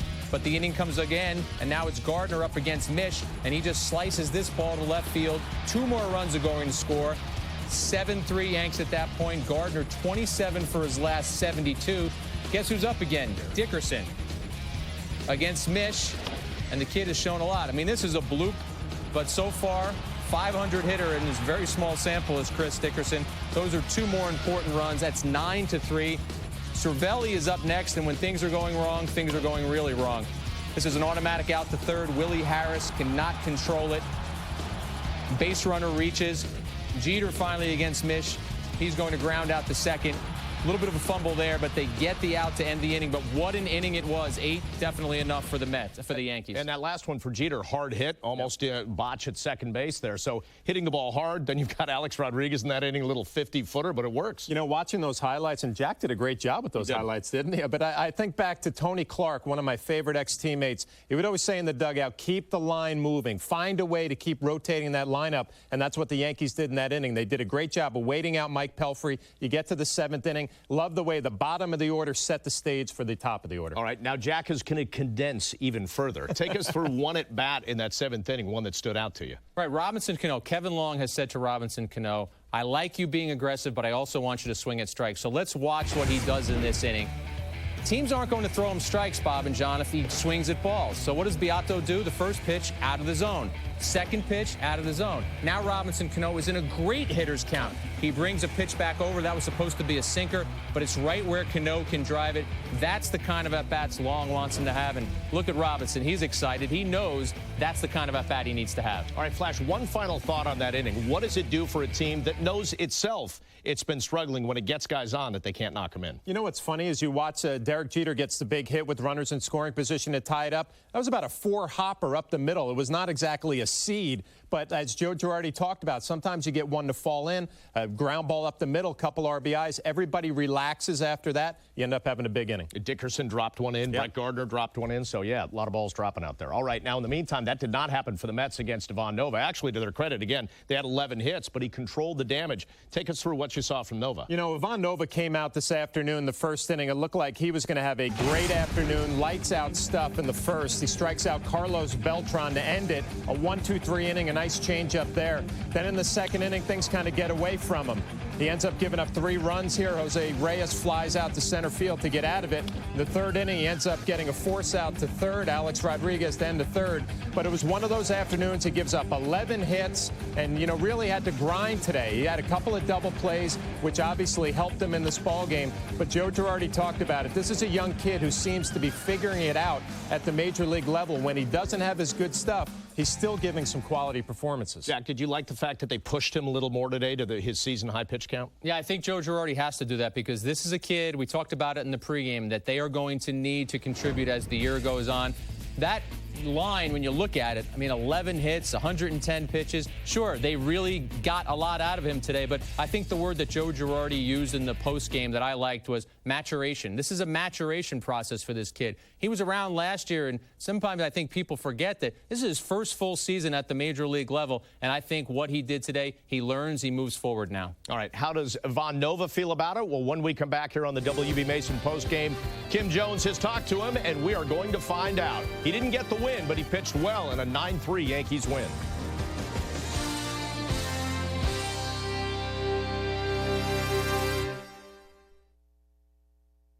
You're invited to the Hyundai VIP tent, but keep it on the DL. These deals are only for our BFFs. Now get a 2011 Sonata for 0.9% APR or $199 a month. It's been named one of Car and Driver's 2011 10 Best Cars, gets 35 MPG, and comes with a Hyundai Assurance trade-in value guarantee. How's that for ROI? Get down to your local Hyundai dealer ASAP.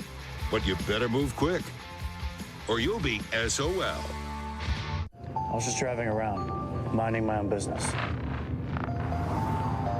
When it came out of nowhere,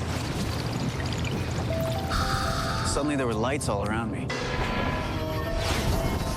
I'm like, they're coming for me.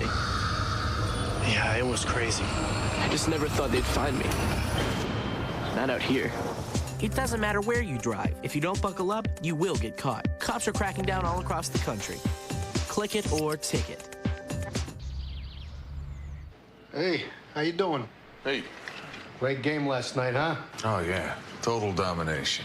Unbelievable. Forget about it. Hey, fellas. This is Tom. This is the first day. I'm wicked psyched to be here. You guys ready to rent some cars?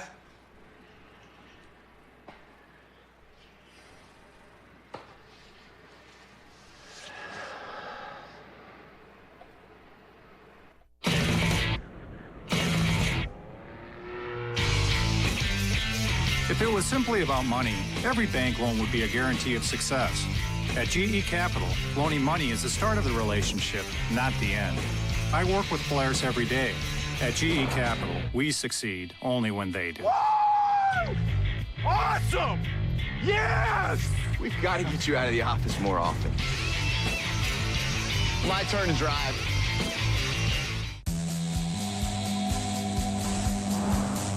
We don't just make a sunroof. We make the heavens wide.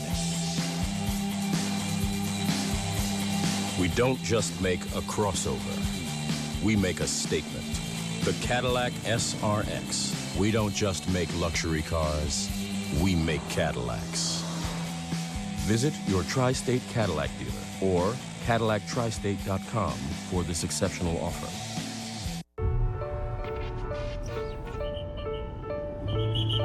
Can the network you live on handle the computers, TVs, and technology you can't live without?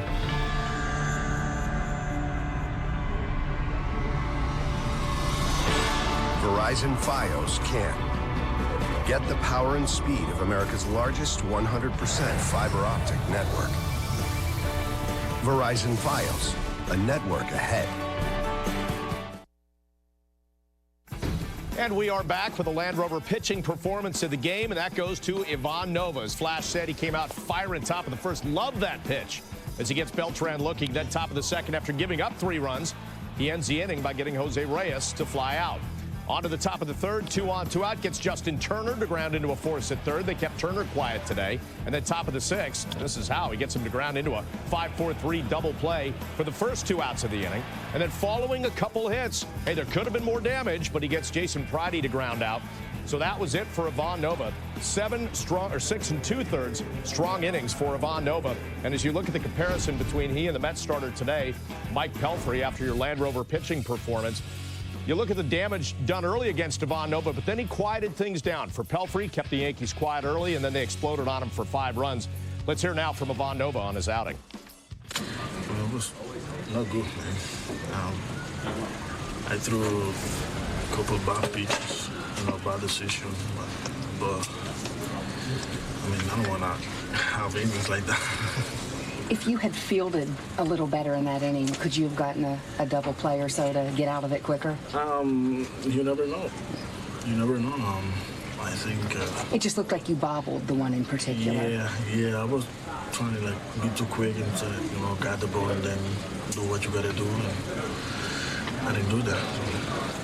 Were you pleased that you kept them at 3 runs, though? Because you know how this offense can come back. So if you hold it to about 3, you know you have a chance and your team has a chance. Yeah, and July, they give me, the confidence to be back in the 7th inning. And trying to give me the chance to win the game. And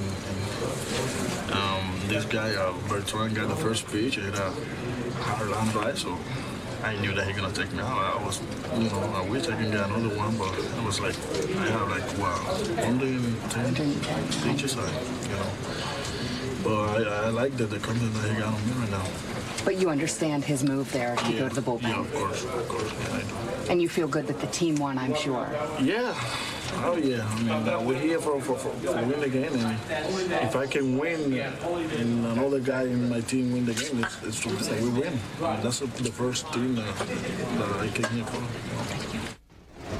All right, so there's Ivan Nova, and here are his numbers. In the 9 starts he's made, 4 and 3. He really deserved a better fate in terms of timing because he could have picked up the win today. That went to Luis Ayala. However, Nova put them in position to win, and another quality start for him. All right, we'll take another break. When we come back, more on this Subway Series matchup. We'll break it down, more clubhouse reaction as well as the Yankees fire away again and pick up a 9-3 win.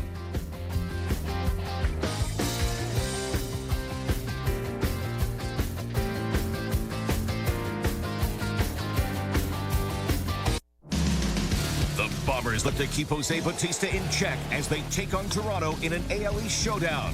Tomorrow, the Blue Jays' Triple Crown threat has been putting on an offensive display. Now the Yankees try and ground Bautista and the Jays in the Bronx. Blue Jays, Yankees. Complete coverage starts tomorrow at 6, only on Yes. The Jaguar XJ has been named Top Gear magazine's luxury car of the year. And with its virtual instruments, sensuous leather interior, and modern design, Jaguar has once again raised the bar. Learn more at jaguarperforms.com. Okay, as you may have heard, yeah, Tom here won Salesman of the Month. Beat you, and I beat you, and I beat you wicked bad. Which means he gets his very first company car. How about that? All right, everybody, get back to work.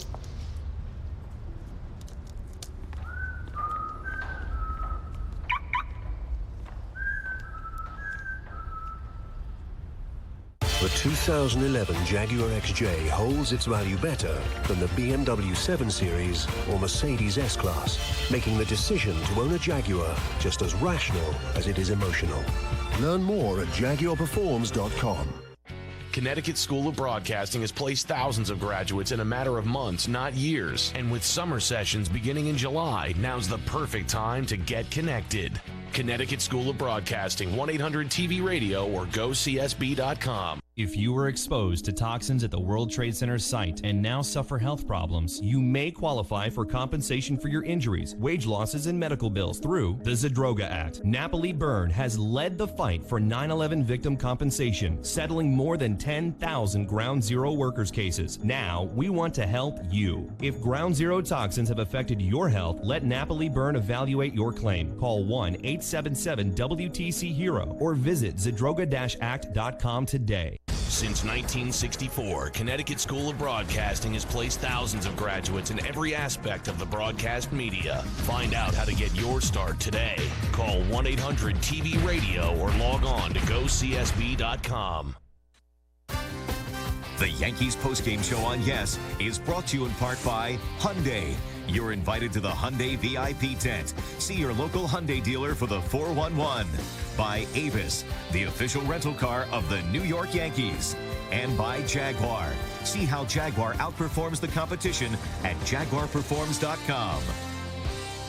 We are back once again on the WB Mason Yankees postgame. It is a 9-3 Yankees win in the finale of the Subway Series. Let's jump right into the highlights now. And they are presented, as always, by Lincoln. We'll start bottom of the first. One out after going deep last night. Curtis Granderson does it again. Solo shot off Mike Pelfrey, number 16 on the season. And it's 1-0 Yankees. But top of the second, Mets would even it up. 2 men aboard against Ivan Nova. That's Willie Harris with a base hit up the middle. Jason Bay is in. And then that ties the game at 1. Now, Nova could have limited the damage with a nice play here, Jack. Yeah, the next batter is Ronnie Paulino. This is a dribbler, a little chopper back to him. He's thinking 1-6-3 double play, but he doesn't even collect the ball. And, Bob, I also wondered if when he does gather himself, look at this, he might have to play at home, too, but he just gets the sure out at first. All right, so 2-1 Mets at that point. Jason Pridey comes up, singles to right. Harris is in. And that extends the Mets' lead to 3-1. All three of those runs coming in this inning. But then top of the third, this is where Nova settles down. You know, he gets a couple of men on and a little bit of trouble again, but he gets Martinez a strikeout on a high fastball. And then Justin Turner, who has killed the Yankees in this series, hits a ground ball to third. Alex Rodriguez takes it. Nova works out of some trouble. All right, so the Yankees have something going bottom of the third, man on first, 2 outs, but Alex Rodriguez strikes out. Pelfrey gets him. On to the top of the fourth, 2 men on, 1 out, and Nova getting Jose Reyes to hit into a 4-6-3 double play. Got to be quick with Reyes running, but a good turn right there. On to the top of the 6th, 2 on, 2 out, and Nova getting out of another jam. Gets Pridey to ground to Tex while Nova covers. There we go, end of inning. That leads us to our Johnny Walker defensive play of the game, and it comes in the top of the 7th inning. Jose Reyes with a slow roller. Love the glove flip here, Flat. Well, there's no way you should get him on this play. Mark Teixeira goes with the glove flip right to Nova, who does a good job covering. A great play by Mark Teixeira, a routine, fundamental play by Nova, being there to get the speedy Reyes. Nova looks away from the catch to get the foot on the bag. Really good timing on his part. Demand greatness in every sip and every season. Johnny Walker, proud sponsor of the New York Yankees. We continue on now. Bottom of the 7th. Bases loaded, nobody out for the Yankees. This is that spot, down by 2. You've got to get some runners in with scoring position, and Derek Jeter does that. Base hit up the middle. Gardner and Chris Dickerson are in, and that ties the game at 3. And then still in that 7th, bases loaded, again, 1 out. A-Rod, the slow roller off Pedro Beato, and Harris doesn't have a play. So Cervelli's in. Yanks take the 4-3 lead. Next man up, here's that Cano at bat. Right, it's a 2-0 pitch to Cano. He's waiting. You know he's anxious to swing, and he drives this pitch into right field. That's going to give the Yankees a 5-3 lead. We see an excited Cano on first base. Kevin Long will be excited about this at-bat, too, because Cano showed some patience. He worked the count until it got to 2-0. Beato wasn't even near the strike zone until that third pitch. That's the one Cano jumped on. All right, so a 5-3 Yankees lead at this point, and then they just keep going. Up comes Brett Gardner, who started the inning. That's a double to left off Pat Mish. Teixeira and A-Rod score. They tack on 2 more in that 7th inning, as the Yankees go on to win it today by a final count of 9-3. And again, it is Luis Ayala picking up the win in relief. Pelfrey has to take the loss. A lot of guys contributing, a lot of multi-hit games for the Yankees, including Chris Dickerson, who went 2 for 3, getting the start in right field. Let's hear from Dickerson. It's exciting just getting the whole team involved, especially, you know, it was pretty dismal until that point with Curtis's home run, but to get everybody involved, and when you have everybody running the bases, everybody on, and you know things are happening, and it's really exciting. As a guy who's bunted a fair share in his career, what do you think when Granderson lays down that bunt? He's asked to bunt. He has 16 home runs, but he's contributing a sac bunt in that spot.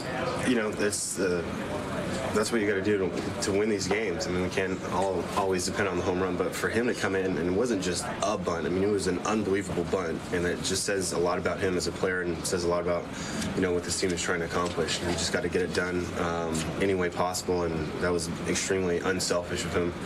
And it was awesome.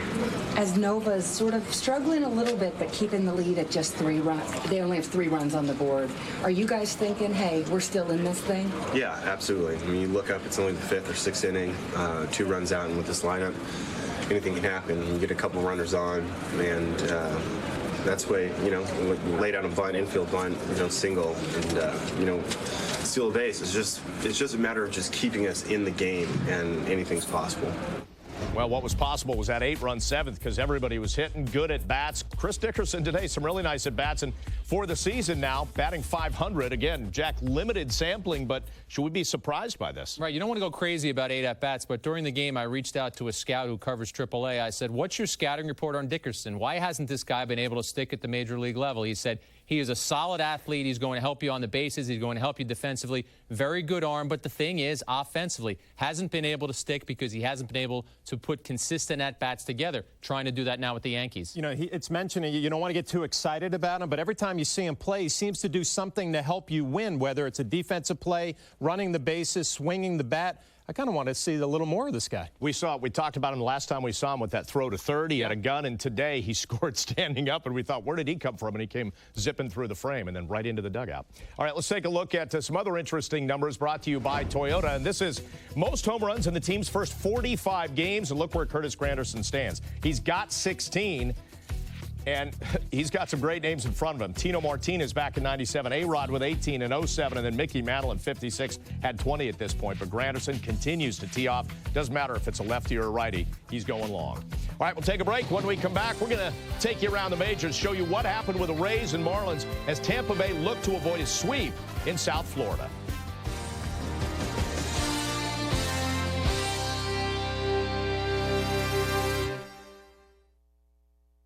Up next on an all-new WB Mason presents the Joe Girardi Show. The skipper lists the best left-handers in the game today. Plus, find out which southpaw was toughest on Joe.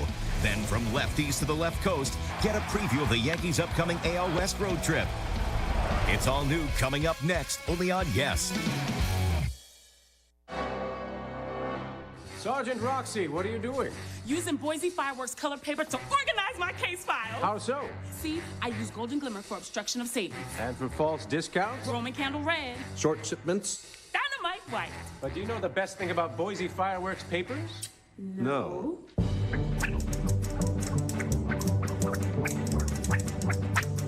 It's made in America. Who but WB Mason? Savings and value is what Toyota does best. After all, Toyota is the most fuel-efficient full-line auto manufacturer in the industry. And we have the lowest ownership cost of any full-line car brand. And right now, lease a fuel-efficient new 2011 Camry for just $199 a month. Or choose 0% financing or $750 cash back on Camry. We're #1 for a reason. Come see for yourself. Hurry in for the best selection.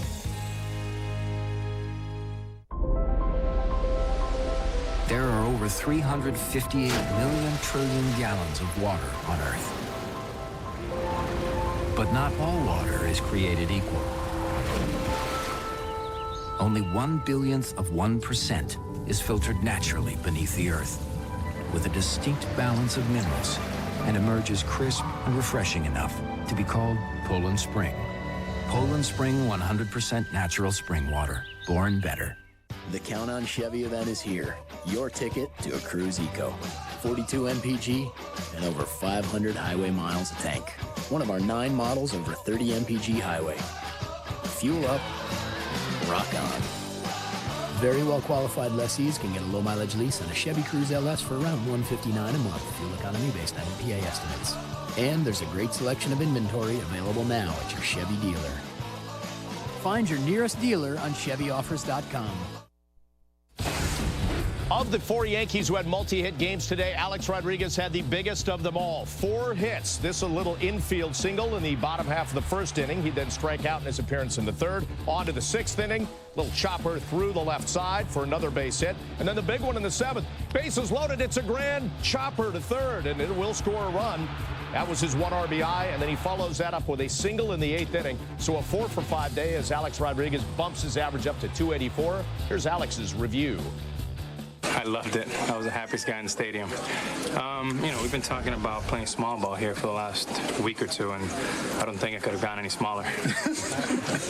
It's almost as if in that inning, you know, I know it's some of it, the balls are dropping in, they're dribbling, but you guys didn't need a home run and scored all of those runs. It's almost like you said, we don't necessarily have to hit a home run. Well, I mean, I think, again, that was, for me, it was more luck than good, but I'll take it. But overall, there was a lot of good things that happened that inning, starting with Gardy, and then Dickerson drew a nice walk.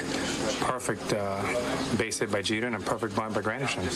So a lot of things that we can copy for the rest of the year in that inning that will be a lot of good for us. Are there things Nova can take from this start when he's allowing 11 hits that keeps the damage at 3? Yeah, I mean, it was impressive. I mean, I didn't think he'd have his good stuff today by any means, but he kept it on strikes, he kept attacking, and kept his composure, and that's something that's good for any young pitcher. Alex, it used to be a lot of importance to win a series from the Mets. Is it less so more important just to win a series now than especially against the Mets anymore? No, the game never changes. It doesn't matter who we play. We want to win series, and we feel like if we do that over and over again, that's a good thing for us. All right, so here's Alex over his last 6 games. Pretty lofty numbers, batting .481, 3 home runs, 4 runs batted in. Again, no home run today, as he said, small ball, but what did you think of his at-bats? Well, they weren't great. I mean, he had a couple infield hits and, you know, a couple to the left side, had 4 hits. Obviously, a good day. But I'm sure Alex, with his reaction, I mean, the Yankees win. He's going to be happy about that. But he knows he didn't have his best performance today and picked up 4 hits. He'll take it. He was listening to all the people who think that home runs are evil, I guess. Just go with the small ball. Yeah, did you notice in that 8-run inning, we never mentioned the word home run. But if you're Alex Rodriguez, I don't care if the balls travel 50 feet. He's right. It's a 4-hit day. And actually, he's moving himself up the ladder. He's now tied for 57th all-time with hits with Rusty Staub. The guy next on the list that he's chasing, Lou Gehrig, 5 hits away. And listen, the Yankees know something about finishing out series against the Mets, because look at this. In the rubber series, or the rubber game of Subway Series, they're now 9-0, averaging about 9 runs a game in the stat. They got it all going on in that final game. So when they know they have a chance to kind of put the foot down, the Yankees do that. All right, let's get to the highlights from out of town now, and the Rays and Marlins going at it as the Rays look to avoid being swept in South Florida. Now, they dodged a bullet. Josh Johnson was not the starter today. He's on the DL. James Shields went for the Rays, and he gets Logan Morrison swinging to end the bottom of the first. Tampa Bay had a 2-0 lead, top of the third, and Matt Joyce off Jay Buente, who started in place of Josh Johnson. Deep right, and this one will hit off the wall. Evan Longoria comes in. Joyce into second, and it is 3-0 Rays. Bottom of the fourth, Hanley Ramirez leading off. We saw a titanic home run from him yesterday. Not happening. Shields gets him a 1-2-3 inning. And then Flash, the opposite of the home run. Well, it's an interesting play. First and third, Rodriguez lays down the bunt. A nice flip there to Hayes, the catcher, who gets Matt Joyce at home. First and third, laying down the suicide squeeze. It looks like a nice play to get Joyce at home. Didn't help Joyce that the bat was right there in the way anyway. Now, Jack, meantime, James Shields locked in. Right, he's in a groove here. He fans Bonifacio to end the inning in the 8th, and now we're going to go to the bottom of the 9th, looking for that complete game, and he gets Sanchez swinging for the final out, clinches the 4-0 win. All right, so they avoid the sweep. Shields tying the franchise record with the career-high 13 strikeouts. It's his 4th complete game shutout of his career and 2nd of the season. So let's take a look at the standings in the American League East, brought to you by our Tri-State Ford dealer, where we find the Yankees at 25-20, atop the division, percentage points ahead of the Rays. The Red Sox just 1 back. And as you look at interleague play as a whole, the Rays in danger of being swept. You got the Cubs at the Red Sox tonight. And, you know, sometimes it can flash the big equalizer, some of these games, but the Yankees take care of their business by making it 2-3. Yeah, I mean, the Yankees obviously taking 2 out of 3, a good series for them. And, you know, it's interesting when you look at the American League East, all 3 of those teams, I guess, are going to be there all year. I didn't think Tampa had what it took to stay in this race, but if Shields keeps throwing the way he has, and Price, who you know he's going to turn it around, a couple starts have not gone his way, it's going to be a fun summer in the American League East. And I think when you look at those 3 teams right now, they're all playing a lot better. The Red Sox and the Rays started poorly. The Yankees had their 9-loss and 12-game skid that they had to navigate their way through. They've now won 5 out of 6. And as far as Shields go, I agree with Flash. I'll say this. He pitched a big game today. I'm not going to use that as his nickname, but I'll say he pitched a big game today. They keep that localized in the St. Pete, Tampa area. All right, in case you missed part of today's Mets-Yankees recap, just go to YesNetwork.com and click on Post Game Plus, presented by Bigelow Tea. You can view the top plays, and here's some of the reaction from afterwards, including Joe Girardi on the Yankees' 8-run explosion in the 7th inning. All right, time for another break, but when we come back, The Blue Jays are on tap, and Bartolo Colon is going to face him tomorrow night. We're going to break him down right after this.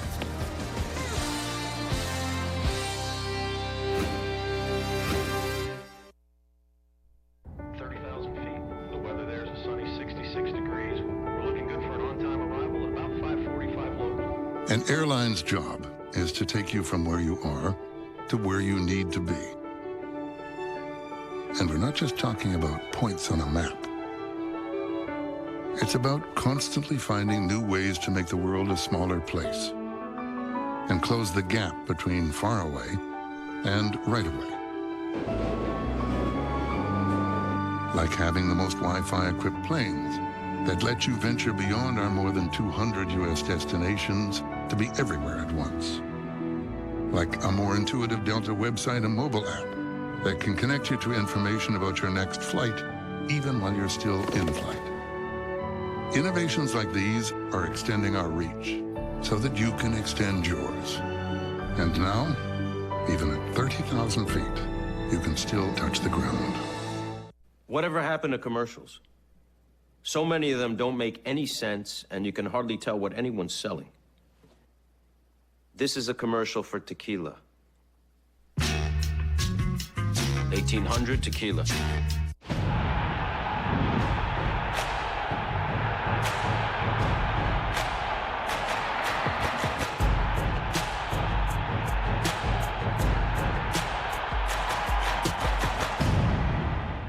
Are you a victim of the current bedbug epidemic? Stop itching and solve your problem by calling Bell Environmental, the bedbug specialists. We're skilled in the latest and most effective methods of treating bedbugs. We use instant freeze technology, pesticide-free, completely safe, and perfect for use in office environments and other sensitive areas. Our bedbug dog, Roscoe, sniffs out bedbugs and their eggs with accuracy. Call Bell Environmental or visit bellbedbugs.com. Bell Environmental, over 30 years of green.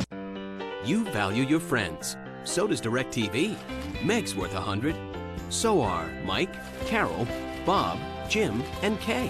For every friend you refer to DirecTV, you get $100 in bill credits, and they get $100 in bill credits on top of our best offer. Just give your account number to your friends and have them call 1-877-4-100 each. They must have your account number when they order. Refer up to 10 people and get $1,000 in bill credits. Then celebrate and watch the Benjamins stack up.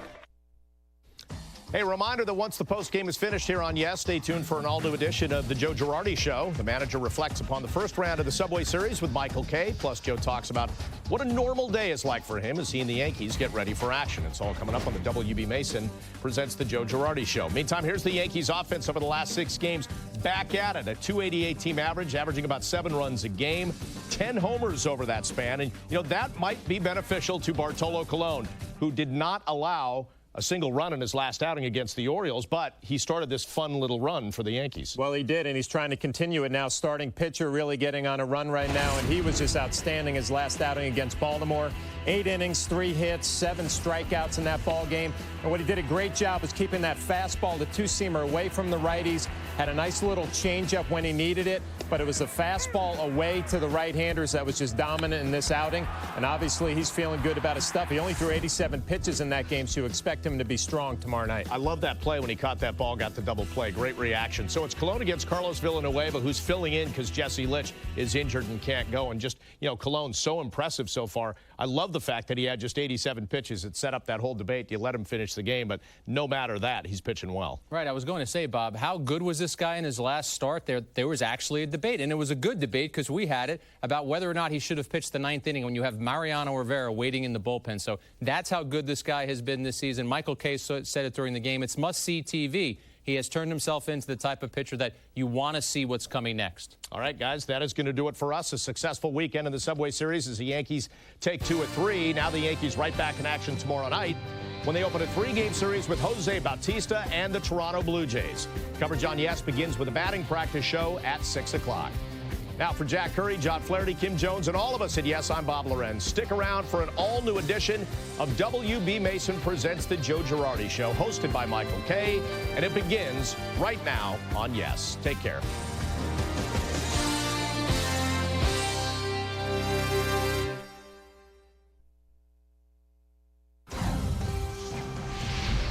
The following is an exclusive presentation of the Yes Network.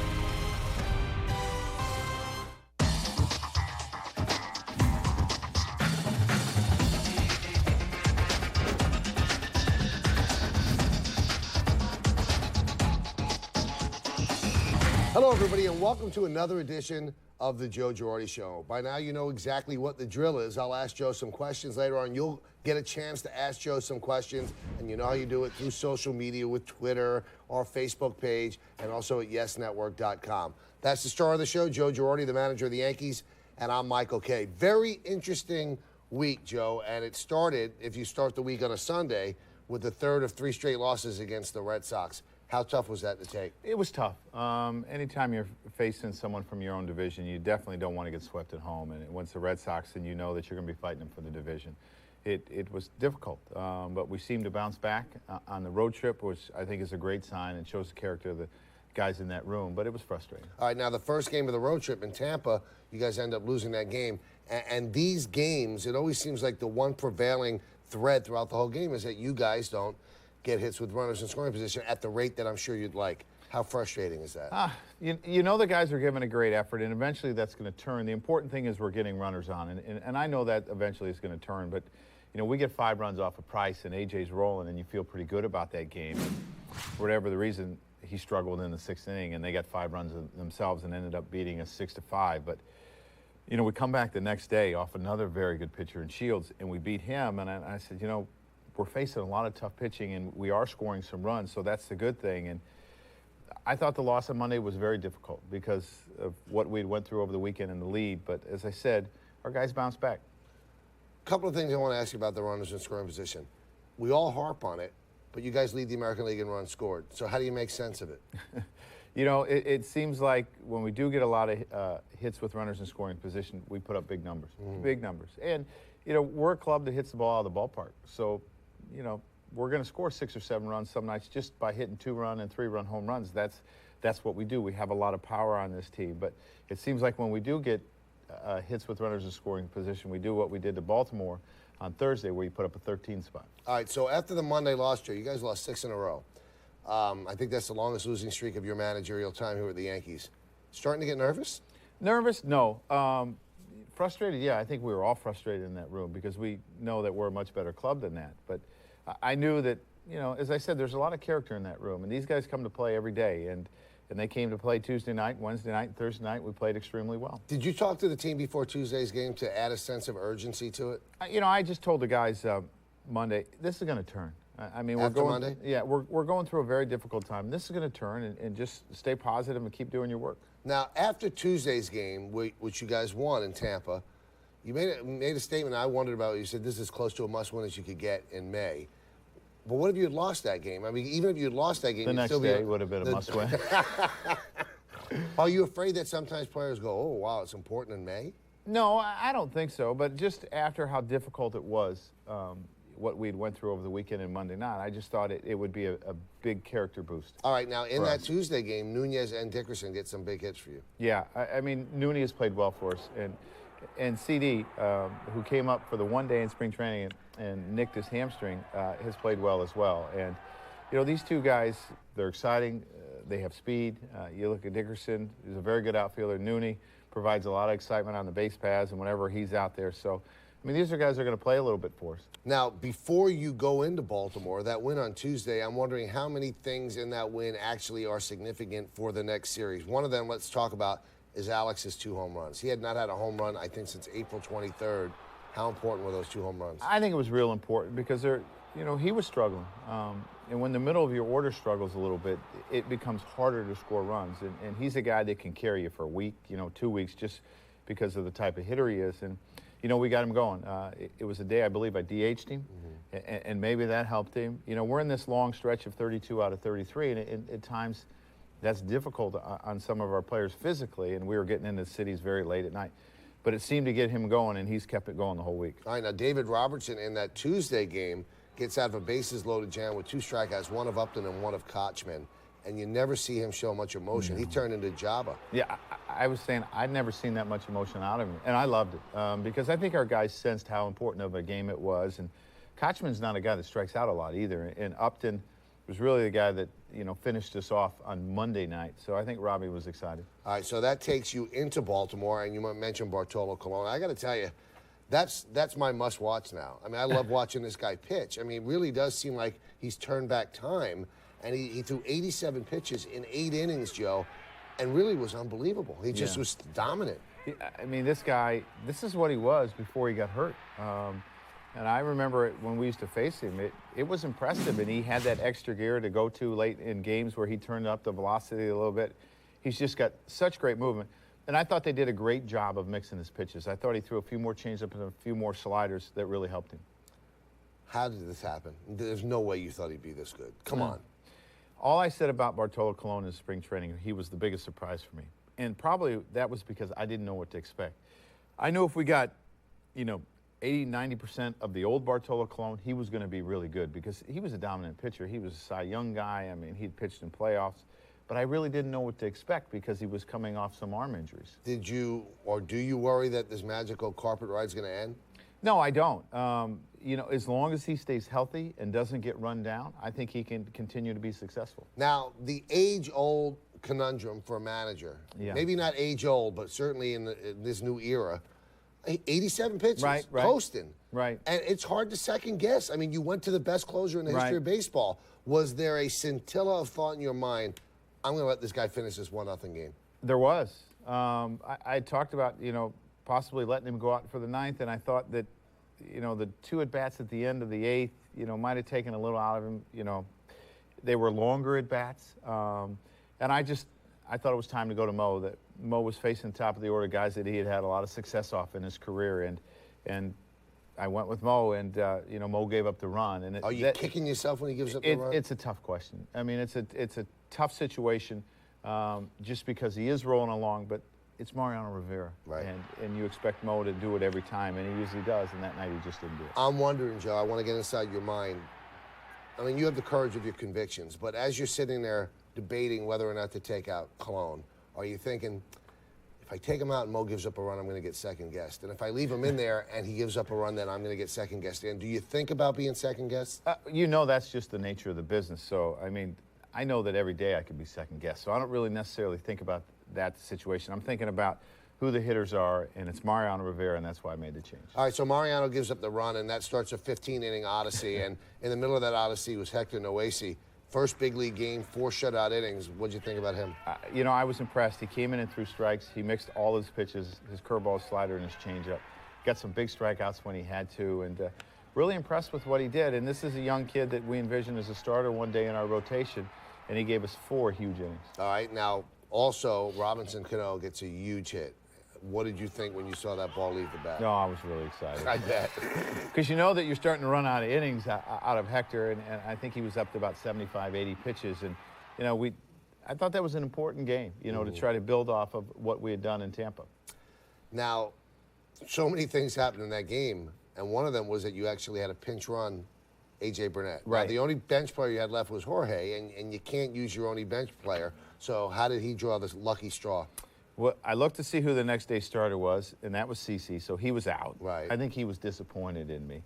And Nova was over there, and I'm thinking he probably hasn't run the bases very much in his career. So I said, AJ, you're in there. Are you telling him you better not run? I said, station to station, don't get picked off. Did you not want him to slide? No, I said, if you don't have to slide, don't slide.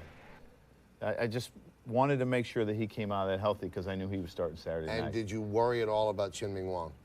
No, that never even popped really? in. Never no, because AJ had run the bases, and AJ runs a lot in between his starts, and it didn't really concern me. All right, then the next day, CeCe Sabathia pitches well, never loses against Baltimore. Offensive outburst, which we spoke about earlier, and then the Mets come into town, and you get a great pitching performance by Freddie Garcia, and you guys lose 2-1 on Friday. How galling is that loss? That was a tough loss.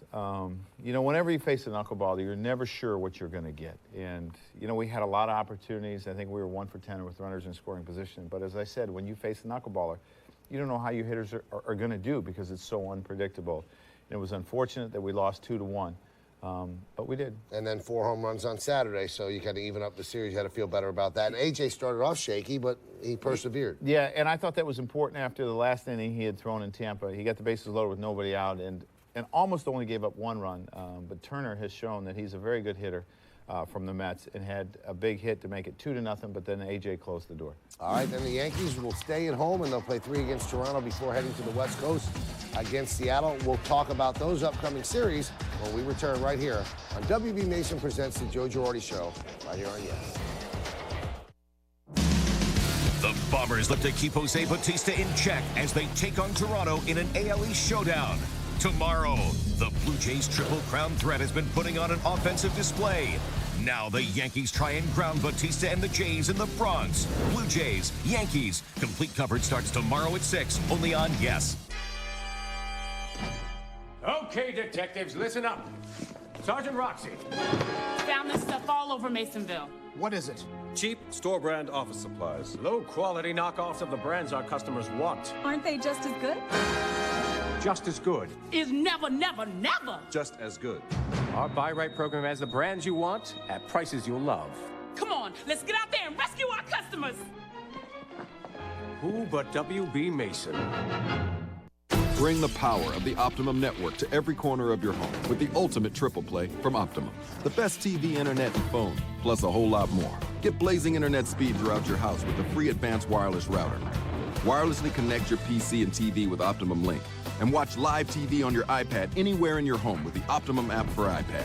Get more from your home network for just $99.80 a month your first year. Call 866-333-7162 for the ultimate triple play from Optimum. The Joe Girardi Show on Yes is presented by WB Mason. For office supplies at amazingly low prices, who but WB Mason? And in part by the New York Lottery. Play New York Lottery's Mega Millions and live large. Hey, you never know. Hey, everybody, welcome back to WB Mason Presents the Joe Girardi Show. Later on, you'll get a chance to ask some questions on our Facebook page, Twitter, and also if you just contact us on yesnetwork.com. But that's in the final segment. We'll pick out the best questions, and we'll ask them to Joe. Upcoming games, you got 3 against Toronto. And when you talk Toronto, you got to talk Jose Bautista. On Saturday, 2 more home runs. The guy just can't be stopped. No, I mean, he is an unbelievable player. And what he's done the last 2 years, just incredible. And it's not that he's only an offensive player, too. He's a very good base runner. He's a good defender. You know, he throws people out from the outfield. He gets good jumps. And this is a guy that's turned himself into a superstar. How do you get him out? I mean, what do you do to get this guy out? The big thing is that he comes up with nobody on base. That's the big thing. And you just can't make mistakes, because if you make a mistake, the chances are he's going to hit out of the ballpark. How different is Toronto as the year has progressed? Well, they're a different club because they're a more aggressive club. And we're going to see Villanueva the first day, who was in their bullpen. And then we're going to see Romero and Reyes. And we know how tough Romero has been on us, so it should be a good series. Have you gotten a read yet on what type of manager John Farrell is? I know that they seem to run in any count, but do you also have to get a book on a manager? Is it when he's a new manager? Yeah, a little bit. I mean, he's an aggressive manager. He's brought a little bit of a National League style to the Toronto Blue Jays, as people call it. But, I mean, he's done a good job with that club. All right, then the West Coast. Yankees have not hit the West Coast yet, and they'll start that West Coast trip with 3 against Seattle. And Seattle in last place in the West, but boy, they've got some weapons, especially in the starting rotation. They sure do. We're going to see Felix Hernandez. That's always fun, right? Of course, yeah. And then we're going to see their young phenom in Pineda. And him and Britton, I think, were tied or neck and neck in wins, and he's pitched outstanding for them. And Justin Smoke, who they got for Cliff Lee, has off to a good start. He struggled when he came up last year, the first baseman from Texas. But he's swinging the bat, and, you know, you got to deal with Ichiro. What do you do with Felix Hernandez? What could be the game plan against a guy like that? Get to him early. That's the big thing, because it seems like when he gets on a roll, he's very difficult. And he's going to throw strikes. I mean, that's the bottom line. So when he makes a mistake, we better not miss it. And you mentioned the kid Pineda. What do you know about him? He's got a great arm. Throws hard? Yes, he's got a great arm. And, you know, they were talking about him last year when we were in Seattle. I remember about him possibly coming up to face us, and we were all trying to watch some videotape on him, and he's got a great arm, and he's pitched extremely well. West Coast trip, you like him or not? Yeah, I think they can be good. I think they can be good for your team, especially if it's hot at home, but that's not something we've had to deal with. I think sometimes you can get away from the heat, but it'll be good to get away as a team, I think. Also, and you have 3 games in a retractable roof, so at least it won't be rainouts. That's right. It might rain, but there won't be rainouts. Absolutely. All right, so when we come back, we're going to ask Joe the age-old question, because everybody wants a left-hander. Everybody loves left-handed pitching. But but where do you get them? You don't go to the aisle in Walmart and say, I'll take left-handed starters, but we'll ask Joe the best ones he's ever seen. Then after that, you'll get a chance to ask some questions yourself. Right here on WB Mason Presents The Joe Girardi Show on Yes.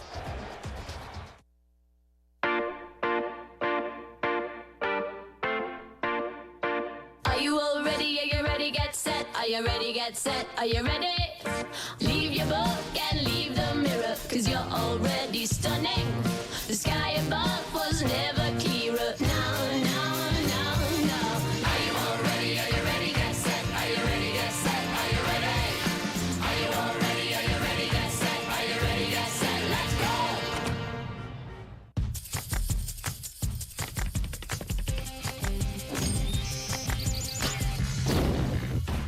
Juicy Johnsonville sausage, made with only premium cuts of pork since 1945.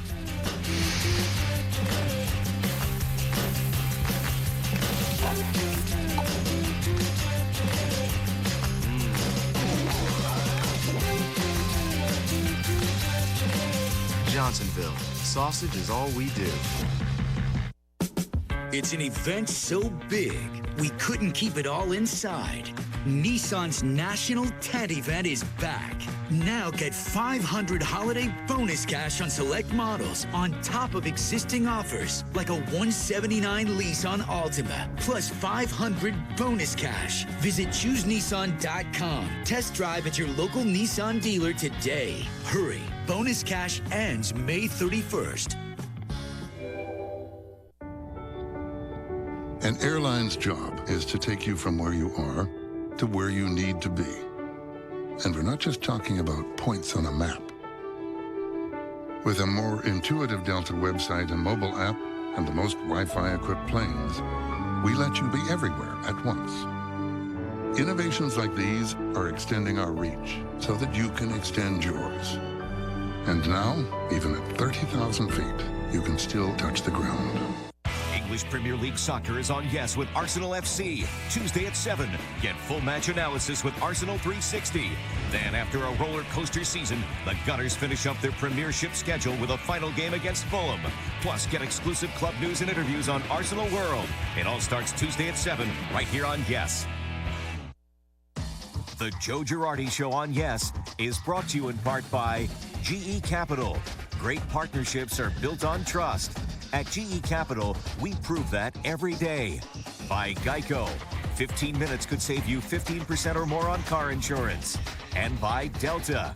Keep climbing. Hello, everybody, and welcome back to WB Mason Presents The Joe Girardi Show. In a while, you'll get a chance to ask Joe some questions, but that's in a while. I still have this job to do, and that's to ask Joe about left-handed starters. Best lefty starter you've ever seen? You know, I think maybe the most dominant that I ever faced was Randy Johnson.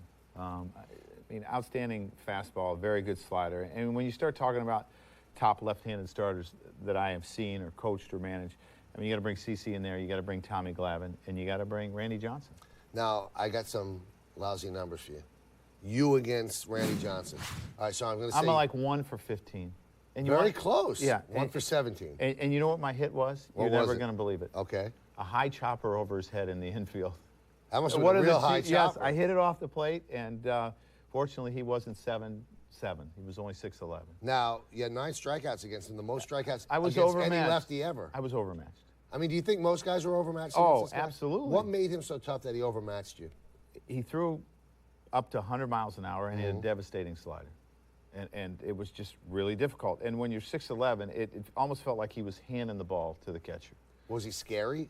No, I wasn't scared of him. I think left-handers, you know, were a little bit more intimidated, and what he did to John Kruk in the All-Star game was always funny. But or was it Larry Walker who he threw? No, I was John Kruk where he turned the helmet around. Yeah, so, but a right-hander was a different story. All right, I've got some numbers against other notable lefties. How do you think he did against Valenzuela?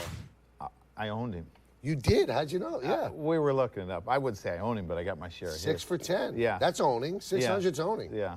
All right, Steve Avery. No idea. 6 for 17, 2 home runs. Wow. Now that's unusual. Yeah, most home runs you ever had off any left-handed pitcher. Yes. Tom Glavine. I'm going to say okay. 7 for 30. Yeah.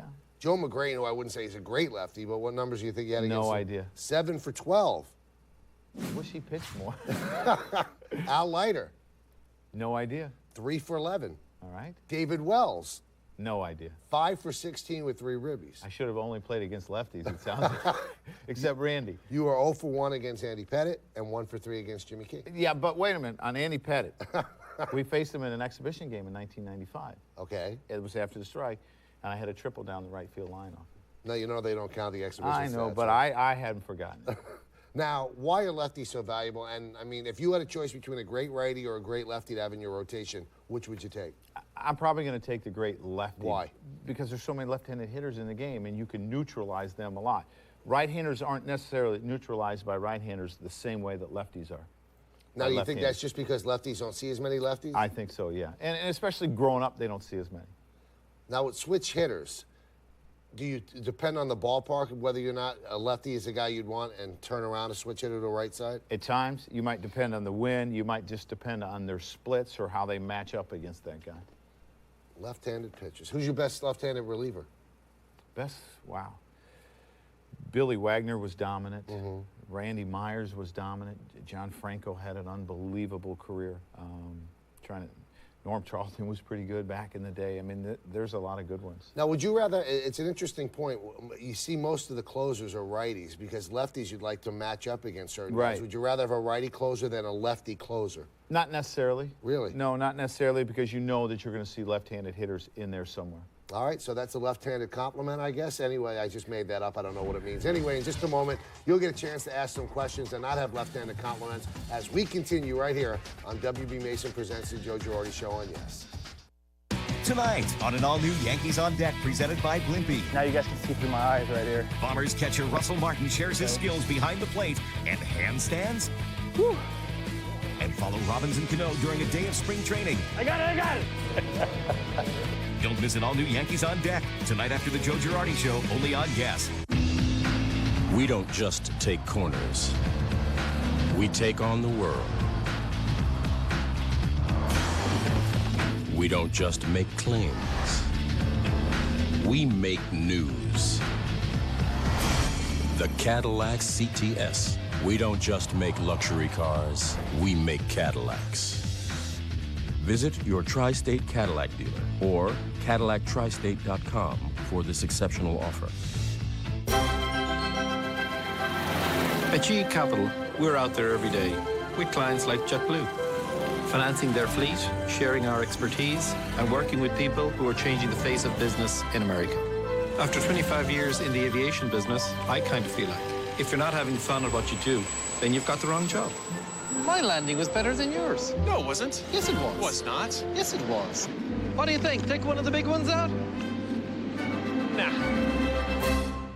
Could switching to Geico really save you 15% or more on car insurance? Do dogs chase cats?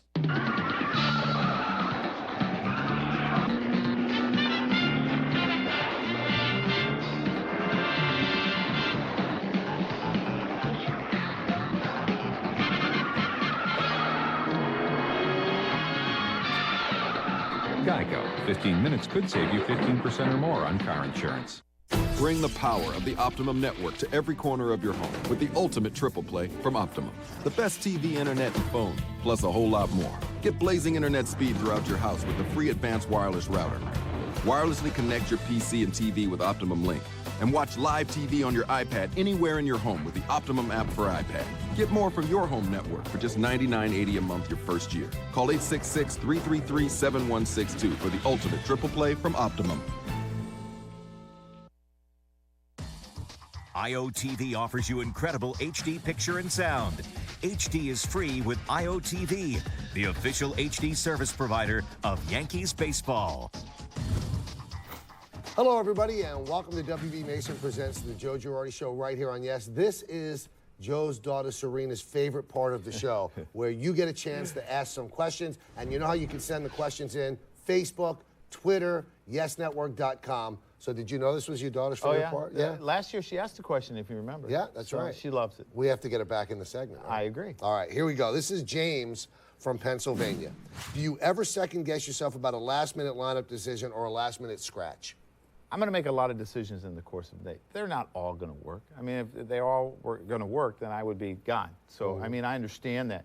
And late-minute scratches, I mean, sometimes they just happen. Guys who physically can't go that day. Does it chap you when you put all the numbers and all the information you have into making a decision, doesn't work out, then you have to go to the press room, and you have to have people just question it? No, it's part of the job. You get used to it. And, you know, the one thing that we have to do, there's a human element to all this. I mean, you could make the absolute right decision, and it could go wrong just because the guy makes a mistake in a pitch, or the guy swings at a pitch and he misses it. It just happens. All right, this is from Lisa Albanese via Facebook. Will you take us through a typical day for the Yankees manager when the Yankees are playing at home with a 7:05 start? Yeah, a typical day, Lisa, I usually get here 1:30. Sometimes I'll work out a little bit. I'll watch video of the opposing starter to make sure it's extremely fresh in my mind and what they like to do. We put the lineup together. I'll talk to my coaches about the lineup. And then the media day starts, 4 o'clock in the press room, and then I come in, I meet with John Sterling, I go out for BP, come back in, do one of my favorite things after BP, I eat. It might be my favorite thing of the day. What do you eat? Whatever we have cooked in there. Okay. And then I'll sit down, I'll do a little devotional just to try to get my mind right that day, and then go out for the game. What's it like talking with John Sterling for 4 minutes a day? I love it. I love when he comes in. John and I will move spots depending on how we're doing. You know, if we won a couple in a row, we'll stay in the same spot. And if we don't, John will move. All right. Now, this is from Philly NY Fan 23, sent it via Twitter. Hey, Joe, how is Phil Hughes doing? He's doing better. He has started his throwing program, so we're going in the right direction. He said he feels good. He said, you know, we're going to try to progress to get him off the mound. I can't tell you exactly when, but he said he feels better. But here's the weird thing. I keep reading him. I don't feel any pain. Right. He never felt pain, I thought. No, he really doesn't. But he just says he feels freer. His arm feels freer, and that could be the difference. All right, this is from Michael K. via me. Have you ever thought about batting Robinson Cano third because he might be your best hitter? I have talked about it, and we have talked about it. But here's the thing, that Tex and Alex seem to be on base at a pretty good rate. I mean, Tex's on-base percentage is .375, and it gives Robbie a ton of RBI situations because of that.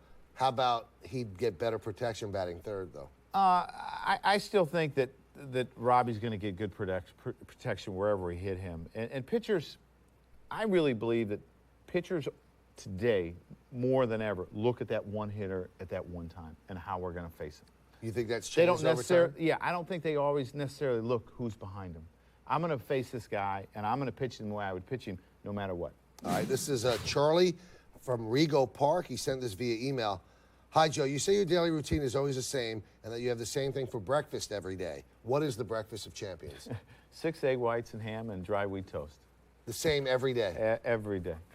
6 egg whites? Yeah. Is that a lot?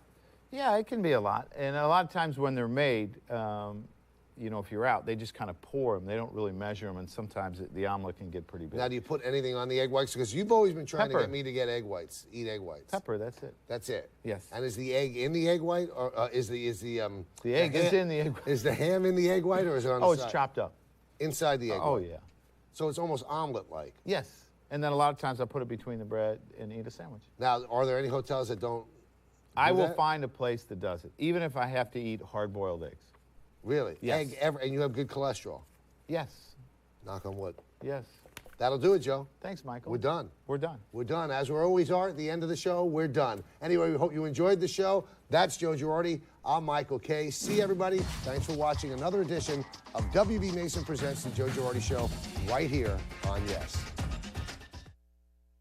When I'm working with Benjamin Moore, I feel unrestricted. Wherever I need a little light, a little life, a little jazz, I feel that I have a rainbow at my fingertips, and there's no limitation to what I can create of a room. Create your own design with Ben. It's eco-friendly and comes in every Benjamin Moore color, making fabulous style easy and affordable. And it's only available at your Benjamin Moore retailer, not at the big box stores. Capture any color and find its perfect match with the Ben Color Capture iPhone app. Download it today. I'm going to take y'all on a journey. We'll have a soul exchange. The critics are talking. John Leguizamo is hysterical, irresistible, brutally honest, ferociously funny. Oof, that's how I used to talk. Leg, north, south. We were so good I couldn't afford a TH. His best play yet. 3 stars. Intense, genius, pure emotion. He takes us way beyond laughter. John Leguizamo live on Broadway in Ghetto Clown. Special offers and tickets at ghettoclown.com. The following is an exclusive presentation of the Yes Network.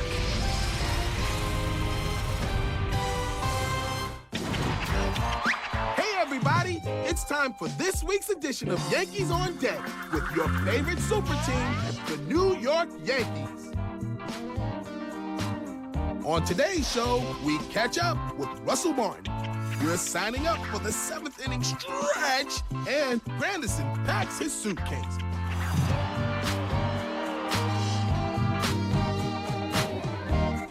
So get ready. Here comes Yankees on Deck. Hello, Yankees fans. Hola, ciao, konnichiwa, dobry den, bonjour. What's up, dude? Wonder why I'm saying hello in different languages? That's because on today's episode of Yankees on Deck, we're traveling the globe to check out baseball around the world. Many historians believe that the game of baseball began right across the river in Hoboken, New Jersey in 1845. However, if we trace it back, it was actually based on a game called Rounders, which originated in England. Today, baseball is played in hundreds of countries, and we're going to explore some of their traditions. So when we say take me out to the ball game, you better grab your passport and a suitcase because we're headed out to discover baseball worldwide. Before we pack up, though, we'll want to check in with Russell Martin with this week's skills. Skills.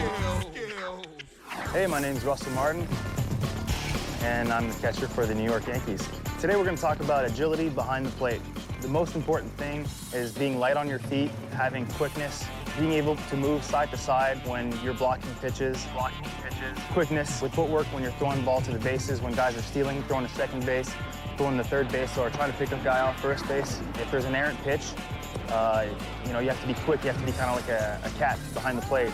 And your main goal is really to be like a wall behind here. Whatever you can do to keep the ball from getting by you, that's what you do, and you have to be quick to do that. There's 2 different positions. You have the crouch when there's nobody on base, and it's just a comfortable position where you just want to receive the ball coming in. And then when you have somebody on base and they might attempt to steal a base on you or try and get to second base, then you get in a little more athletic position. So your legs are spread out. You want to make sure that you're balanced, that you're not too far on your heels, and you're not too far ahead on your toes. Just in a comfortable position. Of the 2 positions that you can be in, obviously my favorite is when there's somebody on base, so it's the athletic position. There's a lot more action when there's guys on base. There might be stealing, or the blocks that you make are more important because it can keep somebody from getting an extra base, and that's why I enjoy it. So here it is. For my reaction time, what I did is really volume. Just you have to practice a lot. Your eyes have to get used to seeing the ball out of the pitcher's hand. You get so good to a point where you can see the rotation of the ball. There's a certain window. Every pitcher has a window where the ball comes out of, and you try and pick the ball coming out of that hand. As the ball is getting closer to you, you can tell if it's going to hit the ground, if you need to get in block position. Really, it's just practice. When I first started, I wasn't very good. It took me about 3 years to get comfortable behind the plate. So just stay with it. It's not the easiest thing in the world, but if you stay with it, eventually it'll come to you. Practice, practice, practice. Yankees catcher Russell Martin was born in Canada, and that seems like a great place to stop on our look at baseball around the world. Our hockey-crazed neighbors to the north are also fans of baseball. Canada hosts the Toronto Blue Jays, and there are more than a dozen Canadians in the majors, including the reigning National League MVP, Joey Votto of the Cincinnati Reds. Don't forget the Blue Jays, one of my former teams, has won 2 World Series. I'll figure out where we're headed next. In the meantime, why don't you take a peek at this week's mailbag with A-Rod.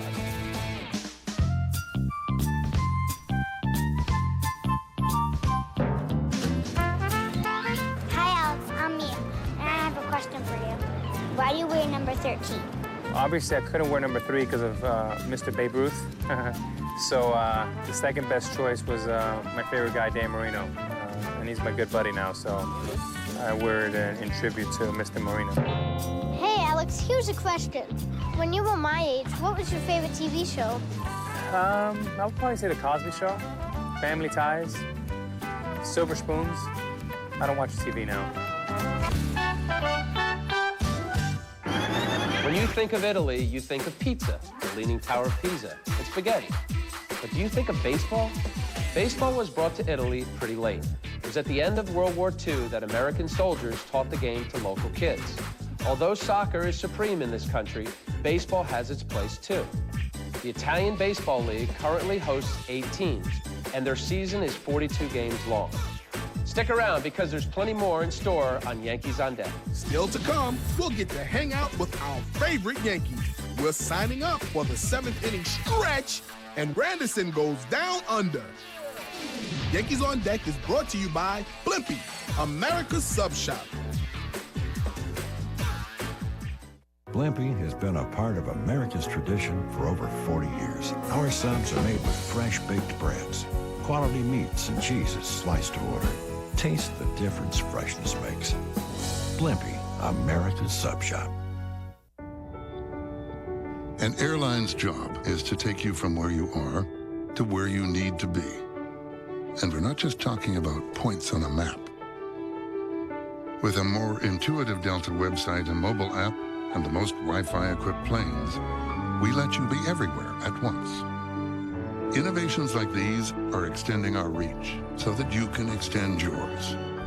And now, even at 30,000 feet, you can still touch the ground.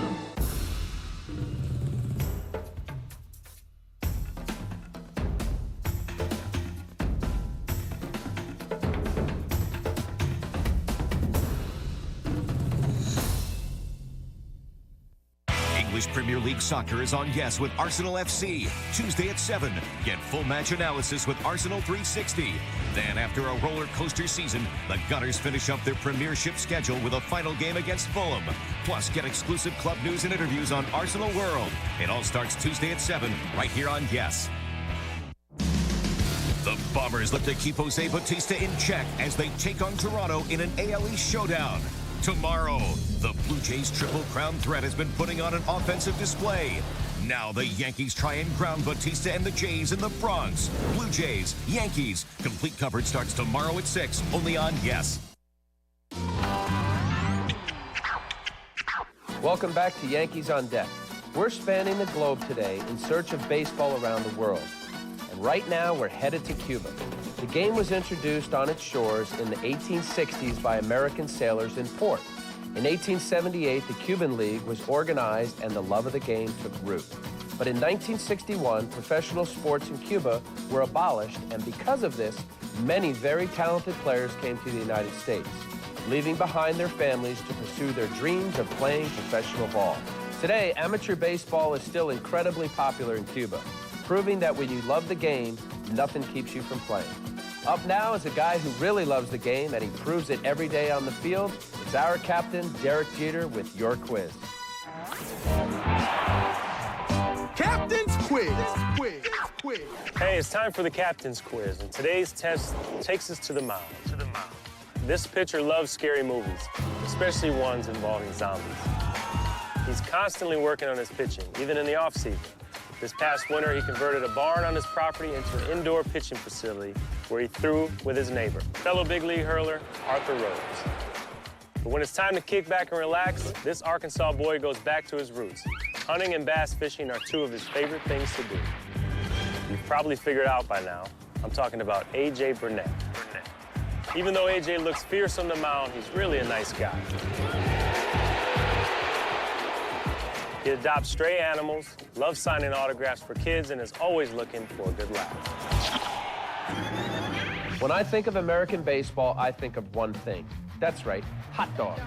While you might be sitting in the stands at a game munching on a dog here in the U.S., in Venezuela, you might be eating plantains. And if you were in Japan, a bento box or ramen noodles are common fare. Just a little something to chew on as we watch this week's scorecard. Scorecard. Mark Teixeira, first baseman, New York Yankees.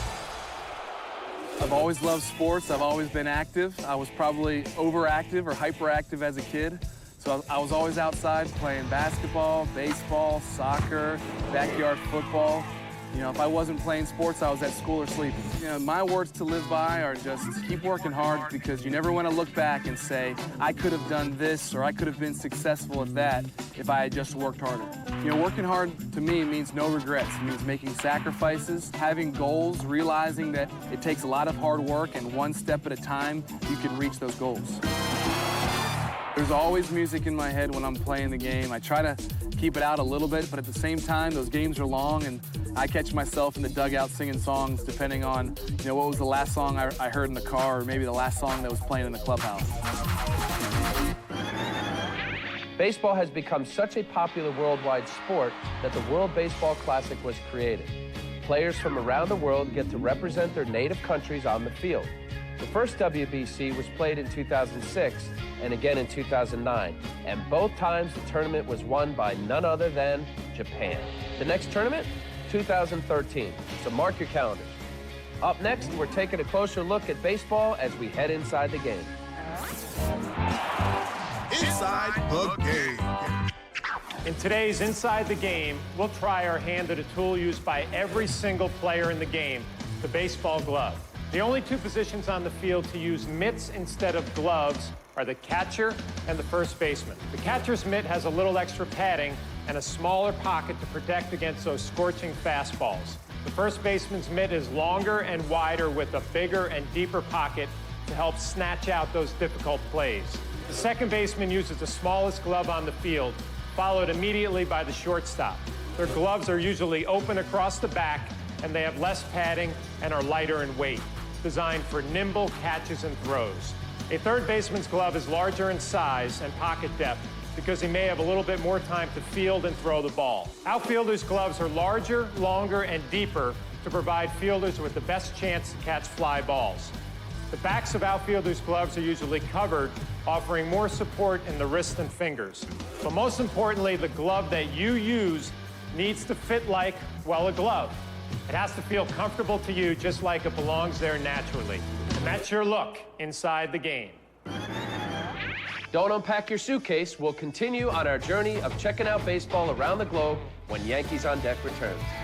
Yankees on Deck is brought to you in part by Ford. Check out the best-selling vehicles in America. Drive one at your Tri-State Ford dealer.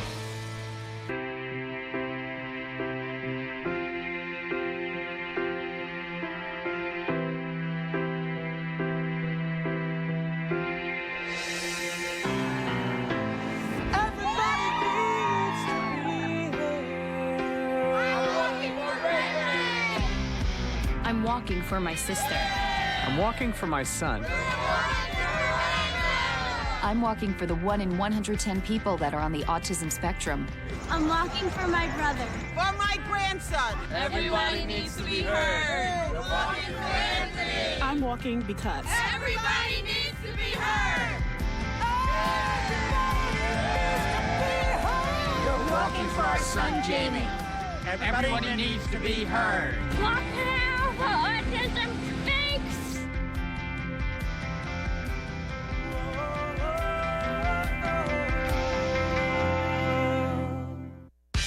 YesNetwork.com has given the fans a voice, and we want to hear from you. Send in your questions and have them answered on shows like The Joe Girardi Show or Yankees Extra Innings. This next question is from John via Facebook. Friend us on Facebook, follow us on Twitter, and become a part of the action. Our network has never been more social. Here at Yes. All season, Kia Motors presents Wednesday Night Baseball on Yes. With long drives, speed, power, and performance, getting there just got a lot more fun. Wednesday Night Baseball on Yes, presented by Kia Motors. Visit your Tri-State Kia retailers or kia.com. Juicy Johnsonville sausage, made with only premium cuts of pork since 1945.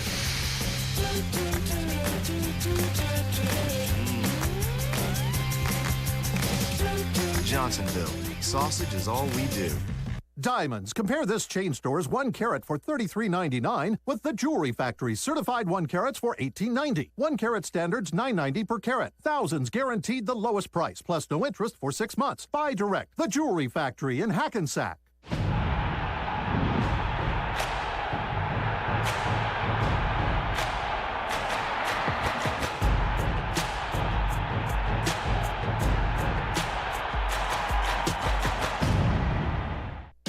Off-season is always on with new episodes of Yankees Magazine. Get insider access to all the off-the-field happenings of the 27-time world champs. Only on Yes.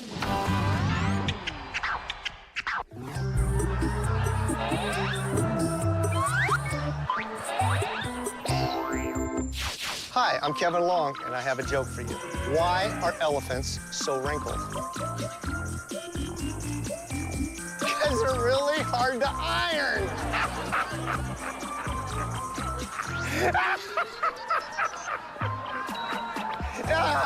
That's too much. I'll tell you what. I'll have another one for you another time. That's it. One for today. That's it. That's all I can do.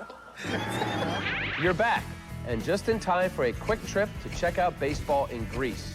Yes, Greece. The league's inaugural season began in 2000 in an effort to prepare for the upcoming Summer Olympics in Athens in 2004. How did the Greek team do in the Olympics? Well, they tied Italy for last place. I guess they could use a little more practice. Up next, a signature piece as we head over to the 7th inning stretch. 7th inning stretch! Hi, I'm Kristen, and on today's 7th inning stretch, we have a great day planned for you. We're here at George M. Steinbrenner Field, and we're going to be hanging out with Yankees players, Yankees legends, and the fans. It's a day you're not going to want to miss, guys. Come on, let's go. Are you guys having fun so far? Oh, yeah, definitely. Whose autograph are you looking forward to getting? Jeter, probably. Jeter? Swisher. Swisher. What about you? Jeter. Jeter? So Jeter's the man. A little Swisher on the side. All right. What is the strangest thing you've ever signed or been asked to sign? Oh, people can come up with a lot of things. Some things you say no to. Golf balls are very difficult to sign. Are they? I would imagine. Do you practice your autograph? No, I don't. You don't? You get plenty of practice. You do? Yeah. All right. Have you been asked to sign a car? Yes. A car? Yes. Have you been asked to sign an airplane? I have signed an airplane. Really? I wasn't asked to, but I did it. Let me see it once you sign it. That is a nice autograph. Yes. Has your autograph changed from when you were a player to now at all? I used to sign a writ. And people just started saying, hey, sign a goose. Do you enjoy signing the autographs for the fans? Yeah, I do. Is there something strange that you've been asked to sign? What is it? Stuffed bear. A stuffed bear you were asked to sign? Was it hard to sign that? Stuffed bear, yeah. I was told someone had signed a bald head today. No, I don't sign people. You don't sign people, just objects. Baseballs, yeah. And do you sign your number on the autograph? You do not? No, let's say I... Check out his autograph, guys. Are you gonna get Boone's autograph? Yeah. Should we see how well he autographs the ball? Yeah. All right, we're gonna pretend like he's in school, and you're gonna grade his autograph, okay? All right. What do you think? A. All right, have a high five. Yeah. Thanks, Steven. That's a pretty good one. And the number's on there. What kind of day is this here today? Oh, this is a great day. This is an opportunity, their first spring training, and some of it is is overwhelming for them. But I think long time, when they're 50, 60, 70, they're going to look back and say this is a great moment. So creating memories is really what it's about. Who are you waiting in line for? Right now, we're waiting on A-Rod. Can you tell me why it's important to hold it on the seams? That's how I should hold mine, right? Smudge. It'll smudge. You got to be very delicate. Do you collect autographs yourself? I do not. Have you ever been asked to autograph something crazy? Yep. What is the craziest thing you've had to autograph? I can't tell you. What is the craziest thing you've been asked to sign? I signed somebody's forehead one time, which You I thought did? was pretty cool. I've gotten a couple of those I got right on that. Have you ever been asked to sign a car? Yeah, I signed a car before. Okay. Signed a guitar. Excellent. Any money? Yeah, I've signed money. What's the biggest bill you've signed? Oh, just $1. Just $1? I'm just a dollar guy. Good. I know you sign a lot of autographs. How has your autograph evolved over the years? You know what? It's been pretty consistent. Has it? Pretty much since I was a rookie, I had the same autograph, which is good because anyone who's had my autograph, for the last 10 years, it's been the same. So have you practiced your autograph a lot? Have I practiced? A few people might ask you for your autograph, right? Here and there. Here and there, you get a few. All right. Of course. Do you get asked to sign jerseys a lot? I do. Jerseys are fun, You can wear them, and it's also a collectible. Right. All right, I guess it's time to sign off. But thanks for joining me on this episode of Yankees on Deck, and we'll see you next time. When we return, we're wrapping up the show with our fitness tips and we'll take you out of the park. Yankees on Deck is brought to you in part by Delta. Keep climbing. Hi, I'm Mark Teixeira, first baseman for the New York Yankees and proud supporter of Harlem RBI. Harlem RBI provides more than 1,000 kids with a chance to play, learn, and grow on and off the ball field. This season, I'm stepping up to the plate to build a home for Harlem RBI and its dream charter school, and I need your help. Join my dream team by making a donation to this great cause, and you can have a chance to be my personal guest at Yankee Stadium. Support East Harlem Youth and donate today. You're watching Yes, home of the 27-time World Series champion New York Yankees.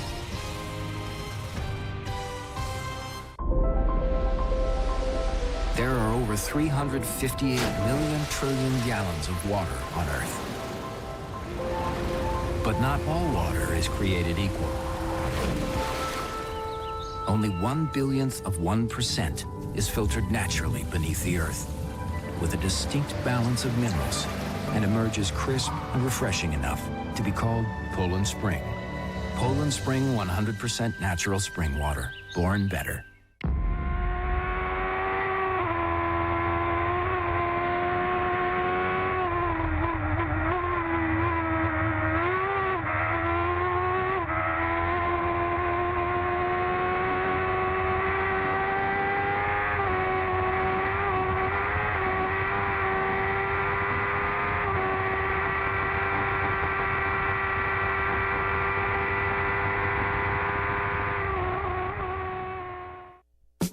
It's an event so big, we couldn't keep it all inside. Nissan's National Tent Event is back.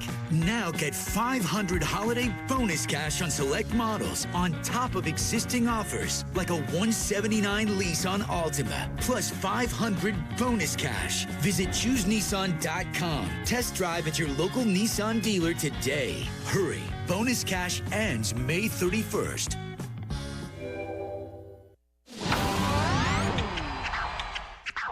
Welcome back to Yankees on Deck. We're traveling the world looking at baseball in other countries. In countries with warmer climates like Puerto Rico, the Dominican Republic, and Venezuela, baseball is played over the winter. Many of these winter leagues see MLB players honing their skills in the off-season.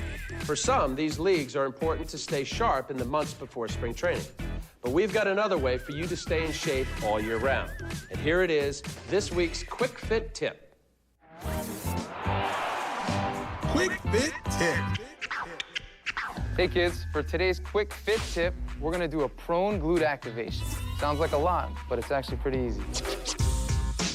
Let's start with what is a glute. A glute is your butt. Wait a second. Are you allowed to say butt? Yeah, we can say butt. Butt's good.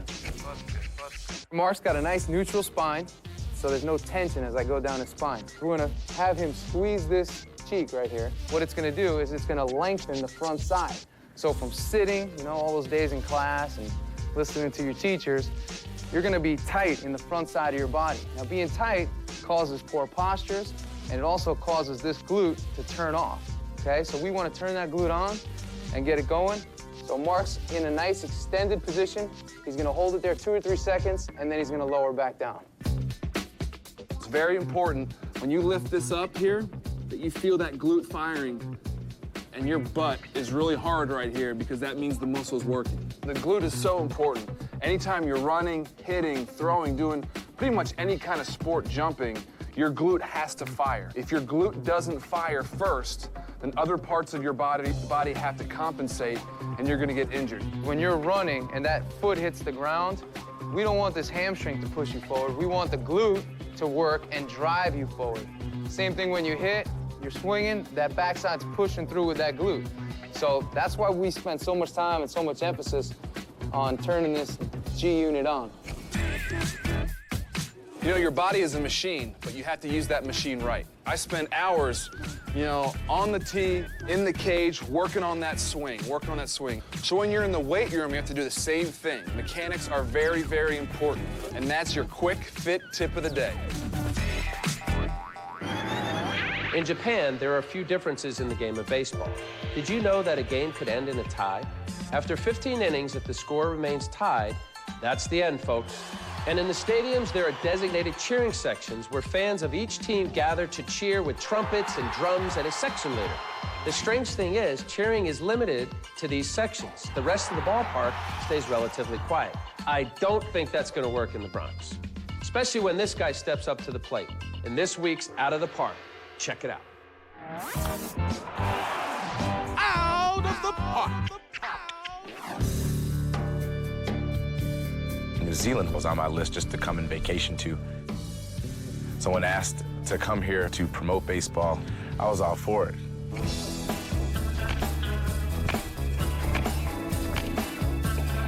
For places like here in New Zealand, places I've been sitting in the past, China, South Africa, and throughout Europe, baseball, it hasn't picked up yet. So I come in as an ambassador, per se, to help spearhead and keep things moving forward. 1, 2, 3. There we go.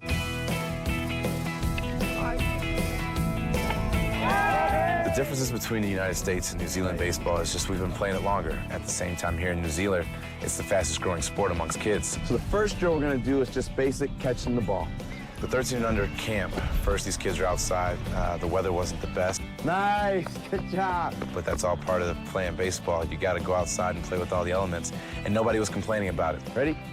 Go. So we had a nice range of kids, both boys and girls, that were interested in playing the game and interested in wanting to be better, and had a lot of fun doing it. Nice. Look at the camera. 1, 2, 3, run!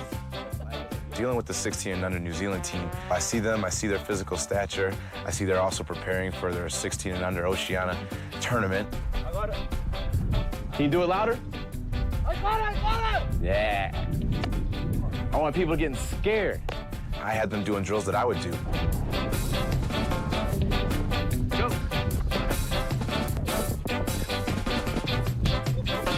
He's quick. Excited about how day one of the tournament ended up going.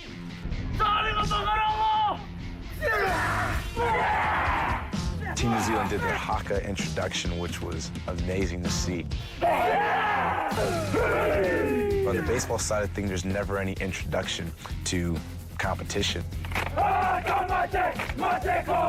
All eyes were focused on it. Even the opposing teams came out and were ready to see it.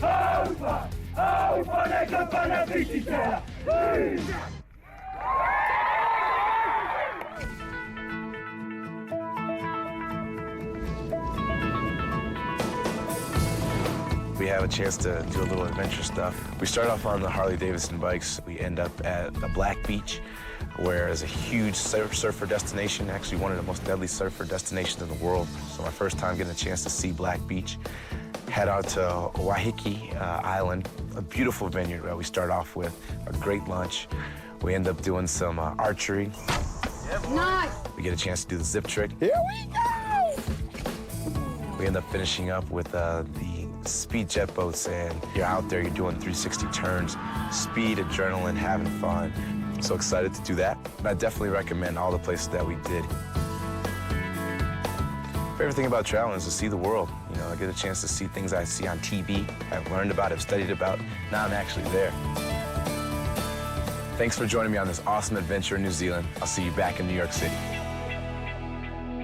I hope you enjoyed taking a look at baseball around the globe with me today. It's obvious the game is loved worldwide, but in the end, it's always good to come back home. Maybe I'll see you soon at the stadium, but I'll definitely see you next week on Yankees on Deck. Yankees on Deck was brought to you by Flippy, America's Sub Shop.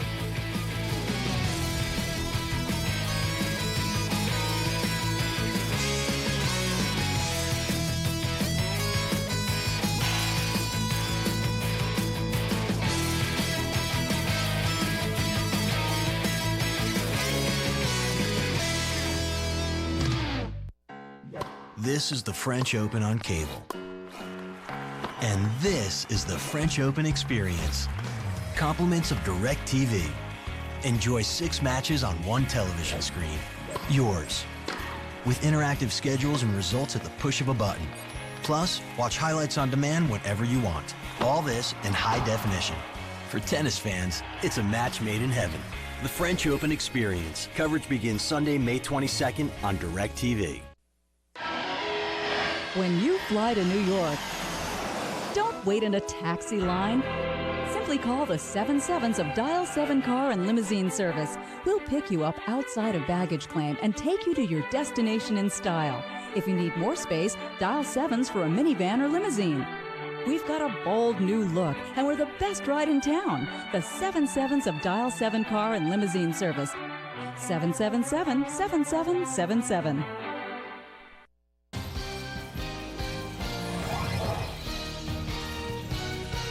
GMC presents Center Stage with Michael Kay. Now, here's your host, Michael Kay.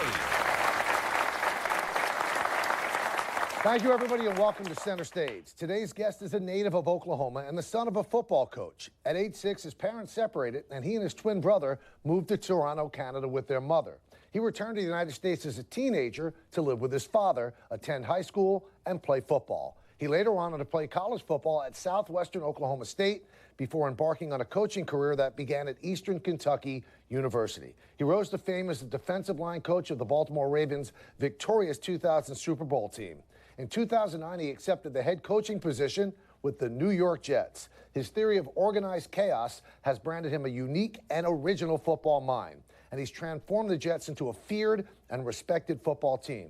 Never shy, his straightforward, no-nonsense style has made him the coach players want to play for. His new book is Play Like You Mean It, Passion, Laughs, and Leadership in the World's Most Beautiful Game. Please welcome a man who will always tell you what's on his mind, the head coach of Gang Green, Rex Ryan. All right. How you doing, Mike? What's up, Coach? Good seeing you.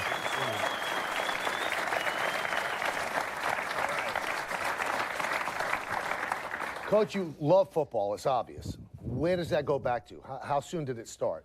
I tell you what, it's, you know, when you're a kid playing and all that kind of stuff, you know, I just love the game. And then really, I think I knew I wanted to be a coach when, you know, I would see my dad, like even after a loss, he couldn't wait to get to work the next day. And I never saw him go to work with like that look on his face that he was dreading it. I love sports, all that kind of stuff, and it was just a natural thing. You know, I was actually a better baseball player than I was a football player, but I knew I wanted to coach football.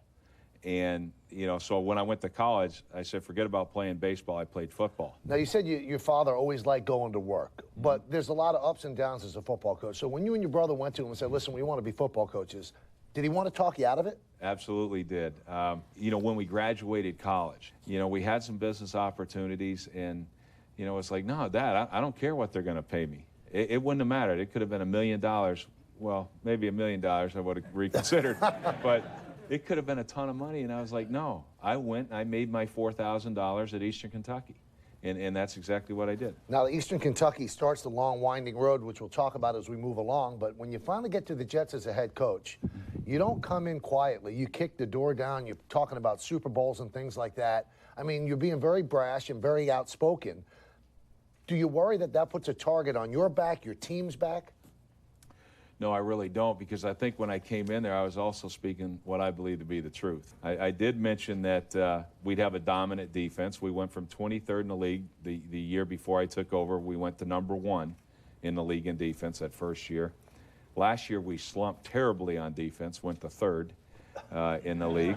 And then offensively, I wanted a ground and pound mentality. We led the league in rushing. I wanted a physical football team that can win in December and January, and that's the type of team we have. Now, obviously, since you've taken over the Jets, they've been to 2 AFC Championship games, and you've done a great job. But because of your obsession with the Super Bowl, it almost looks like it's a failure, and you're not getting the proper credit for the job you've done with the team. Does that bother you? No, not at all. I mean, I do feel like a failure because I want to win a Super Bowl. This organization wants to win Super Bowls. Every person in our organization feels the same way. And so the thing, like, I think it takes away from the game if we have any other goal. Because winning a Super Bowl, that's what it's all about.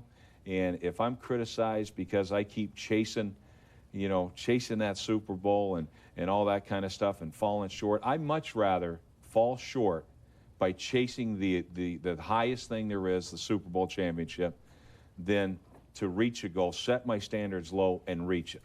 And that's just the way I feel. That's the way I am. So you could have actually managed the Yankees. Because that truthfully is the Yankee way of business. You know, there's one mission statement, and that's to win the World Series. And if you don't win it, then you failed. I agree with that. All right, now Play Like You Mean It is your book. You wrote it with Don Yeager, who's a longtime sports biographer. What's it about?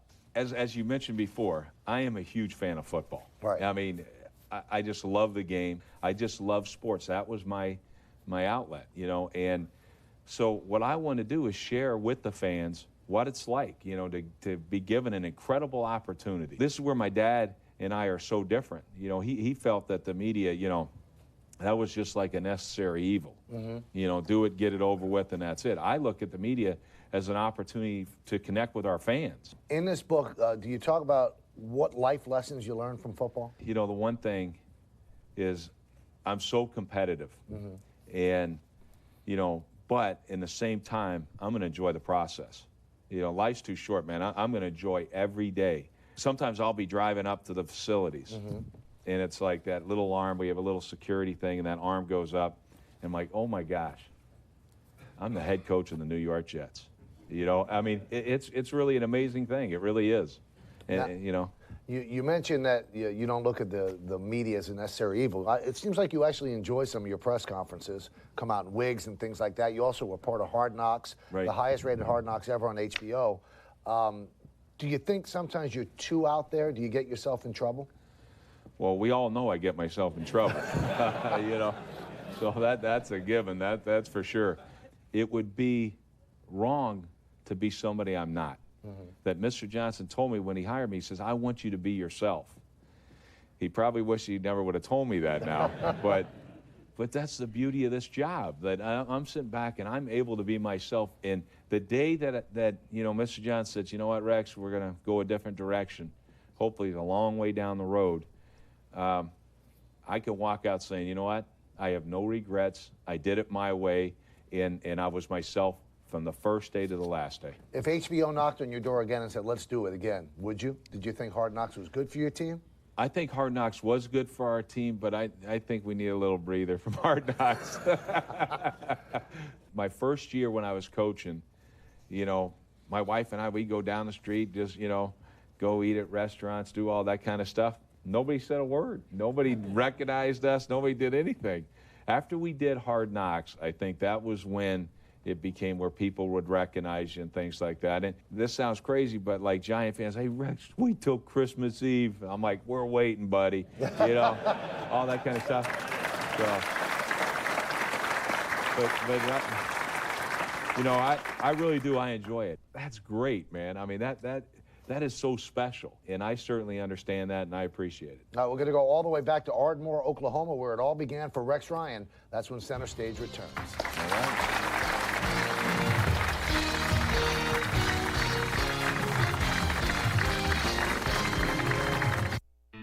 We imagined a crossover that was more capable and fuel efficient. We gave it better highway fuel economy than Honda Pilot or Toyota 4Runner. In fact, we engineered the GMC Acadia with better highway fuel economy than any other 8-passenger crossover. We thought smarter, but we didn't stop there. And now lease this 2011 GMC Acadia for $299 per month.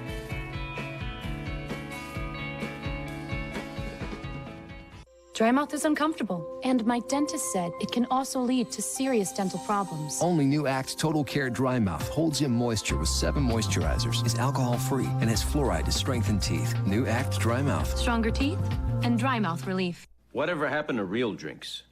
They used to be real liquor in a real glass. Now it's cocktails called Razzle Squatatinis and who knows what. This cocktail's called tequila. 1800 tequila.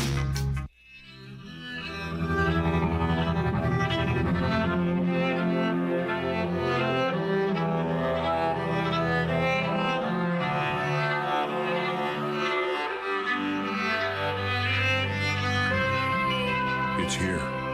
The fastest, biggest, most fuel-efficient car in its class. Find your Audi at Audi of Mendham and Audi of Bernardsville or online at AudiExpress.com. Vlogs, interviews, highlights, and pie. Join the conversation today, only at YesNetwork.com. Welcome back to Center Stage, everybody. We're talking with the head coach of the New York Jets, Rex Ryan. Okay, so you're 6 years old. Your mom and dad separate. How does that affect you and your brother, and where do you guys go to live? Go to, we're staying with our grandmother until my... This is in Oklahoma? In Oklahoma, Ardmore, Oklahoma. And my mom goes to the University of Chicago. She gets her PhD. Did you know what divorce was when you were 6? Did you process it? No. And you know what? I think being at that age, you know, the football thing and all that stuff, your dad's not always there anyway. Okay. And so we'd stay with our grandmother and all that. So I think it probably affected my older brother more than it affected my twin brother and I. You know, we were so young, we never, you know, we were just wanting a snack, you know, but really it was... When did you go to Toronto? You know, we moved to Toronto after my mom got her PhD. And the thing that was odd for us at first was that, you know, what is this stuff on blades and all that stuff? I mean, everything was hockey. You know, there was really no football. You know, what we did is we had to teach ourselves how to play hockey. Did you see your dad a lot? We did. We would come back and see my dad. He was coaching. Later, he gets the job with the Jets. We used to come out and, you know, on Thanksgiving, we go to Macy's Days, you know, parade. They had a place, and we'd see all the floats and all that. And it was our highlight of our year. Do you remember Super Bowl III at all? The Jets winning? I do. You do? Yeah. How we old were were you down at there. that point? I think it was 7. Okay. There's actually a picture of us on the beach where, you know, like jogging on the beach with Bill Mathis. And, you know, so that's kind of funny. Did you know Namath at all? Oh, yeah. Well, sure. Knew Namath. I don't think he knew us, but, you know, we certainly knew Joe Namath. But the thing I remember most about that game, I never knew how big the game was, Super Bowl or whatever. It was just a game that we're going to see our dad's team and all that stuff. But I do remember Matt Snell, for whatever reason, running over Rick Volk. All right, now your twin brother is Rob.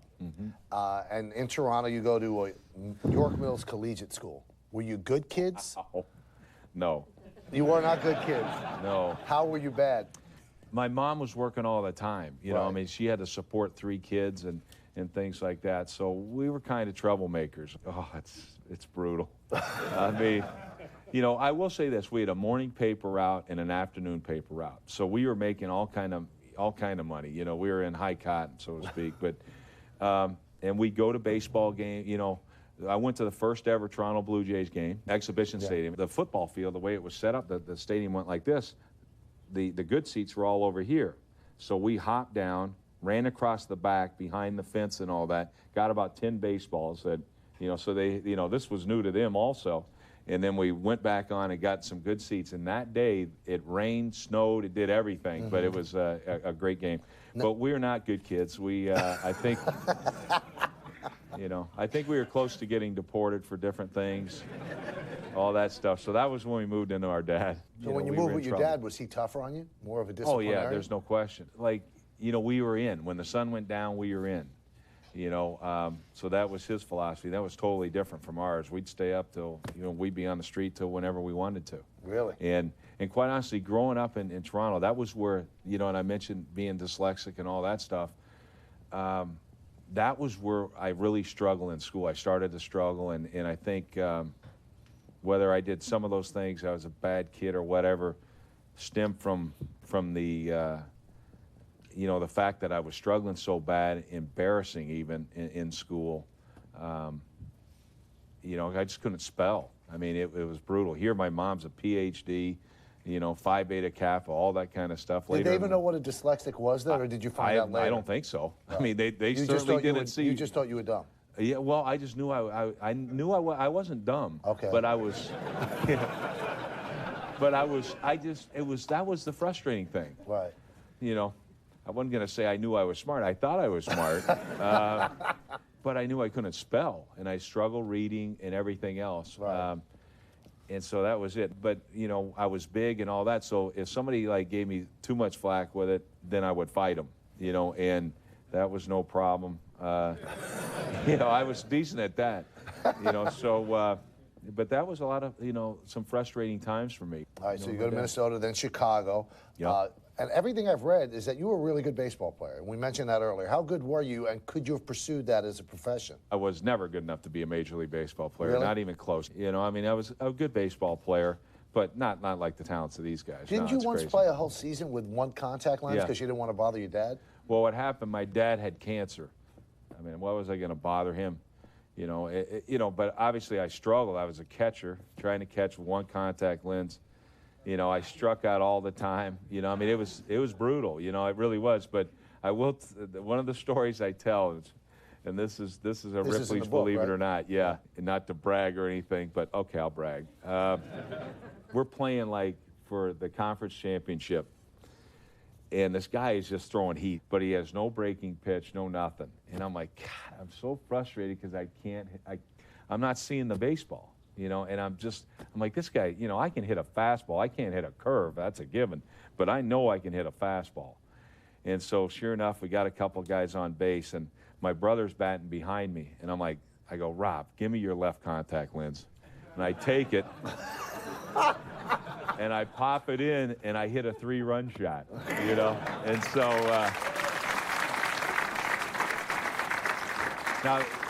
Now, the rest of that story is funny because when I come back in, my brother said, I go, here, you want it back? He goes, I'm going to strike out anyway. Now, from everything I've read, Rex, you didn't have a lot of self-confidence in high school, but then I read a story that you dated a 20-year-old Playboy playmate at that time. Right. How does this happen for a guy who doesn't have confidence? That one's really Ripley's. You know, no, I had confidence, just not in school. So what was your pickup line? Oh, it's the worst ever. You're going to make me say it. Well, you're going to help people. All right. I don't think this You're is a going to help. coach. All right. We were at a roller rink, and I just came over to her, and I said, you know, you must be from heaven because you look like an angel to me. Now, this might be the most embarrassing moment I think I've had. And it worked, though. It worked. I don't understand it. It worked, and you know, we dated for a while, and I knew I wasn't, you know, she was way out of my league, and but you know, I went on to college and no problem. Now, your dad didn't seem like he had the greatest relationship in the world with the head coach of the Bears, Right. Mike Ditka. What did you think of Ditka? I thought he was fantastic. Was he nice to you? He was always nice to me. I think what happened is, initially there was some jealousy on my dad's part. He was stepped over by Mike Ditka to come in. He had been a defensive coordinator for many years and had done a great job for the Bears. You know, it's funny how it comes back full circle, doesn't it? 'Cause Yeah. the same thing happened to me in Baltimore. But so I think there were some jealousies there initially. And I don't think Ditka was too fond of my dad because he had to keep him. If he wanted the job, he had to keep my dad and his entire defensive staff. So I think there was, you know, they were butting heads initially. My dad coached the defense, Ditka coached the offense. That's the way Mr. Hallis wanted it. And your dad got carried off after the Super Bowl, too. Sure did. Kinda The neat. only assistant coach ever in the history of the game to be carried off. So that's something that you know, I'm really proud of. The other thing I'm proud of is that Dick and my dad, you know, kind of made up just recently, you know, a year or so ago. And so their relationship's actually better now than it was when they were coaching together. That's cool. Yep. Well, when we return on Center Stage, the Ryan brothers go to Southwestern Oklahoma State University to play football. All right.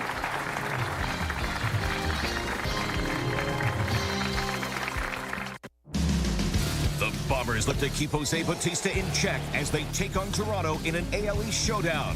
Tomorrow, the Blue Jays Triple Crown threat has been putting on an offensive display. Now the Yankees try and ground Bautista and the Jays in the Bronx. Blue Jays, Yankees. Complete coverage starts tomorrow at 6, only on Yes.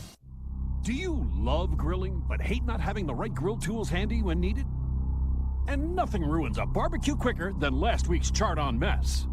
What if you had one tool that made grilling easy and fun again? Introducing the amazing Grildini, the revolutionary new all-in-one grill tool. The secret is Grildini's patented handle. With the touch of the button, Grildini lets you change from cooking to cleaning in a snap. Does this chart on gunky mess look familiar? Simply attach the scrub brush, push the spray nozzle, and let Grildini's powerful steamer blast it away. Grilling at night used to be a hassle, but now with Grildini's built-in high-powered LED flashlight, just push a button and cooking at night is a breeze. You can even remove the light from the handle and attach it to the grill with its powerful magnet. When done, simply detach and toss in the dishwasher. You can't do that with ordinary grill tools. The Grill Dini comes with a patented handle, dual-function spatula, scrub brush with removable cleaning head, LED flashlight, bottle opener, and steam cleaning system. You'd expect to pay $70 or more for a system like this. But through this special TV offer, you pay only $19.95. Act now, and you can get a free bonsai ceramic knife. Cut from diamond wheels, the bonsai knife is the sharpest, strongest knife you'll ever use. A $20 value, it's yours, free. But wait, if you call in the next 15 minutes, we'll add in the Glove Dini, made from silicone to withstand 500-degree temperatures. Another $20 value is also yours, free. Just pay separate processing and handling. That means you get the amazing Grill Dini, the bonsai knife, and the Glove Dini, a $100 value for just $19.95. Put the power of the grill in the palm of your hand with the amazing Grill Dini. Here's how to order. To order your amazing Grill Dini for just $19.95, call 1-800-572-6178. That's 1-800-572-6178. Or order online at grilldini.com. Call or click now. 1-800-572-6178.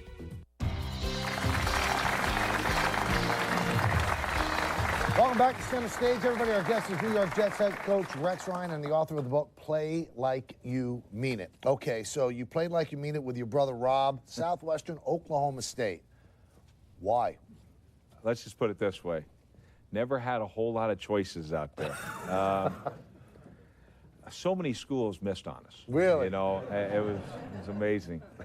But really, we were fortunate that, you know, the athletic director at the time, Otis Delaporte, you know, offered my brother and I a scholarship to get to Southwestern, and so we jumped at that opportunity. I think I might have been maybe a 200-pound kid. My brother was like 180, and so we went down there, and then the head coach was a guy named Bob Mazey, and I learned a ton of football under Coach Mazey. And then when we got there, you know, I told my brother, I said, hey, I'm going to hit the biggest dude I can right in the face the first time out, first drill and all that. Let him know, you know, we're from Chicago and this is who we are. So we got each other pumped up that first day of practice. Come through there's a guy named Richard Lockman there, and so I come in and I smash this guy right in the face. Then I get back in line. I'm feeling pretty good about myself. The guy looks over at me and says, hey, keep your hands to yourself. And I'm like, okay. The dude's like arms are this big. I mean, it was unbelievable. He was a former heavyweight boxing champ in Texas. I made a good move right then not to fight him. But so that's the way it was. Now, you played football there. You're with your brother. You're hanging out. But junior year, you met somebody very important in your life. Yeah, I don't know who you're talking about. No, I think you do. I met my wife. I mean, it's... How'd you meet her? Well, it was funny. My brother was dating her friend. I meet Michelle, and I'm like, wow, you know, this, I mean, she is beautiful, and I'm going to go out with her immediately. I set a date. She's dating some other guy, and I'm like, you know, forget that. You know, that guy's out of the picture. But I just knew right then, though, that she was special. She was, you know, she was fantastic. You thought you were going to marry her right away? I thought so. Now, she was the daughter of an Oklahoma highway patrolman, and that you got in a lot of fights. That's not good, right? That was a problem. Was Daddy not no liking doubt. you? No, he didn't, and the brother was worse. My brother-in-law's reaction was the one that set off my father-in-law first. You know, it's like, whoa, you know, what's wrong with this guy? Right. So he went through the list, and... but they love you now, right?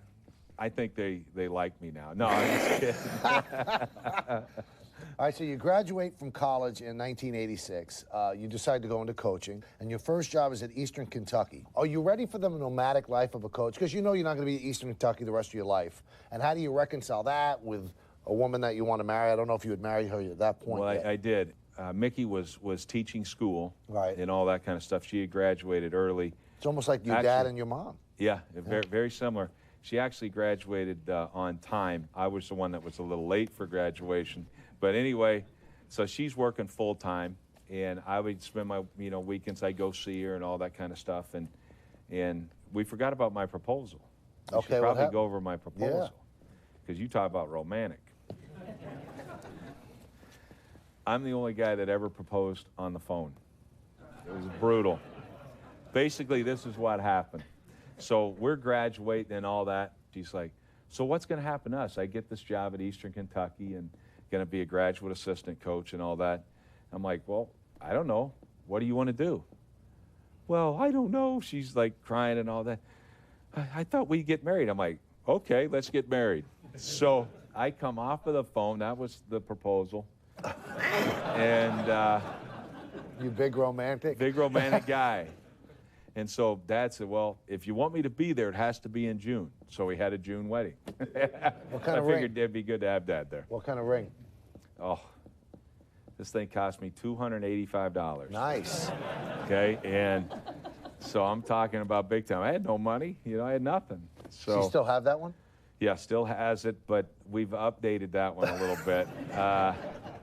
Cost a little more than $285. All right, so you spend almost a decade, Rex, in college football, and then you end up getting your first NFL job with your dad. How does it come about? Yeah, I actually never thought it would happen. This is in Phoenix. Yeah, in Phoenix, because, you know, the Oilers won 11 straight games. They lead the league in defense and all that. I'm like, Dad's, you know, going to get another head coaching job. He's already told me that I'm going to go with him.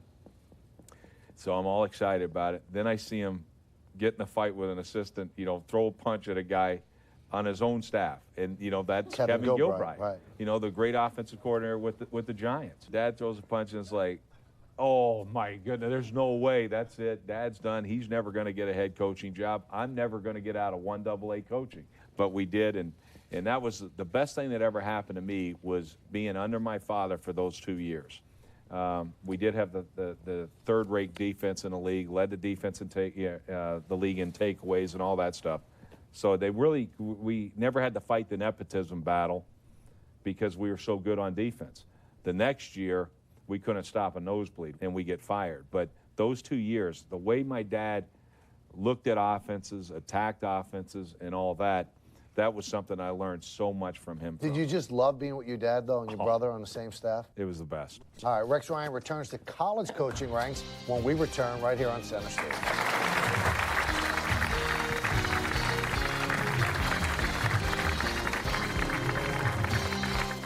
English Premier League Soccer is on Yes with Arsenal FC. Tuesday at 7. Get full match analysis with Arsenal 360. Then, after a roller coaster season, the Gunners finish up their premiership schedule with a final game against Fulham.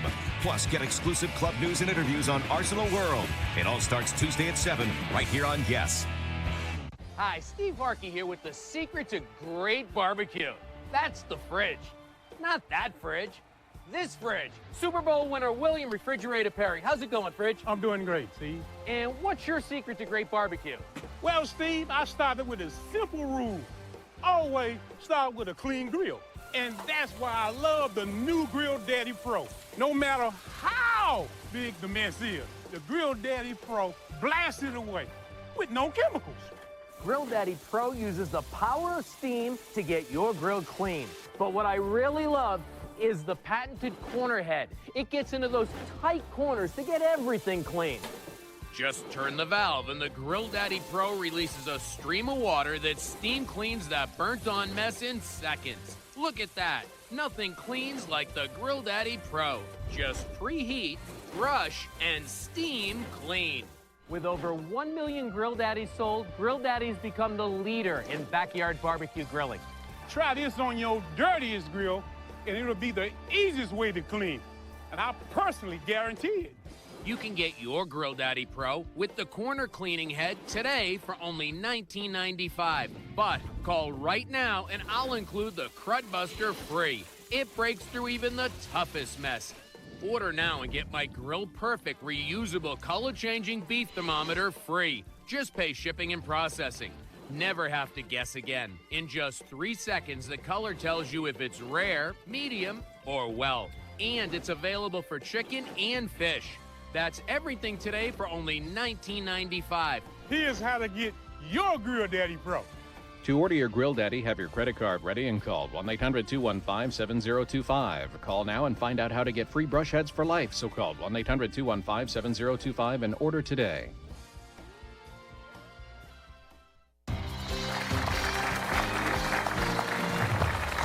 Welcome back to Center Stage. We are here with the New York Jets head coach, Rex Ryan. So let's go over your itinerary. Your father is gone from the Cardinals. you go back to college, a defensive coordinator at Cincinnati, then Oklahoma, and later Kansas State. Are you in your mind saying, all right, the NFL's not going to happen, I'm going to end up being a college coach? Well, you know what? I had a great opportunity. Rick Menner was the head coach at the University of Cincinnati, and he gave me an opportunity to be a coordinator. I had a chance to go as a defensive line coach at Ohio State University. When I came back from interviewing at Cincinnati, I'm like, the first team that calls, I'm gonna take. My wife is wanting to go to Ohio State so bad, and I'm like, the whole time I'm like, I want to be a coordinator at Cincinnati. So I'm like, all right, that sounds great. I'll be there tomorrow. She's smiling. Is it Ohio State? Is it Ohio State? It's Cincinnati. But anyway, we go there. It was fantastic. Rick Menner's a great football coach, and I'm proud of the fact that we were the first team at the University of Cincinnati's history to go to a bowl game in 50 years. You end up going back to the NFL in 1999, defensive line coach with the Ravens. You inherit guys like Ray Lewis and Tony Siragusa. How did the Ravens job come about? Brian Billick and I were on a tour doing these coaching clinics throughout the country. There's a little community in Texas that actually has the biggest coaching clinic in the country. There's like 10,000 coaches at this thing. I mean, it's unbelievable. So he saw me at that thing, and then later, Brian and I go do a clinic in Montreal, Canada. In the audience, I have like 3 coaches that are in my clinic. And then a fourth comes walking in, and it's this great big tall guy, about 6'6". And so I just start going, and I'm coaching and all this kind of stuff. Brian said that I was as passionate coaching to 3 people in the audience as I was 5,000. So to me, that he said if he ever had a head coaching job, that he would hire me because he knew I loved the game and I was passionate, you know, with the 3 guys and all that. And that's why I get hired by Brian Billick. Wow. I never even knew Brian. All right, your first year you go 8-8. The next season, which is 2000, the Ravens win 5 of their first 6 games. Then they win their last 7 games, and they win the Super Bowl against the Giants. What's it like to get that ring? You know what? I never realized I won that ring, according to Justin Tuck.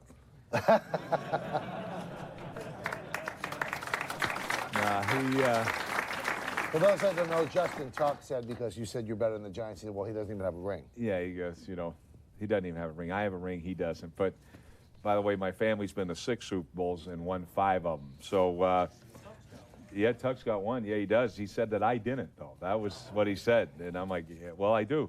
And I will say this about Justin Tuck. He was unblockable that game. He was absolutely unblockable that game. And I will say this, that Super Bowl year, I've been on a lot of great teams and all that, but it was like, as a defensive line coach, I was loaded. I would just go to the game like, I'd call my wife, all right, sweetheart, see you later. Well, we get to go kick somebody's butt here because you go out there and you knew that team couldn't do anything against you. The reason I think I chased the Super Bowl so much is because once you get a ring, you know, and everybody's like, how good is it? How great is it to win a Super Bowl? You can't explain it. It is unbelievable, the feeling of being called a world champion. And that's why I keep chasing that game. Now, the other day I saw you, Coach, and you had on the Ravens ring, and it's just humongous. Right. So I'm thinking, have you planned the Jet ring in your mind? Oh, it's going to be gaudy. You know, there's no question about that. Now, in 2005, you're promoted to defensive coordinator of the Ravens. And people say that's where your style as a head coach starts to develop. How important was it for you to get that coordinator job in the NFL? Well, it was really important. And quite honestly, Brian, who's a great coach, in the NFL, just because you have a chance to be elevated or get a promotion to another team. So I was a defensive line coach with Baltimore. I was given like 5 or 6 teams had called in trying to get me to be their defensive coordinator. And it kept getting denied by the Ravens. They would not let me go. And I just kept like waiting my turn. You know, they passed me over. Mike Nolan is our receiver coach. They give him a coordinating job without ever interviewing me. And Brian knows I want to be a coordinator. And I'm just like, you know, this is frustrating beyond belief to me. I let everybody know it. But then I went and I became Mike Nolan's best coach he ever had. I promise you that. But I had to get over it. Initially. And when Brian finally gave me the opportunity to become a defense coordinator with the Ravens, I was ready to go. I just needed somebody to say, okay, now's the time. All right, Rex Ryan finally gets a head coaching opportunity in New York. We'll talk about that next, right here on Center Stage.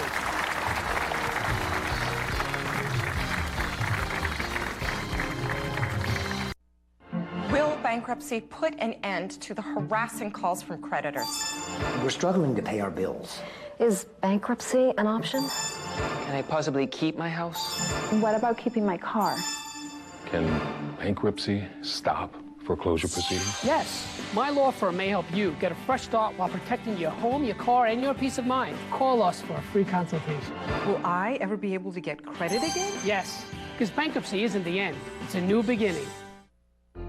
In today's economic times, are you struggling to pay your mortgage, credit card, or medical bills? I'm David Pankin.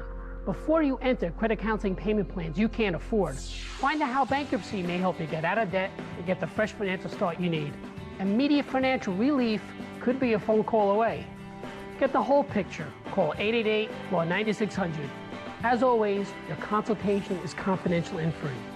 And remember, bankruptcy is not the end, it's a new beginning. This is Center Stage, everybody. Our guest is New York Jets head coach Rex Ryan. Well, you have an opportunity when Brian Billick is let go to interview for the Ravens job. You don't get that. Is that a real disappointment that you don't get that job and they give it to Harbaugh? Oh, absolutely. It was, I had interviewed at San Diego in '06. That was my first interview. There was like 15 openings. Then the next year I have 3 interviews for head coaching jobs: Miami, Atlanta, and Baltimore. And I can't get any of them. So it's What do you think it was? Well, there are a couple things. I think number one, I was myself in the interviews. I answered the questions honestly. And I think whether that hurt me or not, I don't know. Not the way you thought they wanted you to answer it. No. You answered the way you thought. Absolutely. Right. I wasn't going just to get a job because I want to get a head coaching job and then able to be myself. But yeah, there was times, once Baltimore never gave me the job, I was like, am I ever going to get an opportunity? But in the same time, and it was, you know, that was devastating to me because once you get to, you know, a spot, I spent 10 years there. I gave everything to that organization. And yet, when it came time to advancing to that head job and all that, I think they just looked at me as a defensive coordinator, and that's unfortunate. What clicked with the Jets when that interview came about? Right when I met Woody Johnson. That was it. I was actually 45 minutes late to the interview. Not recommended. What happened, though, I interviewed, because we were in the playoffs when I was with Baltimore, they only give you 1 day to interview. And so St. Louis had called first. They set up the first time, and that interview ran long. So I'm calling Mike Tannenbaum. I'm talking to everybody. I can't apologize enough. So I get in there. This was actually a good thing, though, it turned out, because Mr. Johnson was talking to Steve Bisciotti, the owner of the Ravens, and he was recommending me actually over Brian Billick, who was wanting the job as well. Why didn't he hire you himself? I have no idea. The reason I got the New York Jet job, there's 2 things. Number one, Woody Johnson had the guts to hire me, number one. The other thing is Mike Tannenbaum, Bruce Spade, our public relations director, gave Mike this idea. He says, why don't we have everybody, every department head, call every department head of the Baltimore Ravens. The reason I got the job is there wasn't one negative comment. And I spent 10 years there. All right, now when they finally call you, and you're probably waiting for a while, and they go, Rex Ryan, you're the coach of the Jets. Tears, what's it like? When I knew I was getting the job, it was after we lost, here it goes again, in the AFC Championship game to the Pittsburgh Steelers. So the emotions were unbelievable. I never knew whether to cry or do whatever, you know, so I was on the plane. I said my goodbyes to the team and all that kind of stuff. Appreciate all your efforts and all that kind of stuff without ever telling them that I was going to the Jets. All right, now, before you got the job, is it true that you had to undergo a psychological examination? Yeah, no. What you do is there's a background check on you. They check, you know, all these type of things. I did have a altercation when I was an assistant coach in Baltimore. Whether that kept me from being a head coach earlier or not. Checked out okay, but though. It checked out okay. Steve Yarnell gave me the thumbs up approval. You know, I'm blessed about that. All right, now, you get the job in New York. And one of the first things you say at the press conference, you're out there to kiss Bill Belichick's rings. Right. Kind of like firing a Scud missile toward New England. Why? Right.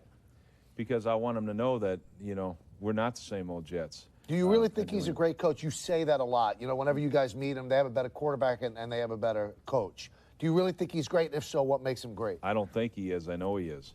This is the best coach that I've ever seen. Really? Yeah, I know the way he motivates his team, all these type of things. You don't luck into 3 Super Bowls.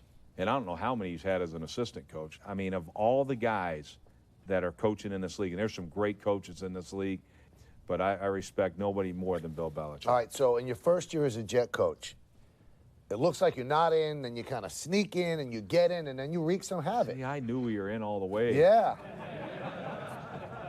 And you're in the AFC Championship game. Right. And they're in the Indianapolis Colts. And it looks like you have a chance to win. Right. And then you just miss, you lose 30-17. How good is Peyton Manning? He's too good.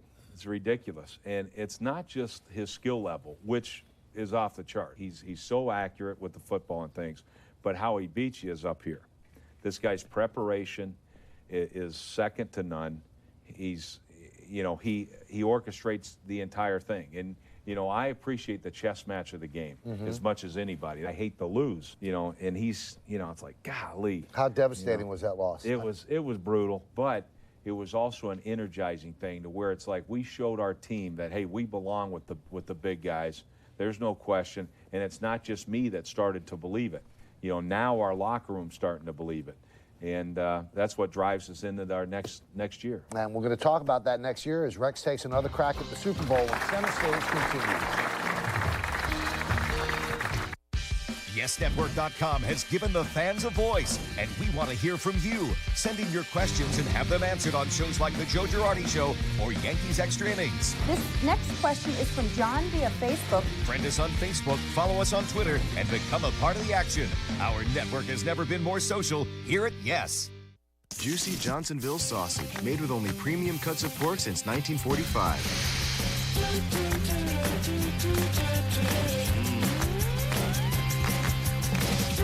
Johnsonville, sausage is all we do. Could switching to Geico really save you 15% or more on car insurance? Does the buck stop here?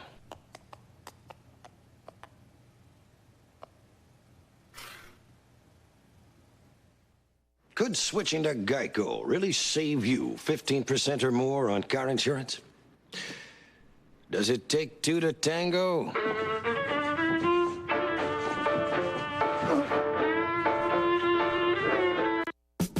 It's an event so big, we couldn't keep it all inside.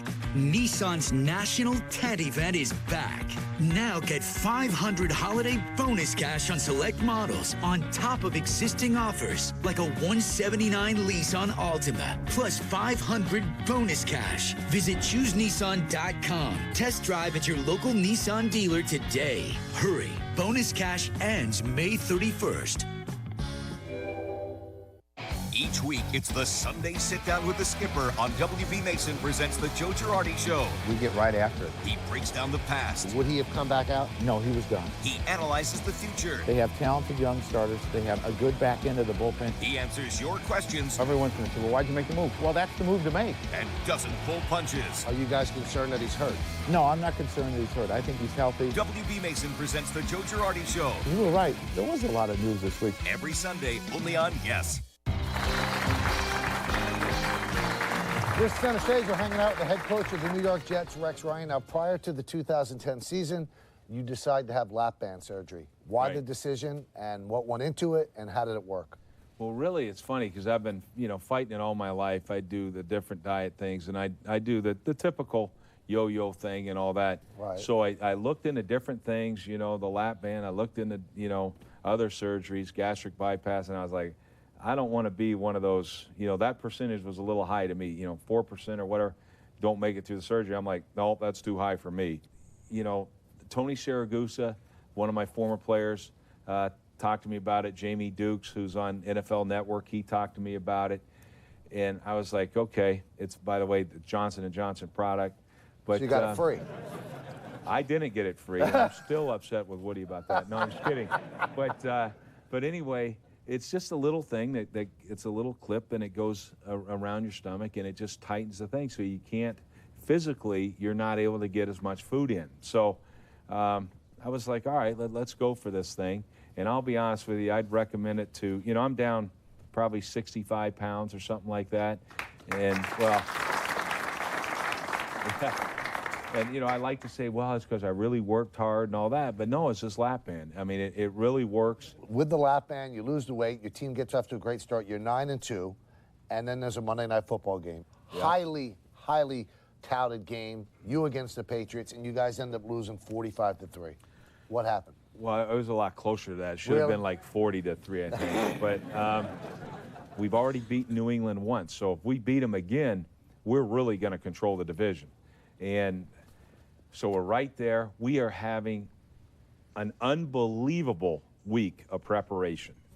And the last day of practice before we fly out to New England, Jim Leonard gets hurt in the last minute and breaks his leg. And we went from sky high, where our guys are like, we're not just going to beat them, we're going to whip them. I mean, that's how we were feeling. And then all the air came out. Well, you end up recovering from that, and you make the playoffs as a wild card. And then you've got a lot of demons that you have to face. Right. Okay? Peyton Manning, who you say it's personal, you end up beating him. And then it's the Patriots again. Right. How much did you want that game? Oh, Would you give it a pinky toe for it? Probably so, you know. I would say something, but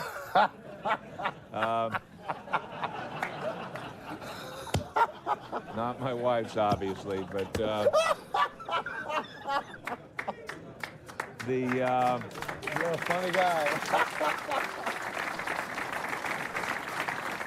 But you know what, we really wanted to, you know, to go into that game. We wanted to play that game again because we were embarrassed on national television.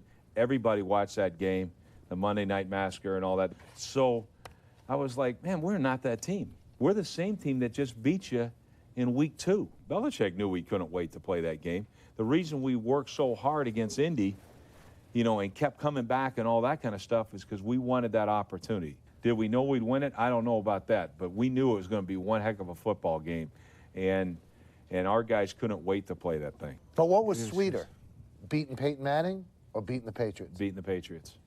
Yep, really? No question. Yep. As much as it was personal with the Peyton Manning thing, there was nothing like beating New England. All right, so you beat the Patriots, and then again, AFC Championship game. Yeah. You're against the Steelers, and you fall behind 24-0 at halftime. You know, we had some you know, good plays, you know, called and things. They executed better than we did, and you know, it's easy to look at, why didn't you do this? Why didn't you do that? You know, I guess that's also the beauty of football as well. Was the game lost, though, Rex, because there was so much emphasis put on the Patriots that possibly your team was flat in the first half? Was that their Super Bowl? I don't think it was our Super Bowl, but it was certainly close. But when we went out there, I think by saying that, you take away credit for Pittsburgh, because Pittsburgh deserved it. They were more physical than we were. All right, so you think that Manning's tough, you think the Patriots are tough? Well, Rex Ryan has to deal with hit and run next when we return.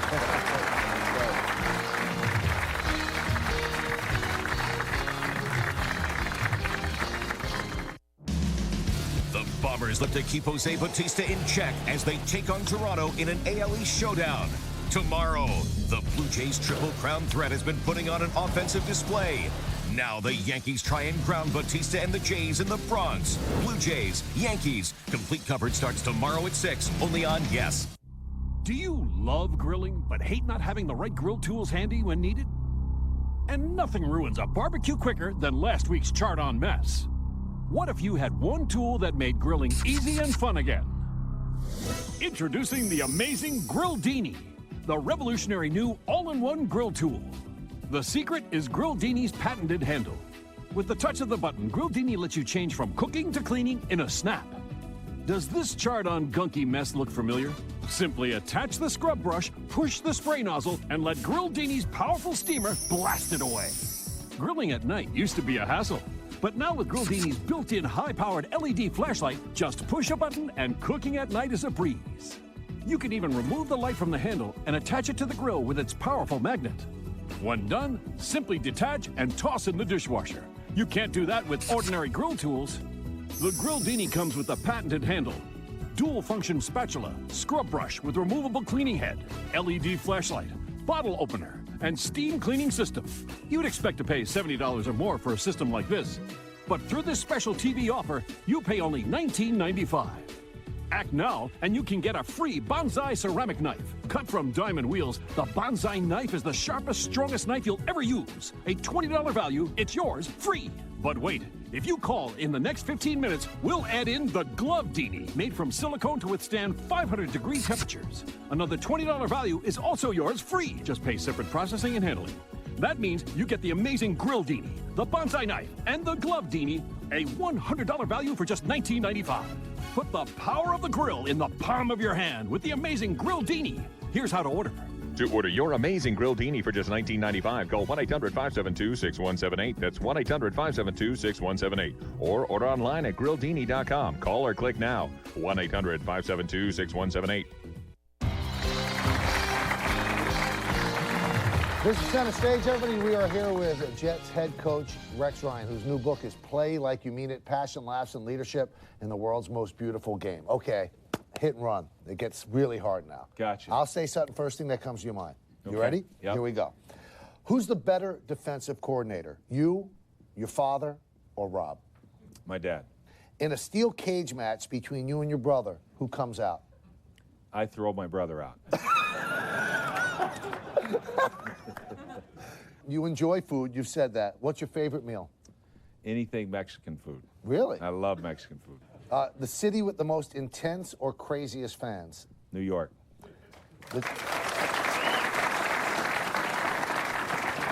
Best advice anyone ever gave you, and what was it? I think, you know, my dad, just be true to yourself. Team that you enjoy beating the most? New England. Best quarterback in the NFL and why? Can I go 1 and 1A? Sure. Peyton Manning and Tom Brady. But still, you take some shots at Tom Brady. And you Oh, still... yeah, I love doing that. I mean, look at the guy. You know, come up with something wrong with you, you know? A past defensive player you ever saw and would love to have on your team? Deacon Jones. If they ever make a film about Rex Ryan, who plays Rex Ryan?